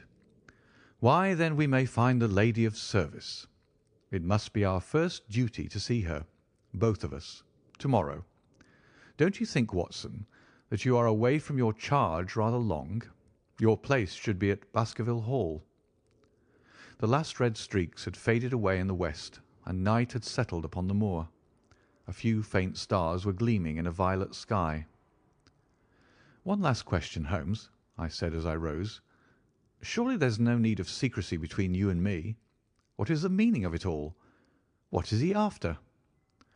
Holmes' voice sank as he answered. "It is murder, Watson. Refined, cold-blooded, deliberate murder. Do not ask me for particulars. My nets are closing upon him even as his are upon Sir Henry, and with your help he is already almost at my mercy. There is but one danger which can threaten us. It is that he should strike before we are ready to do so. Another day, 2 at the most, and I have my case complete. But until then guard your charge as closely as ever a fond mother watched her ailing child. Your mission to-day has justified itself, and yet I could almost wish that you had not left his side. Hark!" A terrible scream, a prolonged yell of horror and anguish, burst out of the silence of the moor. That frightful cry turned the blood to ice in my veins. "Oh, my God!" I gasped. "What is it? What does it mean?" Holmes had sprung to his feet, and I saw his dark, athletic outline at the door of the hut, his shoulders stooping, his head thrust forward, his face peering into the darkness. "Hush!" he whispered. "Hush!" The cry had been loud on account of its vehemence, but it had pealed out from somewhere far off on the shadowy plain. Now it burst upon our ears, nearer, louder, more urgent than before. "Where is it?" Holmes whispered, and I knew from the thrill of his voice that he, the man of iron, was shaken to the soul. "Where is it, Watson?" "There, I think." I pointed into the darkness. "No, there." Again the agonized cry swept through the silent night, louder and much nearer than ever. And a new sound mingled with it, a deep muttered rumble, musical and yet menacing, rising and falling like the low, constant murmur of the sea. "The Hound!" cried Holmes. "Come, Watson, come. Great heavens, if we are too late!" He had started running swiftly over the moor, and I had followed at his heels. But now from somewhere among the broken ground immediately in front of us there came one last despairing yell, and then a dull, heavy thud. We halted and listened. Not another sound broke the heavy silence of the windless night. I saw Holmes put his hand to his forehead like a man distracted. He stamped his feet upon the ground. "He has beaten us, Watson. We are too late." "No, no, surely not." Fool that I was to hold my hand. And you, Watson, see what comes of abandoning your charge. But by heaven, if the worst has happened, we'll avenge him. Blindly we ran through the gloom, blundering against boulders, forcing our way through gorse bushes, panting up hills and rushing down slopes, heading always in the direction whence those dreadful sounds had come. At every rise Holmes looked eagerly around him, but the shadows were thick upon the moor, and nothing moved upon its dreary face. "Can you see anything?" "Nothing. But hark! What is that?" A low moan had fallen upon our ears. There it was again upon our left. On that side a ridge of rocks ended in a sheer cliff which overlooked a stone-strewn slope. On its jagged face was spread-eagled some dark, irregular object. As we ran towards it, the vague outline hardened into a definite shape. It was a prostrate man, face downward upon the ground, the head doubled under him at a horrible angle, the shoulders rounded, and the body hunched together as if in the act of throwing a somersault. So grotesque was the attitude that I could not for the instant realize that that moan had been the passing of his soul. Not a whisper, not a rustle rose now from the dark figure over which we stooped. Holmes laid his hand upon him and held it up again with an exclamation of horror. The gleam of the match which he struck shone upon his clotted fingers and upon the ghastly pool which widened slowly from the crushed skull of the victim. And it shone upon something else which turned our hearts sick and faint within us. The body of Sir Henry Baskerville. There was no chance of either of us forgetting that peculiar ruddy tweed suit, the very one which he had worn on the first morning that we had seen him in Baker Street. We caught the one clear glimpse of it, and then the match flickered and went out, even as the hope had gone out of our souls. Holmes groaned, and his face glimmered white through the darkness. "The brute! The brute!" I cried with clenched hands. "Oh, Holmes, I shall never forgive myself for having left him to his fate." "I am more to blame than you, Watson. In order to have my case well rounded and complete, I have thrown away the life of my client. It is the greatest blow which has befallen me in my career. But how could I know? How could I know that he would risk his life alone upon the moor in the face of all my warnings? That we should have heard the screams, my God, those screams, and yet have been unable to save him. Where is this brute of a hound which drove him to his death? It may be lurking among those rocks at this instant. And Stapleton, where is he? He shall answer for this deed." "He shall.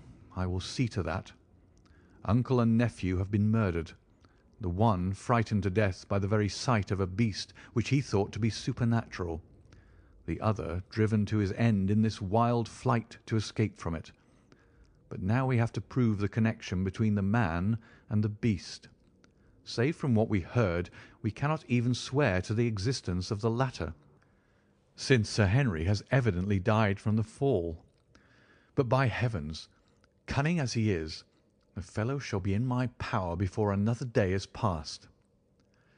We stood with bitter hearts on either side of the mangled body, overwhelmed by this sudden and irrevocable disaster which had brought all our long and weary labours to so piteous an end. Then, as the moon rose, we climbed to the top of the rocks over which our poor friend had fallen, and from the summit we gazed out over the shadowy moor, half silver and half gloom. Far away, miles off, in the direction of Grimpen, a single steady yellow light was shining. It can only come from the lonely abode of the Stapletons. With a bitter curse, I shook my fist at it as I gazed. Why should we not seize him at once? Our case is not complete. The fellow is wary and cunning to the last degree. It is not what we know, but what we can prove. If we make one false move, the villain may escape us yet.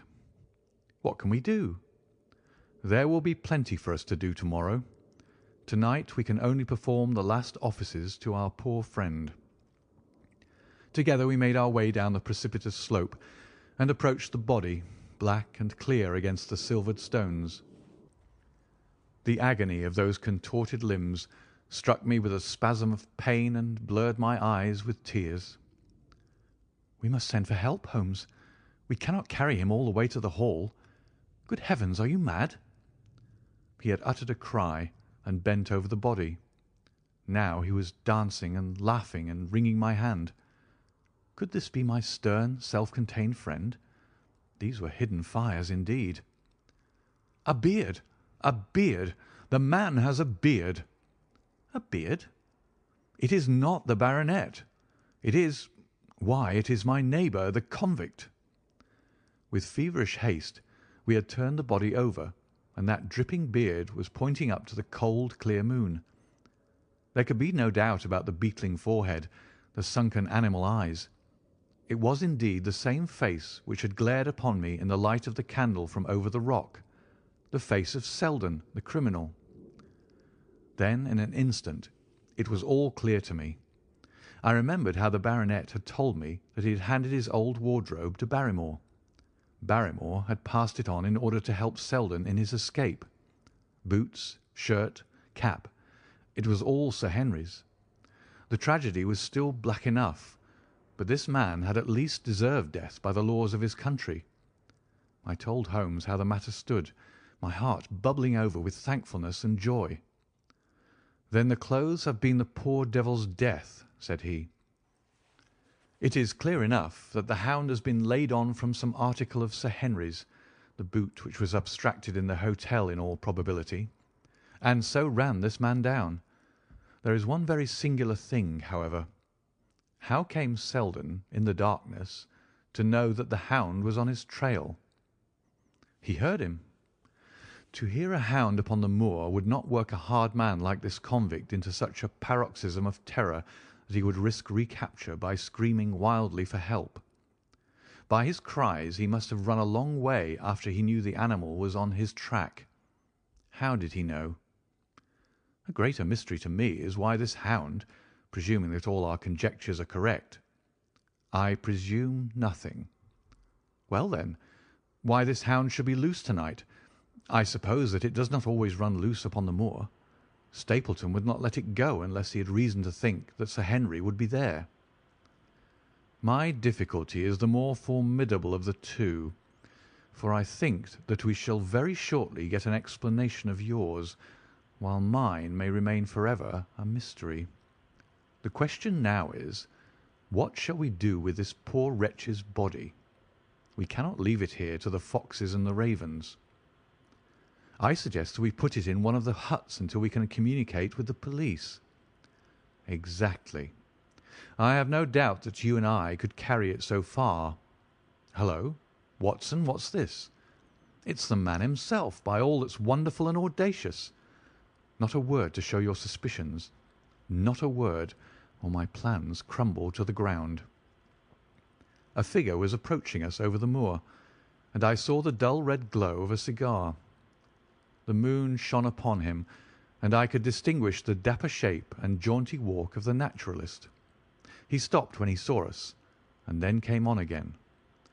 "Why, Dr. Watson, that's not you, is it? You are the last man that I should have expected to see out on the moor at this time of night. But dear me, what's this? Somebody hurt? Don't tell me that it is our friend Sir Henry." He hurried past me and stooped over the dead man. I heard a sharp intake of his breath, and the cigar fell from his fingers. Who's this?" he stammered. "It is Selden, the man who escaped from Princetown."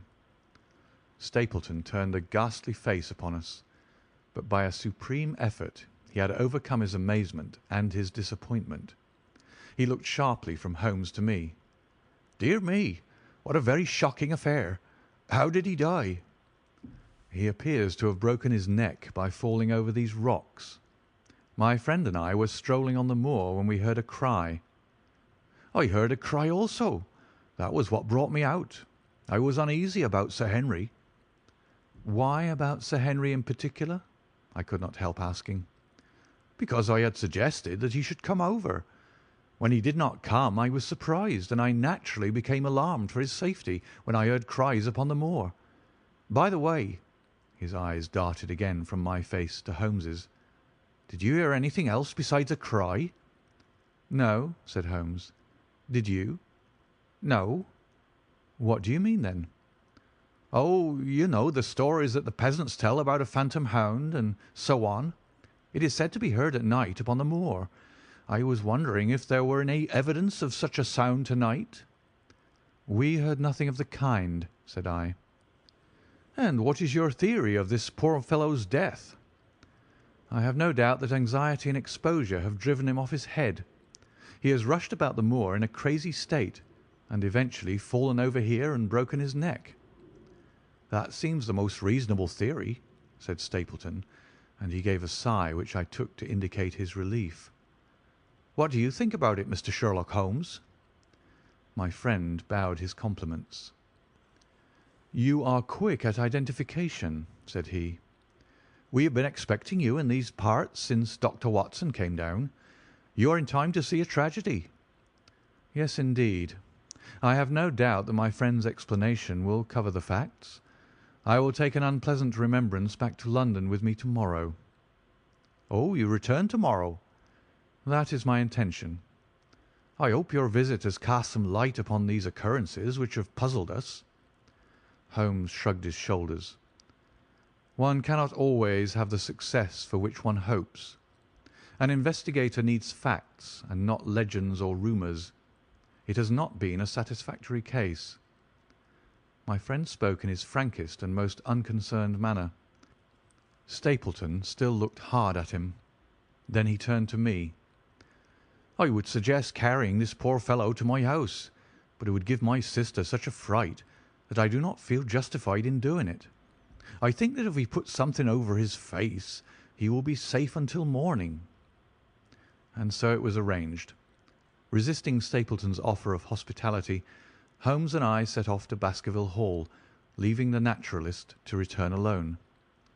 Looking back, we saw the figure moving slowly away over the broad moor, and behind him that one black smudge on the silvered slope, which showed where the man was lying who had come so horribly to his end. Chapter 13. Fixing the Nets. "We're at close grips at last," said Holmes as we walked together across the moor. "What a nerve the fellow has! How he pulled himself together in the face of what must have been a paralysing shock when he found that the wrong man had fallen a victim to his plot. I told you in London, Watson, and I tell you now again, that we have never had a foeman more worthy of our steel." "I'm sorry that he's seen you." "And so was I at first, but there was no getting out of it. What effect do you think it will have upon his plans now that he knows you're here?" "It may cause him to be more cautious, or it may drive him to desperate measures at once. Like most clever criminals, he may be too confident in his own cleverness and imagine that he has completely deceived us." "Why should we not arrest him at once?" "My dear Watson, you were born to be a man of action. Your instinct is always to do something energetic. But supposing, for argument's sake, that we had him arrested tonight, what on earth the better off should we be for that? We could prove nothing against him. There's the devilish cunning of it. If he were acting through a human agent, we could get some evidence, but if we were to drag this great dog to the light of day, it would not help us in putting a rope around the neck of its master. Surely we have a case?" "Not a shadow of a one. Only surmise and conjecture. We should be laughed out of court if we came with such a story and such evidence." "There is Sir Charles's death." "Found dead without a mark upon him. You and I know that he died of sheer fright, and we know also what frightened him. But how are we to get 12 stolid jurymen to know it? What signs are there of a hound? Where are the marks of the fangs? Of course, we know that a hound does not bite a dead body, and that Sir Charles was dead before ever the brute overtook him. But we have to prove all this, and we are not in a position to do it." "Well, then, tonight?" "We are not much better off tonight.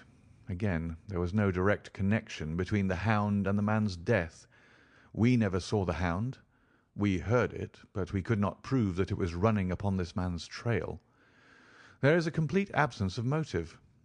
No, my dear fellow, we must reconcile ourselves to the fact that we have no case at present, and that it is worth our while to run any risk in order to establish one." "And how do you propose to do so?" "I have great hopes of what Mrs. Laura Lyons may do for us when the position of affairs is made clear to her. And I have my own plan as well. Sufficient for tomorrow is the evil thereof, but I hope before the day is past to have the upper hand at last." I could draw nothing further from him, and he walked lost in thought as far as the Baskerville gates. "Are you coming up?" "Yes, I see no reason for further concealment. But one last word, Watson. Say nothing of the hound to Sir Henry. Let him think that Selden's death was as Stapleton would have us believe. He will have a better nerve for the ordeal which he will have to undergo tomorrow when he is engaged, if I remember your reporter right, to dine with these people." "And so am I." "Then you must excuse yourself, and he must go alone. That will be easily arranged. And now, if we are too late for dinner, I think that we are both ready for our suppers." Sir Henry was more pleased than surprised to see Sherlock Holmes, for he had for some days been expecting that recent events would bring him down from London. He did raise his eyebrows, however, when he found that my friend had neither any luggage nor any explanations for its absence. Between us, we soon supplied his wants, and then over a belated supper we explained to the baronet as much of our experience as it seemed desirable that he should know. But first I had the unpleasant duty of breaking the news to Barrymore and his wife. To him it may have been an unmitigated relief, but she wept bitterly in her apron. To all the world he was the man of violence, half animal and half demon, but to her he has always remained the little wilful boy of her own girlhood, the child who had clung to her hand. Evil indeed is the man who has not one woman to mourn him. "I've been moping in the house all day since Watson went off in the morning," said the baronet. "I guess I should have some credit, for I have kept my promise. If I hadn't sworn not to go about alone, I might have had a more lively evening, for I had a message from Stapleton asking me over there." "I have no doubt that you would have had a more lively evening," said Holmes dryly. "By the way, I don't suppose you appreciate that we have been mourning over you as having broken your neck." Sir Henry opened his eyes. "How was that?" "This poor wretch was dressed in your clothes. I fear your servant who gave them to him may get into trouble with the police." "That is unlikely. There was no mark on any of them, as far as I know." "That's lucky for him. In fact, it's lucky for all of you, since you are all on the wrong side of the law in this matter. I am not sure that as a conscientious detective my first duty is not to arrest the whole household. Watson's reports are most incriminating documents." "But how about the case?" asked the baronet. "Have you made anything out of the tangle? I don't know that Watson and I are much the wiser since we came down." "I think that I shall be in a position to make the situation rather more clear to you before long. It has been an exceedingly difficult and most complicated business. There are several points upon which we still want light, but it is coming all the same." "We've had one experience, as Watson has no doubt told you. We heard the Hound on the moor, so I can swear that it is not all empty superstition. I had something to do with dogs when I was out west, and I know one when I hear one. If you can muzzle that one and put him on a chain, I'll be ready to swear you are the greatest detective of all time." "I think I will muzzle him and chain him all right if you will give me your help." "Whatever you tell me to do, I will do." "Very good. And I will ask you also to do it blindly, without always asking the reason." "Just as you like." "If you will do this, I think the chances are that our little problem will soon be solved. I have no doubt—" He stopped suddenly and stared fixedly up over my head into the air. The lamp beat upon his face, and so intent was it, and so still, that it might have been that of a clear-cut classical statue, a personification of alertness and expectation. "What is it?" we both cried. I could see, as he looked down, that he was repressing some internal emotion. His features were still composed, but his eyes shone with amused exultation. "Excuse the admiration of a connoisseur," said he, as he waved his hand towards the line of portraits which covered the opposite wall. "Watson won't allow that I know anything of art, but that is mere jealousy because our views upon the subject differ. Now, these are a really very fine series of portraits." "Well, I'm glad to hear you say so," said Sir Henry, glancing with some surprise at my friend. "I don't pretend to know much about these things, and I'd be a better judge of a horse or a steer than of a picture. I didn't know that you found time for such things." "I know what is good when I see it, and I see it now. That's a Nella, I'll swear. That lady in the blue silk over yonder, and the stout gentleman with the wig ought to be a Reynolds. They are all family portraits, I presume." "Every one." "Do you know the names?" "Barrymore has been coaching me in them, and I think I can say my lessons fairly well." "Who is the gentleman with the telescope?" "That is Rear Admiral Baskerville, who served under Rodney in the West Indies. The man with the blue coat and the roll of paper is Sir William Baskerville, who was the chairman of committees of the House of Commons under Pitt." "And this cavalier opposite to me, the one with the black velvet and the lace?" "Ah, you have a right to know about him. That is the cause of all the mischief, the wicked Hugo, who started the Hound of the Baskervilles. We're not likely to forget him." I gazed with interest and some surprise upon the portrait. "Dear me," said Holmes, "he seems a quiet, meek-mannered man enough, but I dare say that there was a lurking devil in his eyes. I had pictured him as a more robust and ruffianly person." "There's no doubt about the authenticity, for the name and the date, 1647, are on the back of the canvas." Holmes said little more, but the picture of the old roisterer seemed to have a fascination for him, and his eyes were continually fixed upon it during supper. It was not until later, when Sir Henry had gone to his room, that I was able to follow the trend of his thoughts. He led me back into the banqueting hall, his bedroom candle in his hand, and he held it up against the time-stained portrait on the wall. "Do you see anything there?"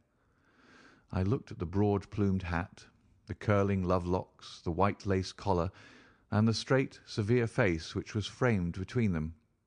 It was not a brutal countenance, but it was prim, hard, and stern, with a firm-set, thin-lipped mouth and a coldly intolerant eye. "Is it like anyone you know?" "There is something of Sir Henry about the jaw." "Just a suggestion, perhaps. But wait an instant." He stood upon a chair, and holding up the light in his left hand, he curved his right arm over the broad hat and round the long ringlets. "Good heavens!" I cried in amazement. The face of Stapleton had sprung out of the canvas. "Ha! You see it now. My eyes have been trained to examine faces and not their trimmings. It is the first quality of a criminal investigator that he should see through a disguise. But this is marvellous. It might be his portrait." "Yes, it is an interesting instance of a throwback, which appears to be both physical and spiritual. A study of family portraits is enough to convert a man to the doctrine of reincarnation. The fellow is a Baskerville, that is evident." "With designs upon the succession?" "Exactly. This chance of the picture has supplied us with one of our most obvious missing links. We have him, Watson. We have him, and I dare swear that before to-morrow night he will be fluttering in our net as helpless as one of his own butterflies. A pin, a cork, and a card, and we add him to the Baker Street collection." He burst into one of his rare fits of laughter as he turned away from the picture. I've not heard him laugh often, and it has always boded ill to somebody. I was up betimes in the morning, but Holmes was afoot earlier still, for I saw him as I dressed, coming up the drive. "Yes, we should have a full day to-day," he remarked, and he rubbed his hands with the joy of action. "The nets are all in place, and the drag is about to begin. We'll know before the day is out whether we have caught our big, lean-jawed pike, or whether he has got through the meshes. Have you been on the moor already?" "I have sent a report from Grimpen to Princetown as to the death of Selden. I think I can promise that none of you will be troubled in the matter, and I have also communicated with my faithful Cartwright, who would certainly have pined away at the door of my hut as a dog does at his master's grave, if I had not set his mind at rest about my safety." "What is the next move?" "To see Sir Henry. Ah, here he is." "Good morning, Holmes," said the baronet. "You look like a general who's planning a battle with his chief of the staff." "That is the exact situation. Watson was asking for orders." "And so do I." "Very good. You are engaged, as I understand, to dine with our friends the Stapletons to-night." "I hope that you'll come also. They are very hospitable people, and I am sure that they would be very glad to see you." "I fear that Watson and I must go to London." "To London?" "Yes, I think that we should be more useful there at the present juncture." The baronet's face perceptibly lengthened. "I hoped that you were going to see me through this business. The Hall and the Moor are not very pleasant places when one is alone." "My dear fellow, you must trust me implicitly, and do exactly what I tell you. You can tell your friends that we should have been happy to come with you, but that urgent business required us to be in town. We hope very soon to return to Devonshire. Will you remember to give them that message?" if you insist upon it." "There is no alternative, I assure you." I saw by the baronet's clouded brow that he was deeply hurt by what he regarded as our desertion. "When do you desire to go?" he asked coldly. "Immediately after breakfast. We will drive into Coombe Tracey, but Watson will leave his things as a pledge that he will come back to you. Watson, you will send a note to Stapleton to tell him that you regret that you cannot come." "I have a good mind to go to London with you," said the baronet. "Why should I stay here alone?" "Because it is your post of duty. Because you gave me your word that you would do as you were told, and I tell you to stay." "All right, then, I'll stay." "One more direction. I wish you to drive to Merripit House. Send back your trap, however, and let them know that you intend to walk home." "To walk across the moor?" "Yes." "But that is the very thing which you have so often cautioned me not to do." "This time you may do it with safety. If I had not every confidence in your nerve and courage, I would not suggest it, but it is essential that you should do it." "Then I will do it." "And as you value your life, do not go across the moor in any direction save along the straight path which leads from Merripit House to the Grimpen Road, and is your natural way home." "I will do just what you say." "Very good. I should be glad to get away as soon after breakfast as possible, so as to reach London in the afternoon." I was much astounded by this programme, though I remembered that Holmes had said to Stapleton on the night before that his visit would terminate next day. It had not crossed my mind, however, that he would wish me to go with him, nor could I understand how we could both be absent at a moment which he himself declared to be critical. There was nothing for it, however, but implicit obedience, so we bade good-bye to our rueful friend, and a couple of hours afterwards we were at the station of Coombe Tracey, and had dispatched the trap upon its return journey. A small boy was waiting upon the platform. "Any orders, sir?" "You will take this train to town, Cartwright.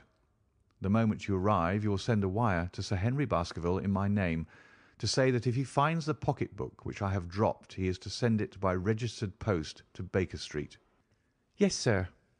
"And ask at the station office if there is a message for me." The boy returned with a telegram which Holmes handed to me. It ran: "Wire received. Coming down with unsigned warrant. Arrive 5:40. Lestrade." That is in answer to mine of this morning. He is the best of the professionals, I think, and we may need his assistance. Now, Watson, I think that we cannot employ our time better than by calling upon your acquaintance, Mrs. Laura Lyons. His plan of campaign was beginning to be evident. He would use the baronet in order to convince the Stapletons that we were really gone, while we should actually return at the instant when we were likely to be needed. That telegram from London, if mentioned by Sir Henry to the Stapletons, must remove the last suspicions from their minds. Already I seem to see our nets drawing closer around that lean-jawed pike. Mrs. Laura Lyons was in her office, and Sherlock Holmes opened his interview with a frankness and directness which considerably amazed her. "I am investigating the circumstances which attended the death of the late Sir Charles Baskerville," said he. "My friend here, Dr. Watson, has informed me of what you have communicated, and also of what you have withheld in connection with that matter." "What have I withheld?" she asked defiantly. "You have confessed that you asked Sir Charles to be at the gate at 10 o'clock. We know that that was the place and hour of his death. You have withheld what the connection is between these events." "There is no connection." "In that case the coincidence must indeed be an extraordinary one. But I think that we shall succeed in establishing a connection after all. I wish to be perfectly frank with you, Mrs. Lyons. We regard this case as one of murder, and the evidence may implicate not only your friend Mr. Stapleton, but his wife as well." The lady sprang from her chair. "His wife?" she cried. "The fact is no longer a secret. The person who has passed for his sister is really his wife." Mrs. Lyons had resumed her seat. Her hands were grasping the arms of her chair, and I saw that the pink nails had turned white with the pressure of her grip. "His wife!" she said again. "His wife! He is not a married man." Sherlock Holmes shrugged his shoulders. "Prove it to me. Prove it to me, and if you can do so—" The fierce flash of her eyes said more than any words. "I have come prepared to do so," said Holmes, drawing several papers from his pocket. "Here is a photograph of the couple taken in York 4 years ago. It is endorsed Mr. and Mrs. Vandeleur, but you will have no difficulty in recognising him and her also, if you know her by sight. Here are 3 written descriptions by trustworthy witnesses of Mr. and Mrs. Vandeleur, who at that time kept St. Oliver's private school. Read them and see if you can doubt the identity of these people." She glanced at them and then looked up at us with the set, rigid face of a desperate woman. "Mr. Holmes," she said, "this man had offered me marriage on condition that I could get a divorce from my husband. He has lied to me, the villain, in every conceivable way. Not one word of truth has he ever told me. And why? Why? I imagined that all was for my own sake, but now I see that I was never anything but a tool in his hands. Why should I preserve faith with him who never kept any with me? Why should I try to shield him from the consequences of his own wicked acts? Ask me what you like, and there is nothing which I shall hold back. One thing I swear to you, and that is that when I wrote the letter I never dreamed of any harm to the old gentleman who had been my kindest friend." "I entirely believe you, madam," said Sherlock Holmes. "The recital of these events must be very painful to you, and perhaps it will make it easier if I tell you what occurred, and you can check me if I make any material mistake. The sending of this letter was suggested to you by Stapleton?" "He dictated it." "I presume that the reason he gave was that you would receive help from Sir Charles for the legal expenses connected with your divorce?" "Exactly." "And then after you had sent the letter he dissuaded you from keeping the appointment?" "He told me that it would hurt his self-respect that any other man should find the money for such an object, and that though he was a poor man himself, he would devote his last penny to removing the obstacles which divided us." "He appears to be a very consistent character. And then you heard nothing until you read the reports of the death in the paper?" "No." "And he made you swear to say nothing about your appointment with Sir Charles?" "He did. He said that the death was a very mysterious one, and that I should certainly be suspected if the facts came out. He frightened me into remaining silent." "Quite so. But you had your suspicions." She hesitated and looked down. "I knew him," she said, "but if he had kept faith with me I should always have done so with him." "I think that on the whole you have had a fortunate escape," said Sherlock Holmes. "You have had him in your power, and he knew it, and yet you are alive. You have been walking for some months very near to the edge of a precipice. We must wish you good morning now, Mrs. Lyons, and it is probable that you will very shortly hear from us again. Our case becomes rounded off, and difficulty after difficulty thins away in front of us," said Holmes, as we stood waiting for the arrival of the express from town. "I shall soon be in the position of being able to put into a single connected narrative one of the most singular and sensational crimes of modern times. Students of criminology will remember the analogous incidents in Godno, in Little Russia, in the year '66, and of course there are the Anderson murders in North Carolina. But this case possesses some features which are entirely its own.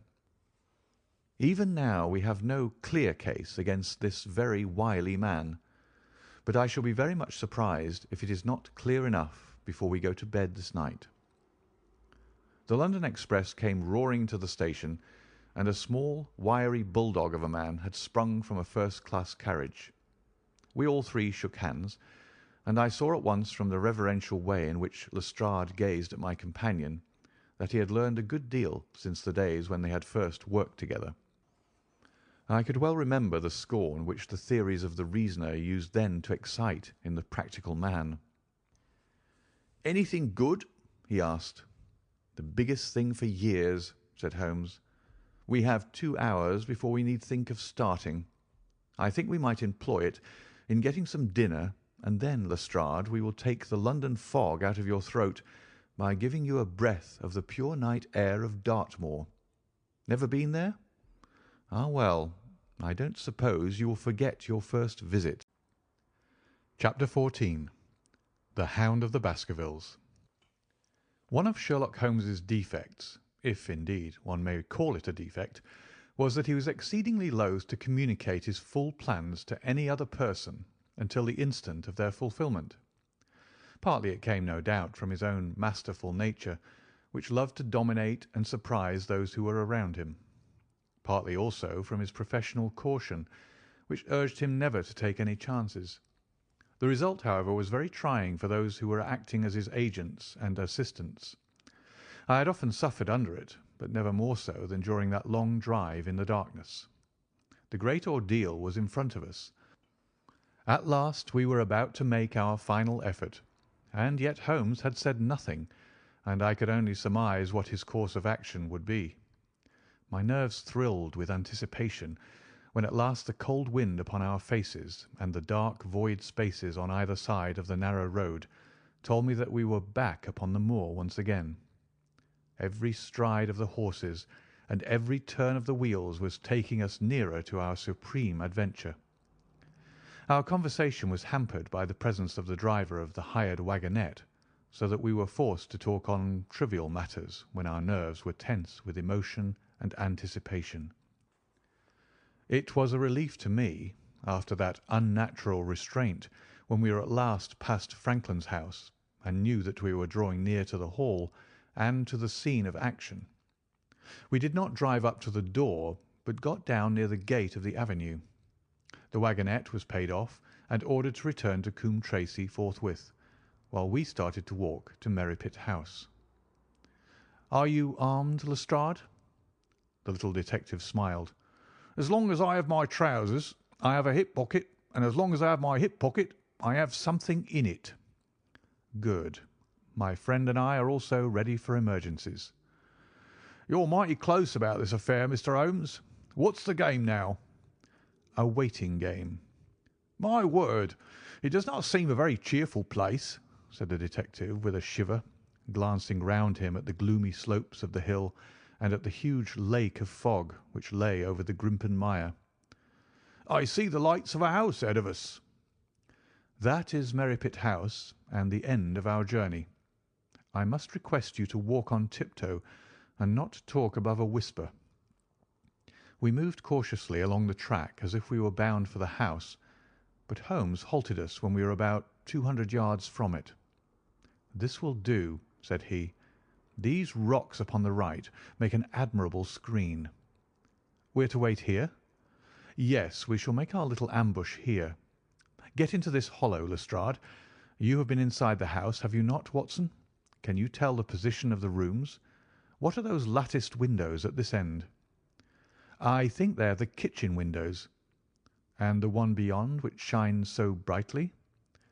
That is certainly the dining room." "The blinds are up. You know the lie of the land best. Creep forward quietly and see what they are doing. But for heaven's sake, don't let them know that they are watched." I tiptoed down the path and stooped behind the low wall which surrounded the stunted orchard. Creeping in its shadow, I reached a point whence I could look straight through the uncurtained window. There were only 2 men in the room, Sir Henry and Stapleton. They sat with their profiles toward me on either side of the round table. Both of them were smoking cigars, and coffee and wine were in front of them. Stapleton was talking with animation, but the baronet looked pale and distrait. Perhaps the thought of that lonely walk across the ill-omened moor was weighing heavily upon his mind. As I watched them, Stapleton rose and left the room, while Sir Henry filled his glass again and leaned back in his chair, puffing at his cigar. I heard the creak of a door and the crisp sound of boots upon the gravel. The steps passed along the path on the other side of the wall under which I crouched. Looking over, I saw the naturalist pause at the door of an outhouse in the corner of the orchard. A key turned in a lock, and as he passed in there was a curious scuffling noise from within. He was only a minute or so inside, and then I heard the key turn once more, and he passed me and re-entered the house. I saw him rejoin his guest, and I crept quietly back to where my companions were waiting to tell them what I had seen. "You say, Watson, that the lady is not there?" Holmes asked when I had finished my report. "No." "Where can she be, since there is no light in any other room except the kitchen?" "I cannot think where she is." I have said that over the great Grimpen Mire there hung a dense white fog. It was drifting slowly in our direction, and banked itself up like a wall on that side of us, low but thick and well defined. The moon shone on it, and it looked like a great shimmering ice field, with the heads of the distant tors as rocks borne upon its surface. Holmes's face was turned towards it, and he muttered impatiently as he watched its sluggish drift. "It's moving towards us, Watson." "Is that serious?" "Very serious indeed. The one thing upon earth which could have disarranged my plans. He can't be very long now. It is already 10 o'clock. Our success, and even his life, may depend upon his coming out before the fog is over the path." The night was clear and fine above us. The stars shone cold and bright, while a half-moon bathed the whole scene in a soft, uncertain light. Before us lay the dark bulk of the house, its serrated roof and bristling chimneys hard outlined against the silver-spangled sky. Broad bars of golden light from the lower windows stretched across the orchard and the moor. One of them was suddenly shut off. The servants had left the kitchen. There only remained the lamp in the dining-room, where the two men, the murderous host and the unconscious guest, still chatted over their cigars. Every minute that white woolly plain which covered one half of the moor was drifting closer and closer to the house. Already the first thin wisps of it were curling across the golden square of the lighted window. The farther wall of the orchard was already invisible, and the trees were standing out of a swirl of a white vapour. As we watched it, the fog wreaths came crawling round both corners of the house, and rolled slowly into one dense bank, on which the upper floor and the roof floated like a strange ship upon a shadowy sea. Holmes struck his hand passionately upon the rock in front of us, and stamped his feet in his impatience. "If he isn't out in a quarter of an hour, the path will be covered. In half an hour we won't be able to see our hands in front of us." "Shall we move further back upon high ground?" "Yes, I think it would be as well." So, as the fog bank flowed onward, we fell back before it until we were half a mile from the house. And still that dense white sea, with the moon silvering its upper edge, swept slowly and inexorably on. "We are going too far," said Holmes. "We dare not take the chance of his being overtaken before he can reach us. At all costs we must hold our ground where we are." He dropped on his knees and clapped his ear to the ground. "Thank God! I think that I hear him coming." A sound of quick steps broke the silence of the moor. Crouching among the stones, we stared intently at the silver-tipped bank in front of us. The steps grew louder, and through the fog as through a curtain there stepped the man whom we were awaiting. He looked around him in surprise as he emerged into the clear starlit night. Then he came swiftly along the path, passed close to where we lay, and went on up the long slope behind us. As he walked, he glanced continually over either shoulder, like a man who is ill at ease. "Hist!" cried Holmes, and I heard the sharp click of a cocking pistol. "Look out! It's coming!" There was a thin, crisp, continuous patter from somewhere in the heart of that crawling bank. The cloud was within 50 yards of where we lay, and we glared at it, all three uncertain what horror was about to break from the heart of it. I was at Holmes's elbow, and I glanced for an instant at his face. It was pale and exultant, his eyes shining brightly in the moonlight. But suddenly they started forward in a rigid, fixed stare, and his lips parted in amazement. At the same instant Lestrade gave a yell of terror and threw himself face downward upon the ground. I sprang to my feet, my inert hand grasping my pistol, my mind paralysed by the dreadful shape which had sprung out upon us from the shadows of the fog. A hound it was, an enormous coal-black hound, but not such a hound as mortal eyes have ever seen. Fire burst from its open mouth. Its eyes glowed with a smouldering glare.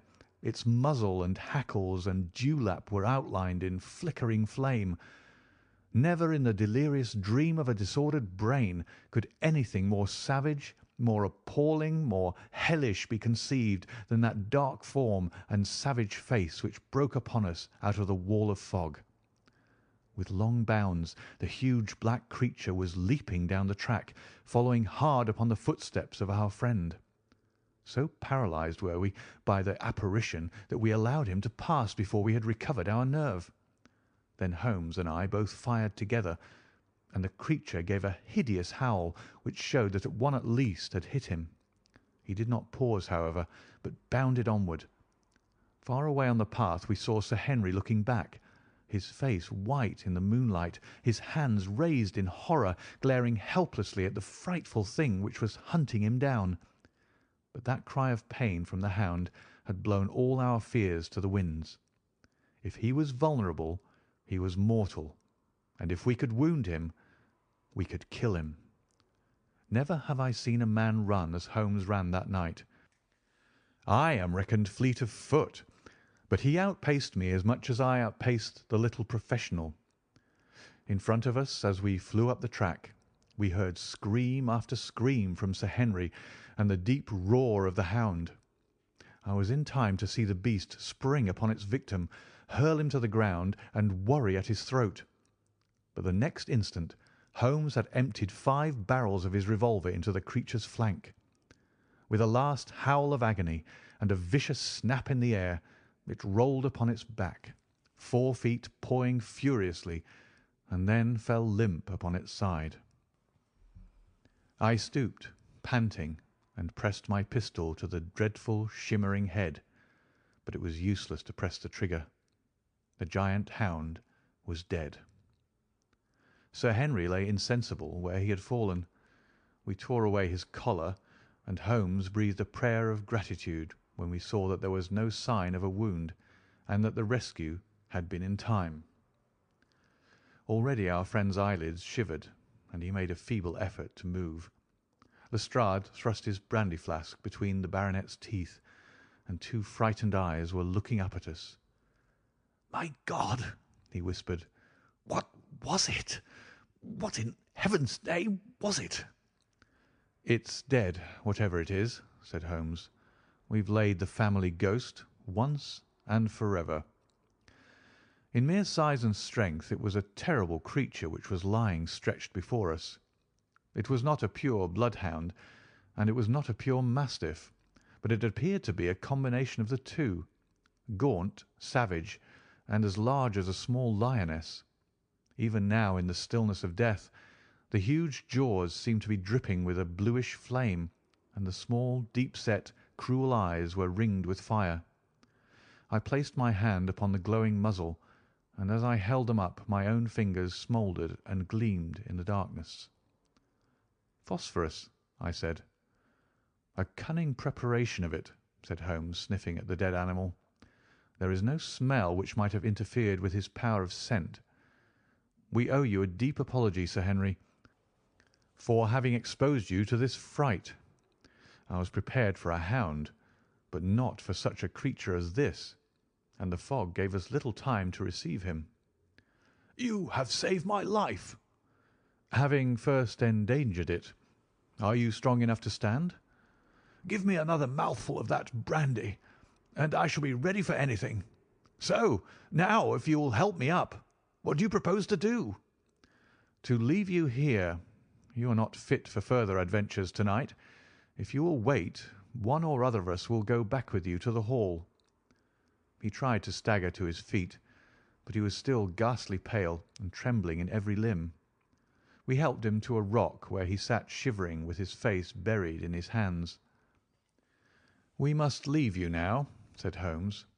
"The rest of our work must be done, and every moment is of importance. We have our case, and now we only want our man.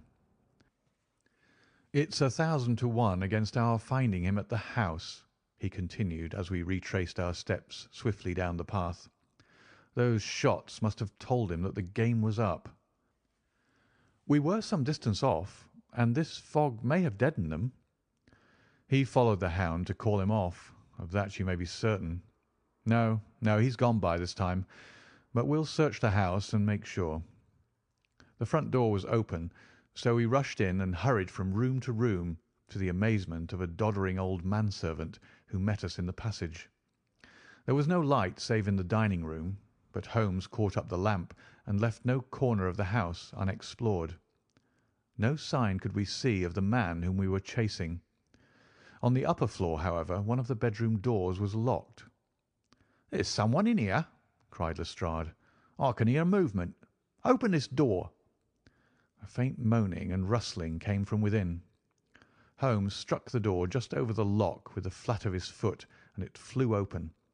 Pistol in hand, we all three rushed into the room. But there was no sign within it of that desperate and defiant villain whom we expected to see. Instead, we were faced by an object so strange and so unexpected that we stood for a moment staring at it in amazement. The room had been fashioned into a small museum, and the walls were lined by a number of glass-topped cases full of that collection of butterflies and moths the formation of which had been the relaxation of this complex and dangerous man. In the centre of this room there was an upright beam which had been placed at some period as a support for the old worm-eaten balk of timber which spanned the roof. To this post a figure was tied, so swathed and muffled in the sheets which had been used to secure it that one could not for the moment tell whether it was that of a man or a woman. One towel passed round the throat and was secured at the back of the pillar. Another covered the lower part of the face, and over it 2 dark eyes. Eyes full of grief and shame and a dreadful questioning stared back at us. In a minute we had torn off the gag, unswathed the bonds, and Mrs. Stapleton sank upon the floor in front of us. As her beautiful head fell upon her chest, I saw the clear red wheal of a whiplash across her neck. "The brute!" cried Holmes. "Here, Lestrade, your brandy bottle. Put her in the chair. She has fainted from ill usage and exhaustion." She opened her eyes again. "Is he safe?" she asked. "Has he escaped?" "He cannot escape us, madam." No, I did not mean my husband. Sir Henry, is he safe?" "Yes."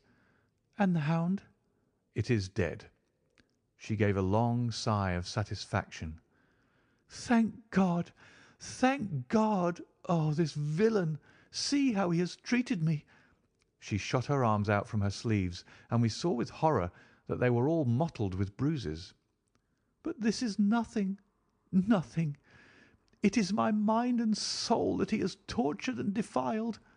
I could endure it all, ill usage, solitude, a life of deception, everything, as long as I could still cling to the hope that I had his love. But now I know that in this also I have been his dupe and his tool." She broke into a passionate sobbing as she spoke. "You bear him no good will, madam," said Holmes. "Tell us, then, where we shall find him. If you have ever aided him in evil, help us now and so atone." "There is but one place where he can have fled," she answered. "There is an old tin mine on an island in the heart of the mire. It was there that he kept his hound, and there also he had made preparations so that he might have a refuge.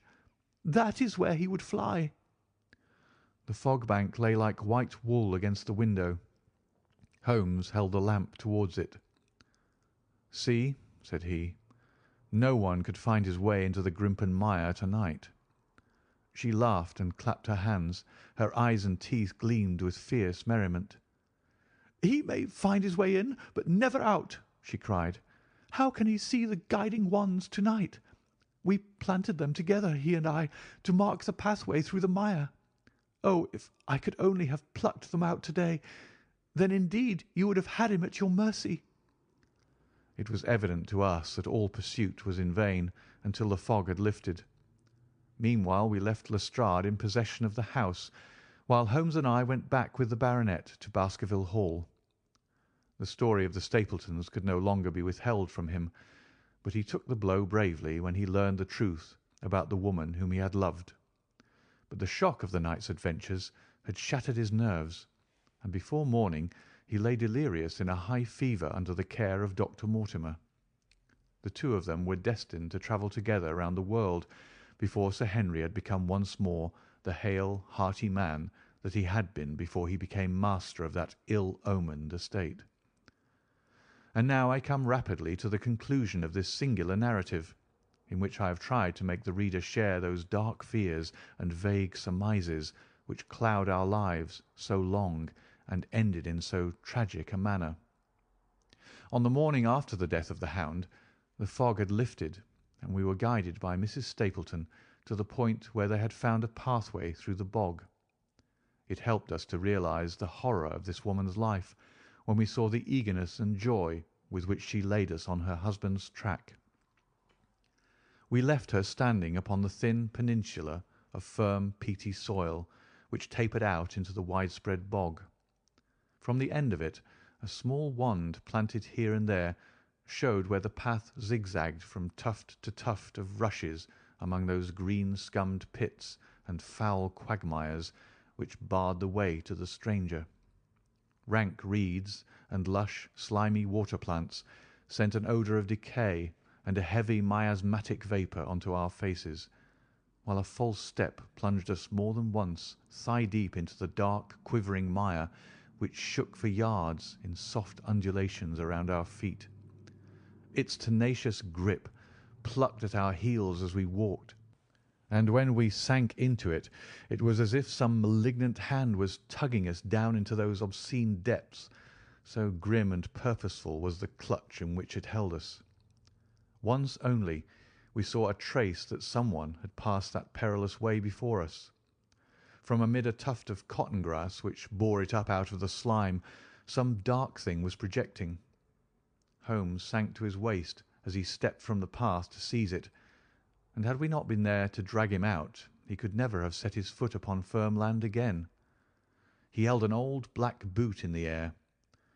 "Myers, Toronto," was printed on the leather inside. "It is worth a mud bath," said he. "It is our friend Sir Henry's missing boot." Thrown here by Stapleton in his flight. Exactly. He retained it in his hand after using it to set the Hound upon the track. He fled when he knew the game was up, still clutching it, and he hurled it away at this point of his flight. We know at least that he came so far in safety. But more than that we were never destined to know, though there was much which we might surmise. There was no chance of finding footsteps in the mire, for the rising mud oozed swiftly in upon them, but as we at last reached firmer ground beyond the morass, we all looked eagerly for them. But no slightest sign of them ever met our eyes. If the earth told a true story, then Stapleton never reached that island of refuge towards which he struggled through the fog upon that last night.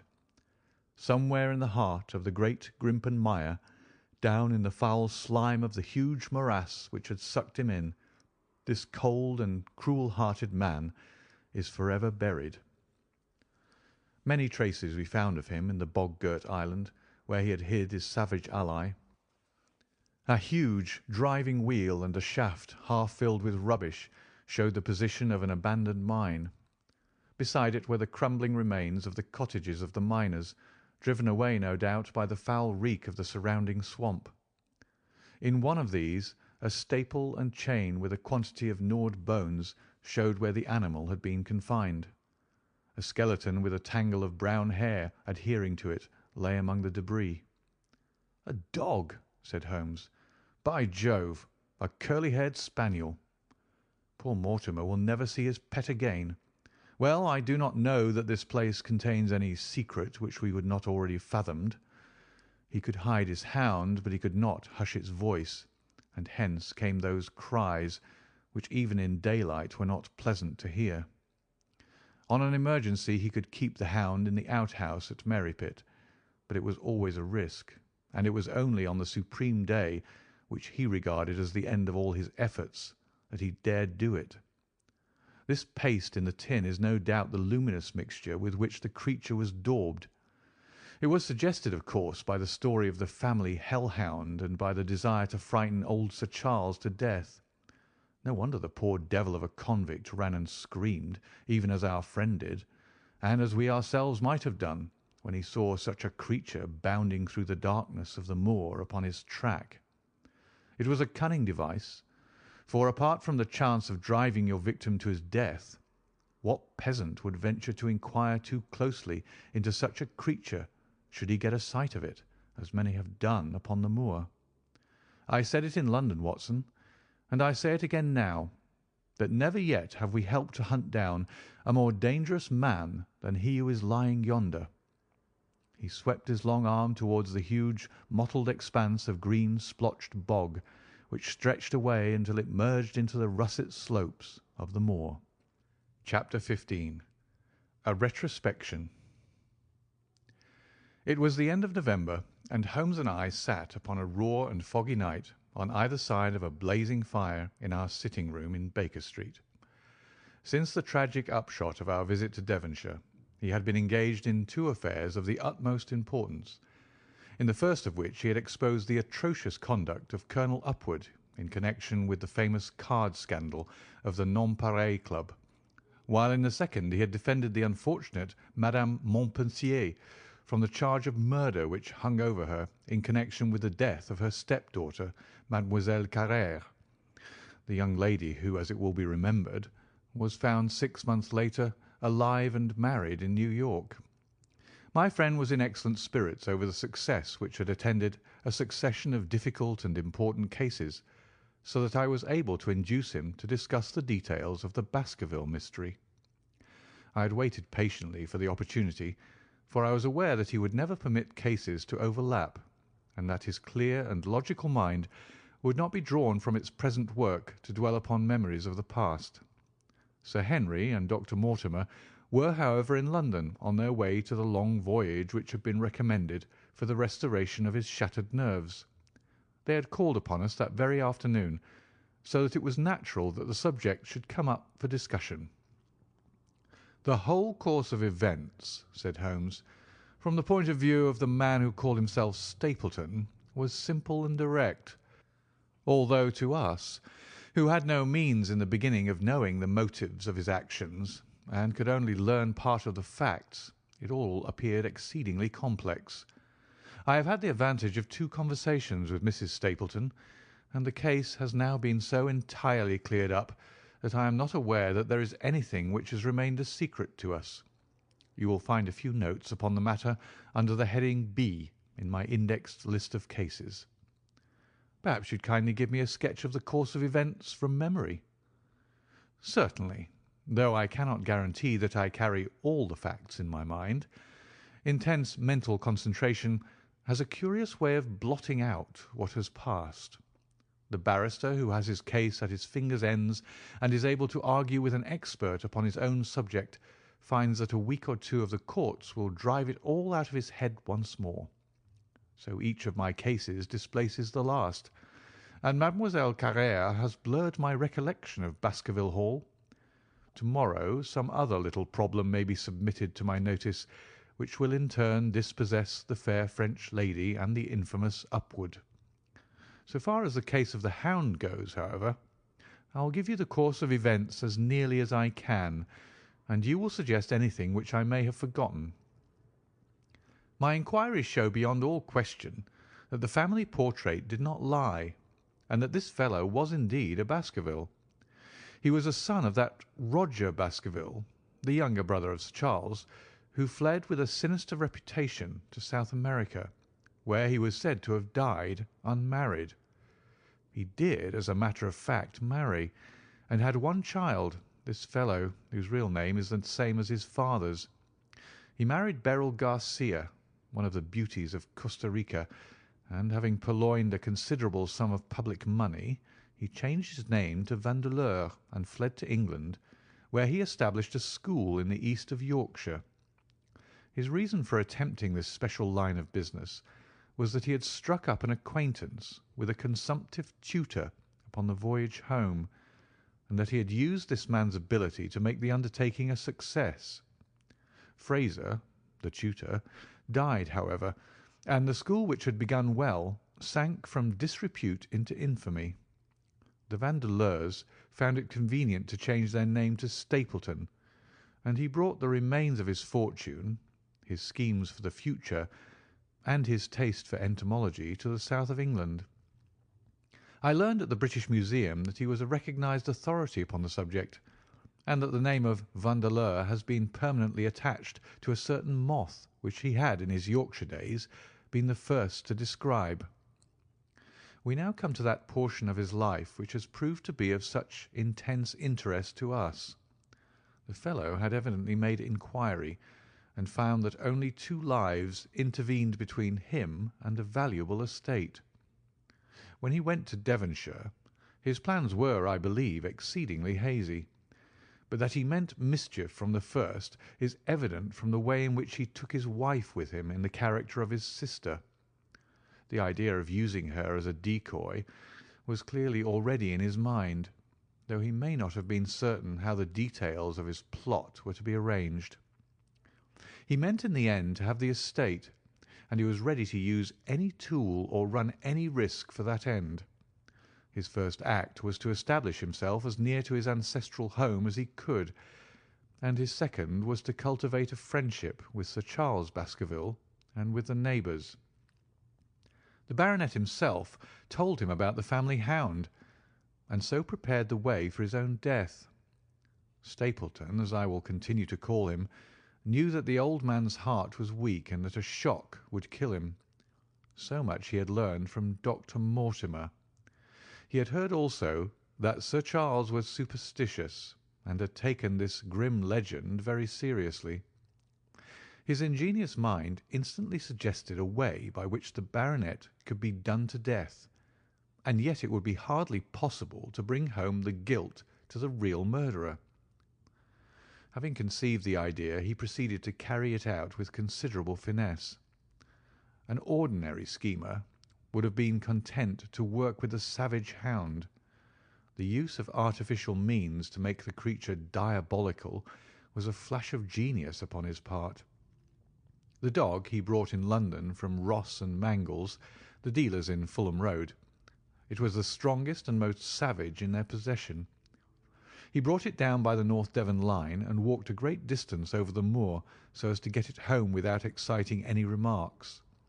He had already on his insect hunts learned to penetrate the Grimpen mire, and so had found a safe hiding-place for the creature. Here he kennelled it and waited his chance. But it was some time coming. The old gentleman could not be decoyed outside of his grounds at night. Several times Stapleton lurked about with his hound, but without avail. It was during these fruitless quests that he, or rather his ally, was seen by peasants, and that the legend of the demon dog received a new confirmation. He had hoped that his wife might lure Sir Charles to his ruin, but here she proved unexpectedly independent. She would not endeavour to entangle the old gentleman in a sentimental attachment which might deliver him over to his enemy. Threats, and even, I am sorry to say, blows refused to move her. She would have nothing to do with it, and for a time Stapleton was at a deadlock. He found a way out of his difficulties through the chance that Sir Charles, who had conceived a friendship for him, made him the minister of his charity in the case of this unfortunate woman, Mrs. Laura Lyons. By representing himself as a single man, he acquired complete influence over her, and he gave her to understand that in the event of her obtaining a divorce from her husband, he would marry her. His plans were suddenly brought to a head by his knowledge that Sir Charles was about to leave the Hall on the advice of Dr. Mortimer, with whose opinion he himself pretended to coincide. He must act at once, or his victim might get beyond his power. He therefore put pressure upon Mrs. Lyons to write this letter, imploring the old man to give her an interview on the evening before his departure for London. He then, by a specious argument, prevented her from going, and so had the chance for which he had waited. Driving back in the evening from Coombe Tracey, he was in time to get his hound, to treat it with his infernal paint, and to bring the beast round to the gate at which he had reason to expect that he would find the old gentleman waiting. The dog, incited by his master, sprang over the wicket gate and pursued the unfortunate baronet, who fled screaming down the yew alley. In that gloomy tunnel it must indeed have been a dreadful sight to see that huge black creature, with its flaming jaws and blazing eyes, bounding after its victim. He fell dead at the end of the alley from heart disease and terror. The hound had kept upon the grassy border while the baronet had run down the path, so that no track but the man's was visible. On seeing him lying still, the creature had probably approached to sniff at him, but finding him dead, had turned away again. It was then that it left the print which was actually observed by Dr. Mortimer.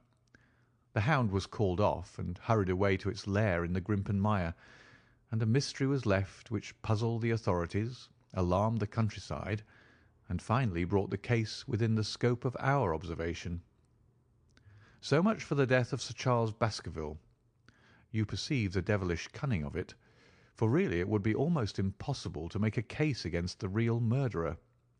His only accomplice was one who could never give him away, and the grotesque, inconceivable nature of the device only served to make it more effective. Both of the women concerned in the case, Mrs. Stapleton and Mrs. Laura Lyons, were left with a strong suspicion against Stapleton. Mrs. Stapleton knew that he had designs upon the old man, and also of the existence of the hound. Mrs. Lyons knew neither of these things, but had been impressed by the death occurring at the time of an uncancelled appointment which was only known to him. However, both of them were under his influence, and he had nothing to fear from them. The first half of his task was successfully accomplished, but the more difficult still remained. It is possible that Stapleton did not know of the existence of an heir in Canada. In any case, he would very soon learn it from his friend Dr. Mortimer, and he was told by the latter all details about the arrival of Henry Baskerville. Stapleton's first idea was that this young stranger from Canada might possibly be done to death in London without coming down to Devonshire at all. He distrusted his wife ever since she had refused to help him in laying a trap for the old man, and he dared not leave her long out of his sight for fear he should lose his influence over her.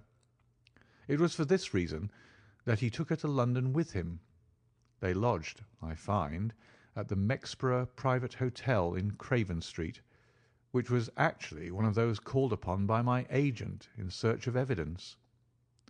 Here he kept his wife, imprisoned in her room while he disguised in a beard, followed Dr. Mortimer to Baker Street, and afterwards to the station and to the Northumberland Hotel. His wife had some inkling of his plans, but she had such a fear of her husband, a fear founded upon brutal ill-treatment, that she dare not write to warn the man whom she knew to be in danger. If the letter should fall into Stapleton's hands, her own life would not be safe. Eventually, as we know, she adopted the expedient of cutting out the words which would form the message, and addressing the letter in a disguised hand. It reached the baronet, and gave him the first warning of his danger. It was very essential for Stapleton to get some article of Sir Henry's attire, so that in case he was driven to use the dog, he might always have the means of setting him upon his track. With characteristic promptness and audacity, he set about this at once, and we cannot doubt that the boots or chambermaid of the hotel was well bribed to help him in his design. By chance, however, the first boot which was procured for him was a new one, and therefore useless for his purpose. He then had it returned and obtained another, a most instructive incident, since it proved conclusively to my mind that we were dealing with a real hound, as no other supposition could explain this anxiety to obtain an old boot, and this indifference to a new one. The more outré and grotesque an incident is, the more carefully it deserves to be examined, and the very point which appears to complicate a case is, when duly considered and scientifically handled, the one which is most likely to elucidate it. Then we had the visit from our friends next morning, shadowed always by Stapleton in the cab. From his knowledge of our rooms and of my appearance, as well as from his general conduct, I am inclined to think that Stapleton's career of crime has been by no means limited to this single Baskerville affair. It is suggestive that during the last 3 years there have been 4 considerable burglaries in the West Country, for none of which was any criminal ever arrested. The last of these, at Folkestone Court, in May, was remarkable for the cold-blooded pistolling of the page, who surprised the masked and solitary burglar. I cannot doubt that Stapleton recruited his waning resources in this fashion, and that for years he had been a desperate and dangerous man. We had an example of his readiness of resource that morning when he got away from us so successfully, and also of his audacity in sending back my own name to me through the cabman. From that moment he understood that I had taken over the case in London, and that therefore there was no chance for him there. He returned to Dartmoor, and awaited the arrival of the baronet. "One moment," said I. "You have no doubt described the sequence of events correctly, but there's one point which you have left unexplained. What became of the hound when its master was in London?" "I have given some attention to this matter, and it is undoubtedly of importance. There can be no question that Stapleton had a confidant, though it is unlikely that he ever placed himself in his power by sharing all his plans with him. There was an old manservant at Merripit House whose name was Anthony. His connection with the Stapletons can be traced for several years, as far back as the schoolmastering days, so that he must have been aware that his master and mistress were really husband and wife. This man has disappeared, and has escaped from the country. It is suggestive that Anthony is not a common name in England, while Antonio is so in all Spanish or Spanish-American countries. The man, like Mrs. Stapleton herself, spoke good English, but with a curious lisping accent. I have myself seen this old man cross the Grimpen Mire by the path which Stapleton had marked out. It is very probable, therefore, that in the absence of his master it was he who cared for the hound, though he may never have known the purpose for which the beast was used. The Stapletons then went down to Devonshire, whither they were soon followed by Sir Henry and you. One word now as to how I stood myself at that time. It may possibly recur to your memory that when I examined the paper upon which the printed words were fastened, I made a close inspection for the watermark. In doing so I held it within a few inches of my eyes, and was conscious of a faint smell of the scent known as white jessamine.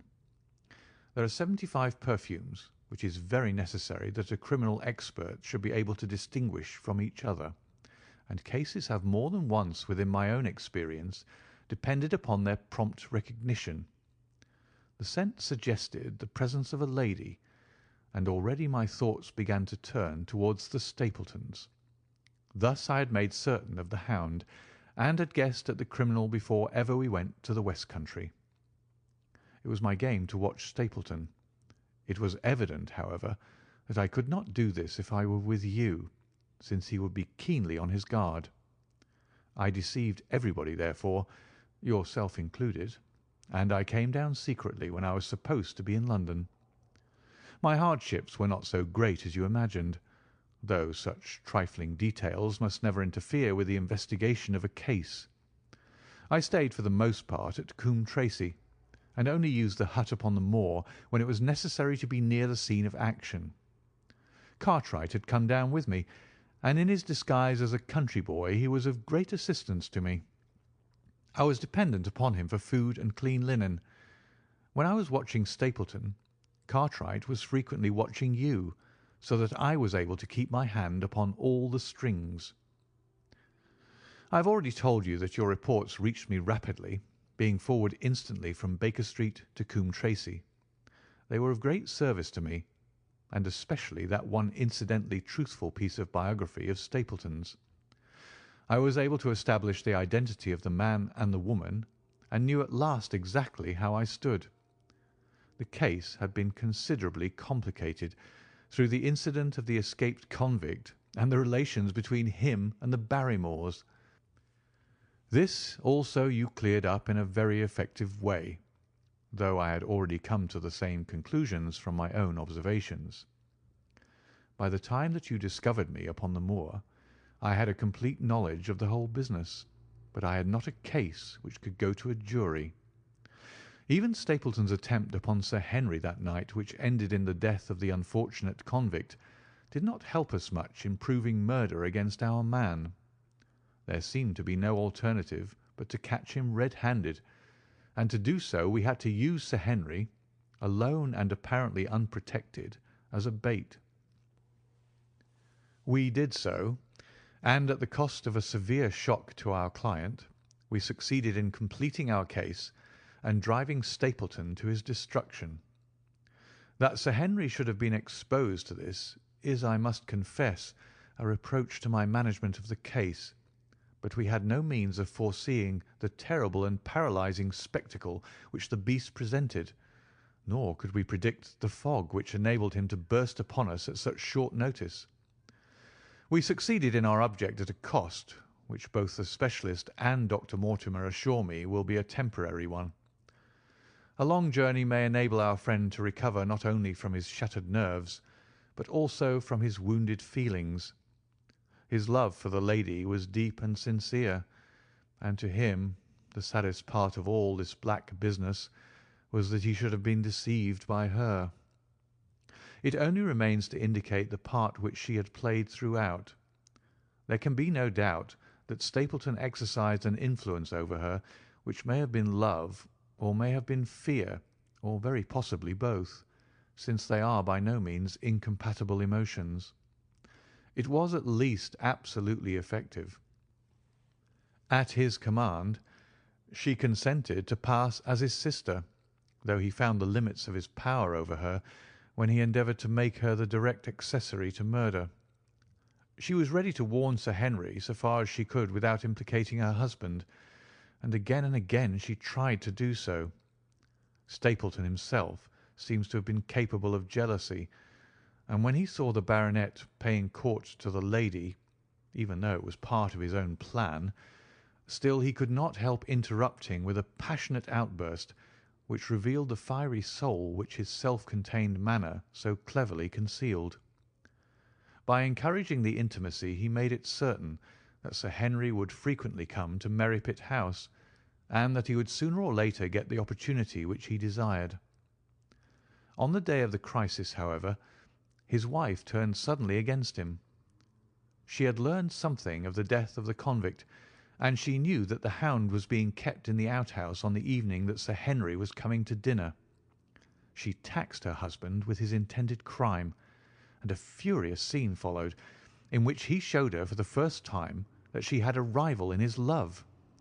Her fidelity turned in an instant to bitter hatred, and he saw that she would betray him. He tied her up, therefore, that she might have no chance of warning Sir Henry, and he hoped, no doubt, that when the whole countryside put down the baronet's death to the curse of his family, as they certainly would do, he could win his wife back to accept an accomplished fact, and to keep silent upon what she knew.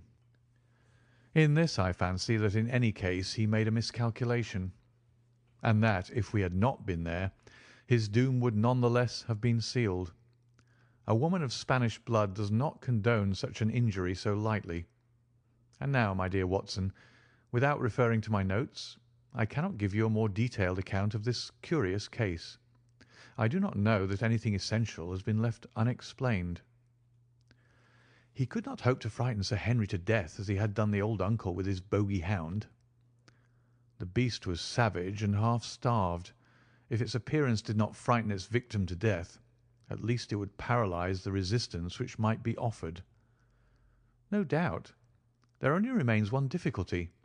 If Stapleton came into the succession, how could he explain the fact that he, the heir, had been living unannounced under another name so close to the property?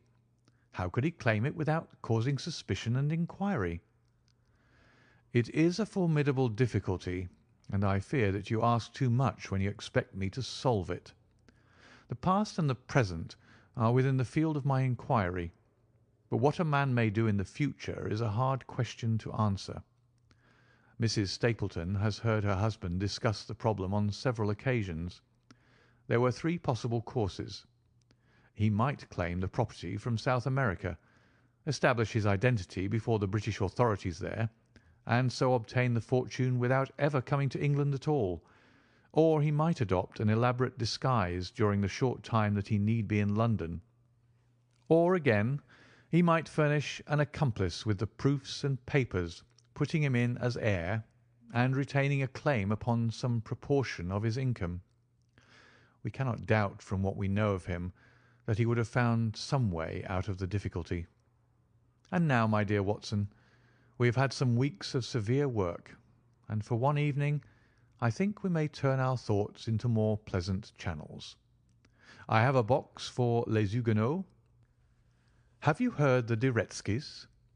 Might I trouble you then to be ready in half an hour, and we can stop at Marcini's for a little dinner on the way. End of chapter 15, and the end of The Hound of the Baskervilles by Sir Arthur Conan Doyle.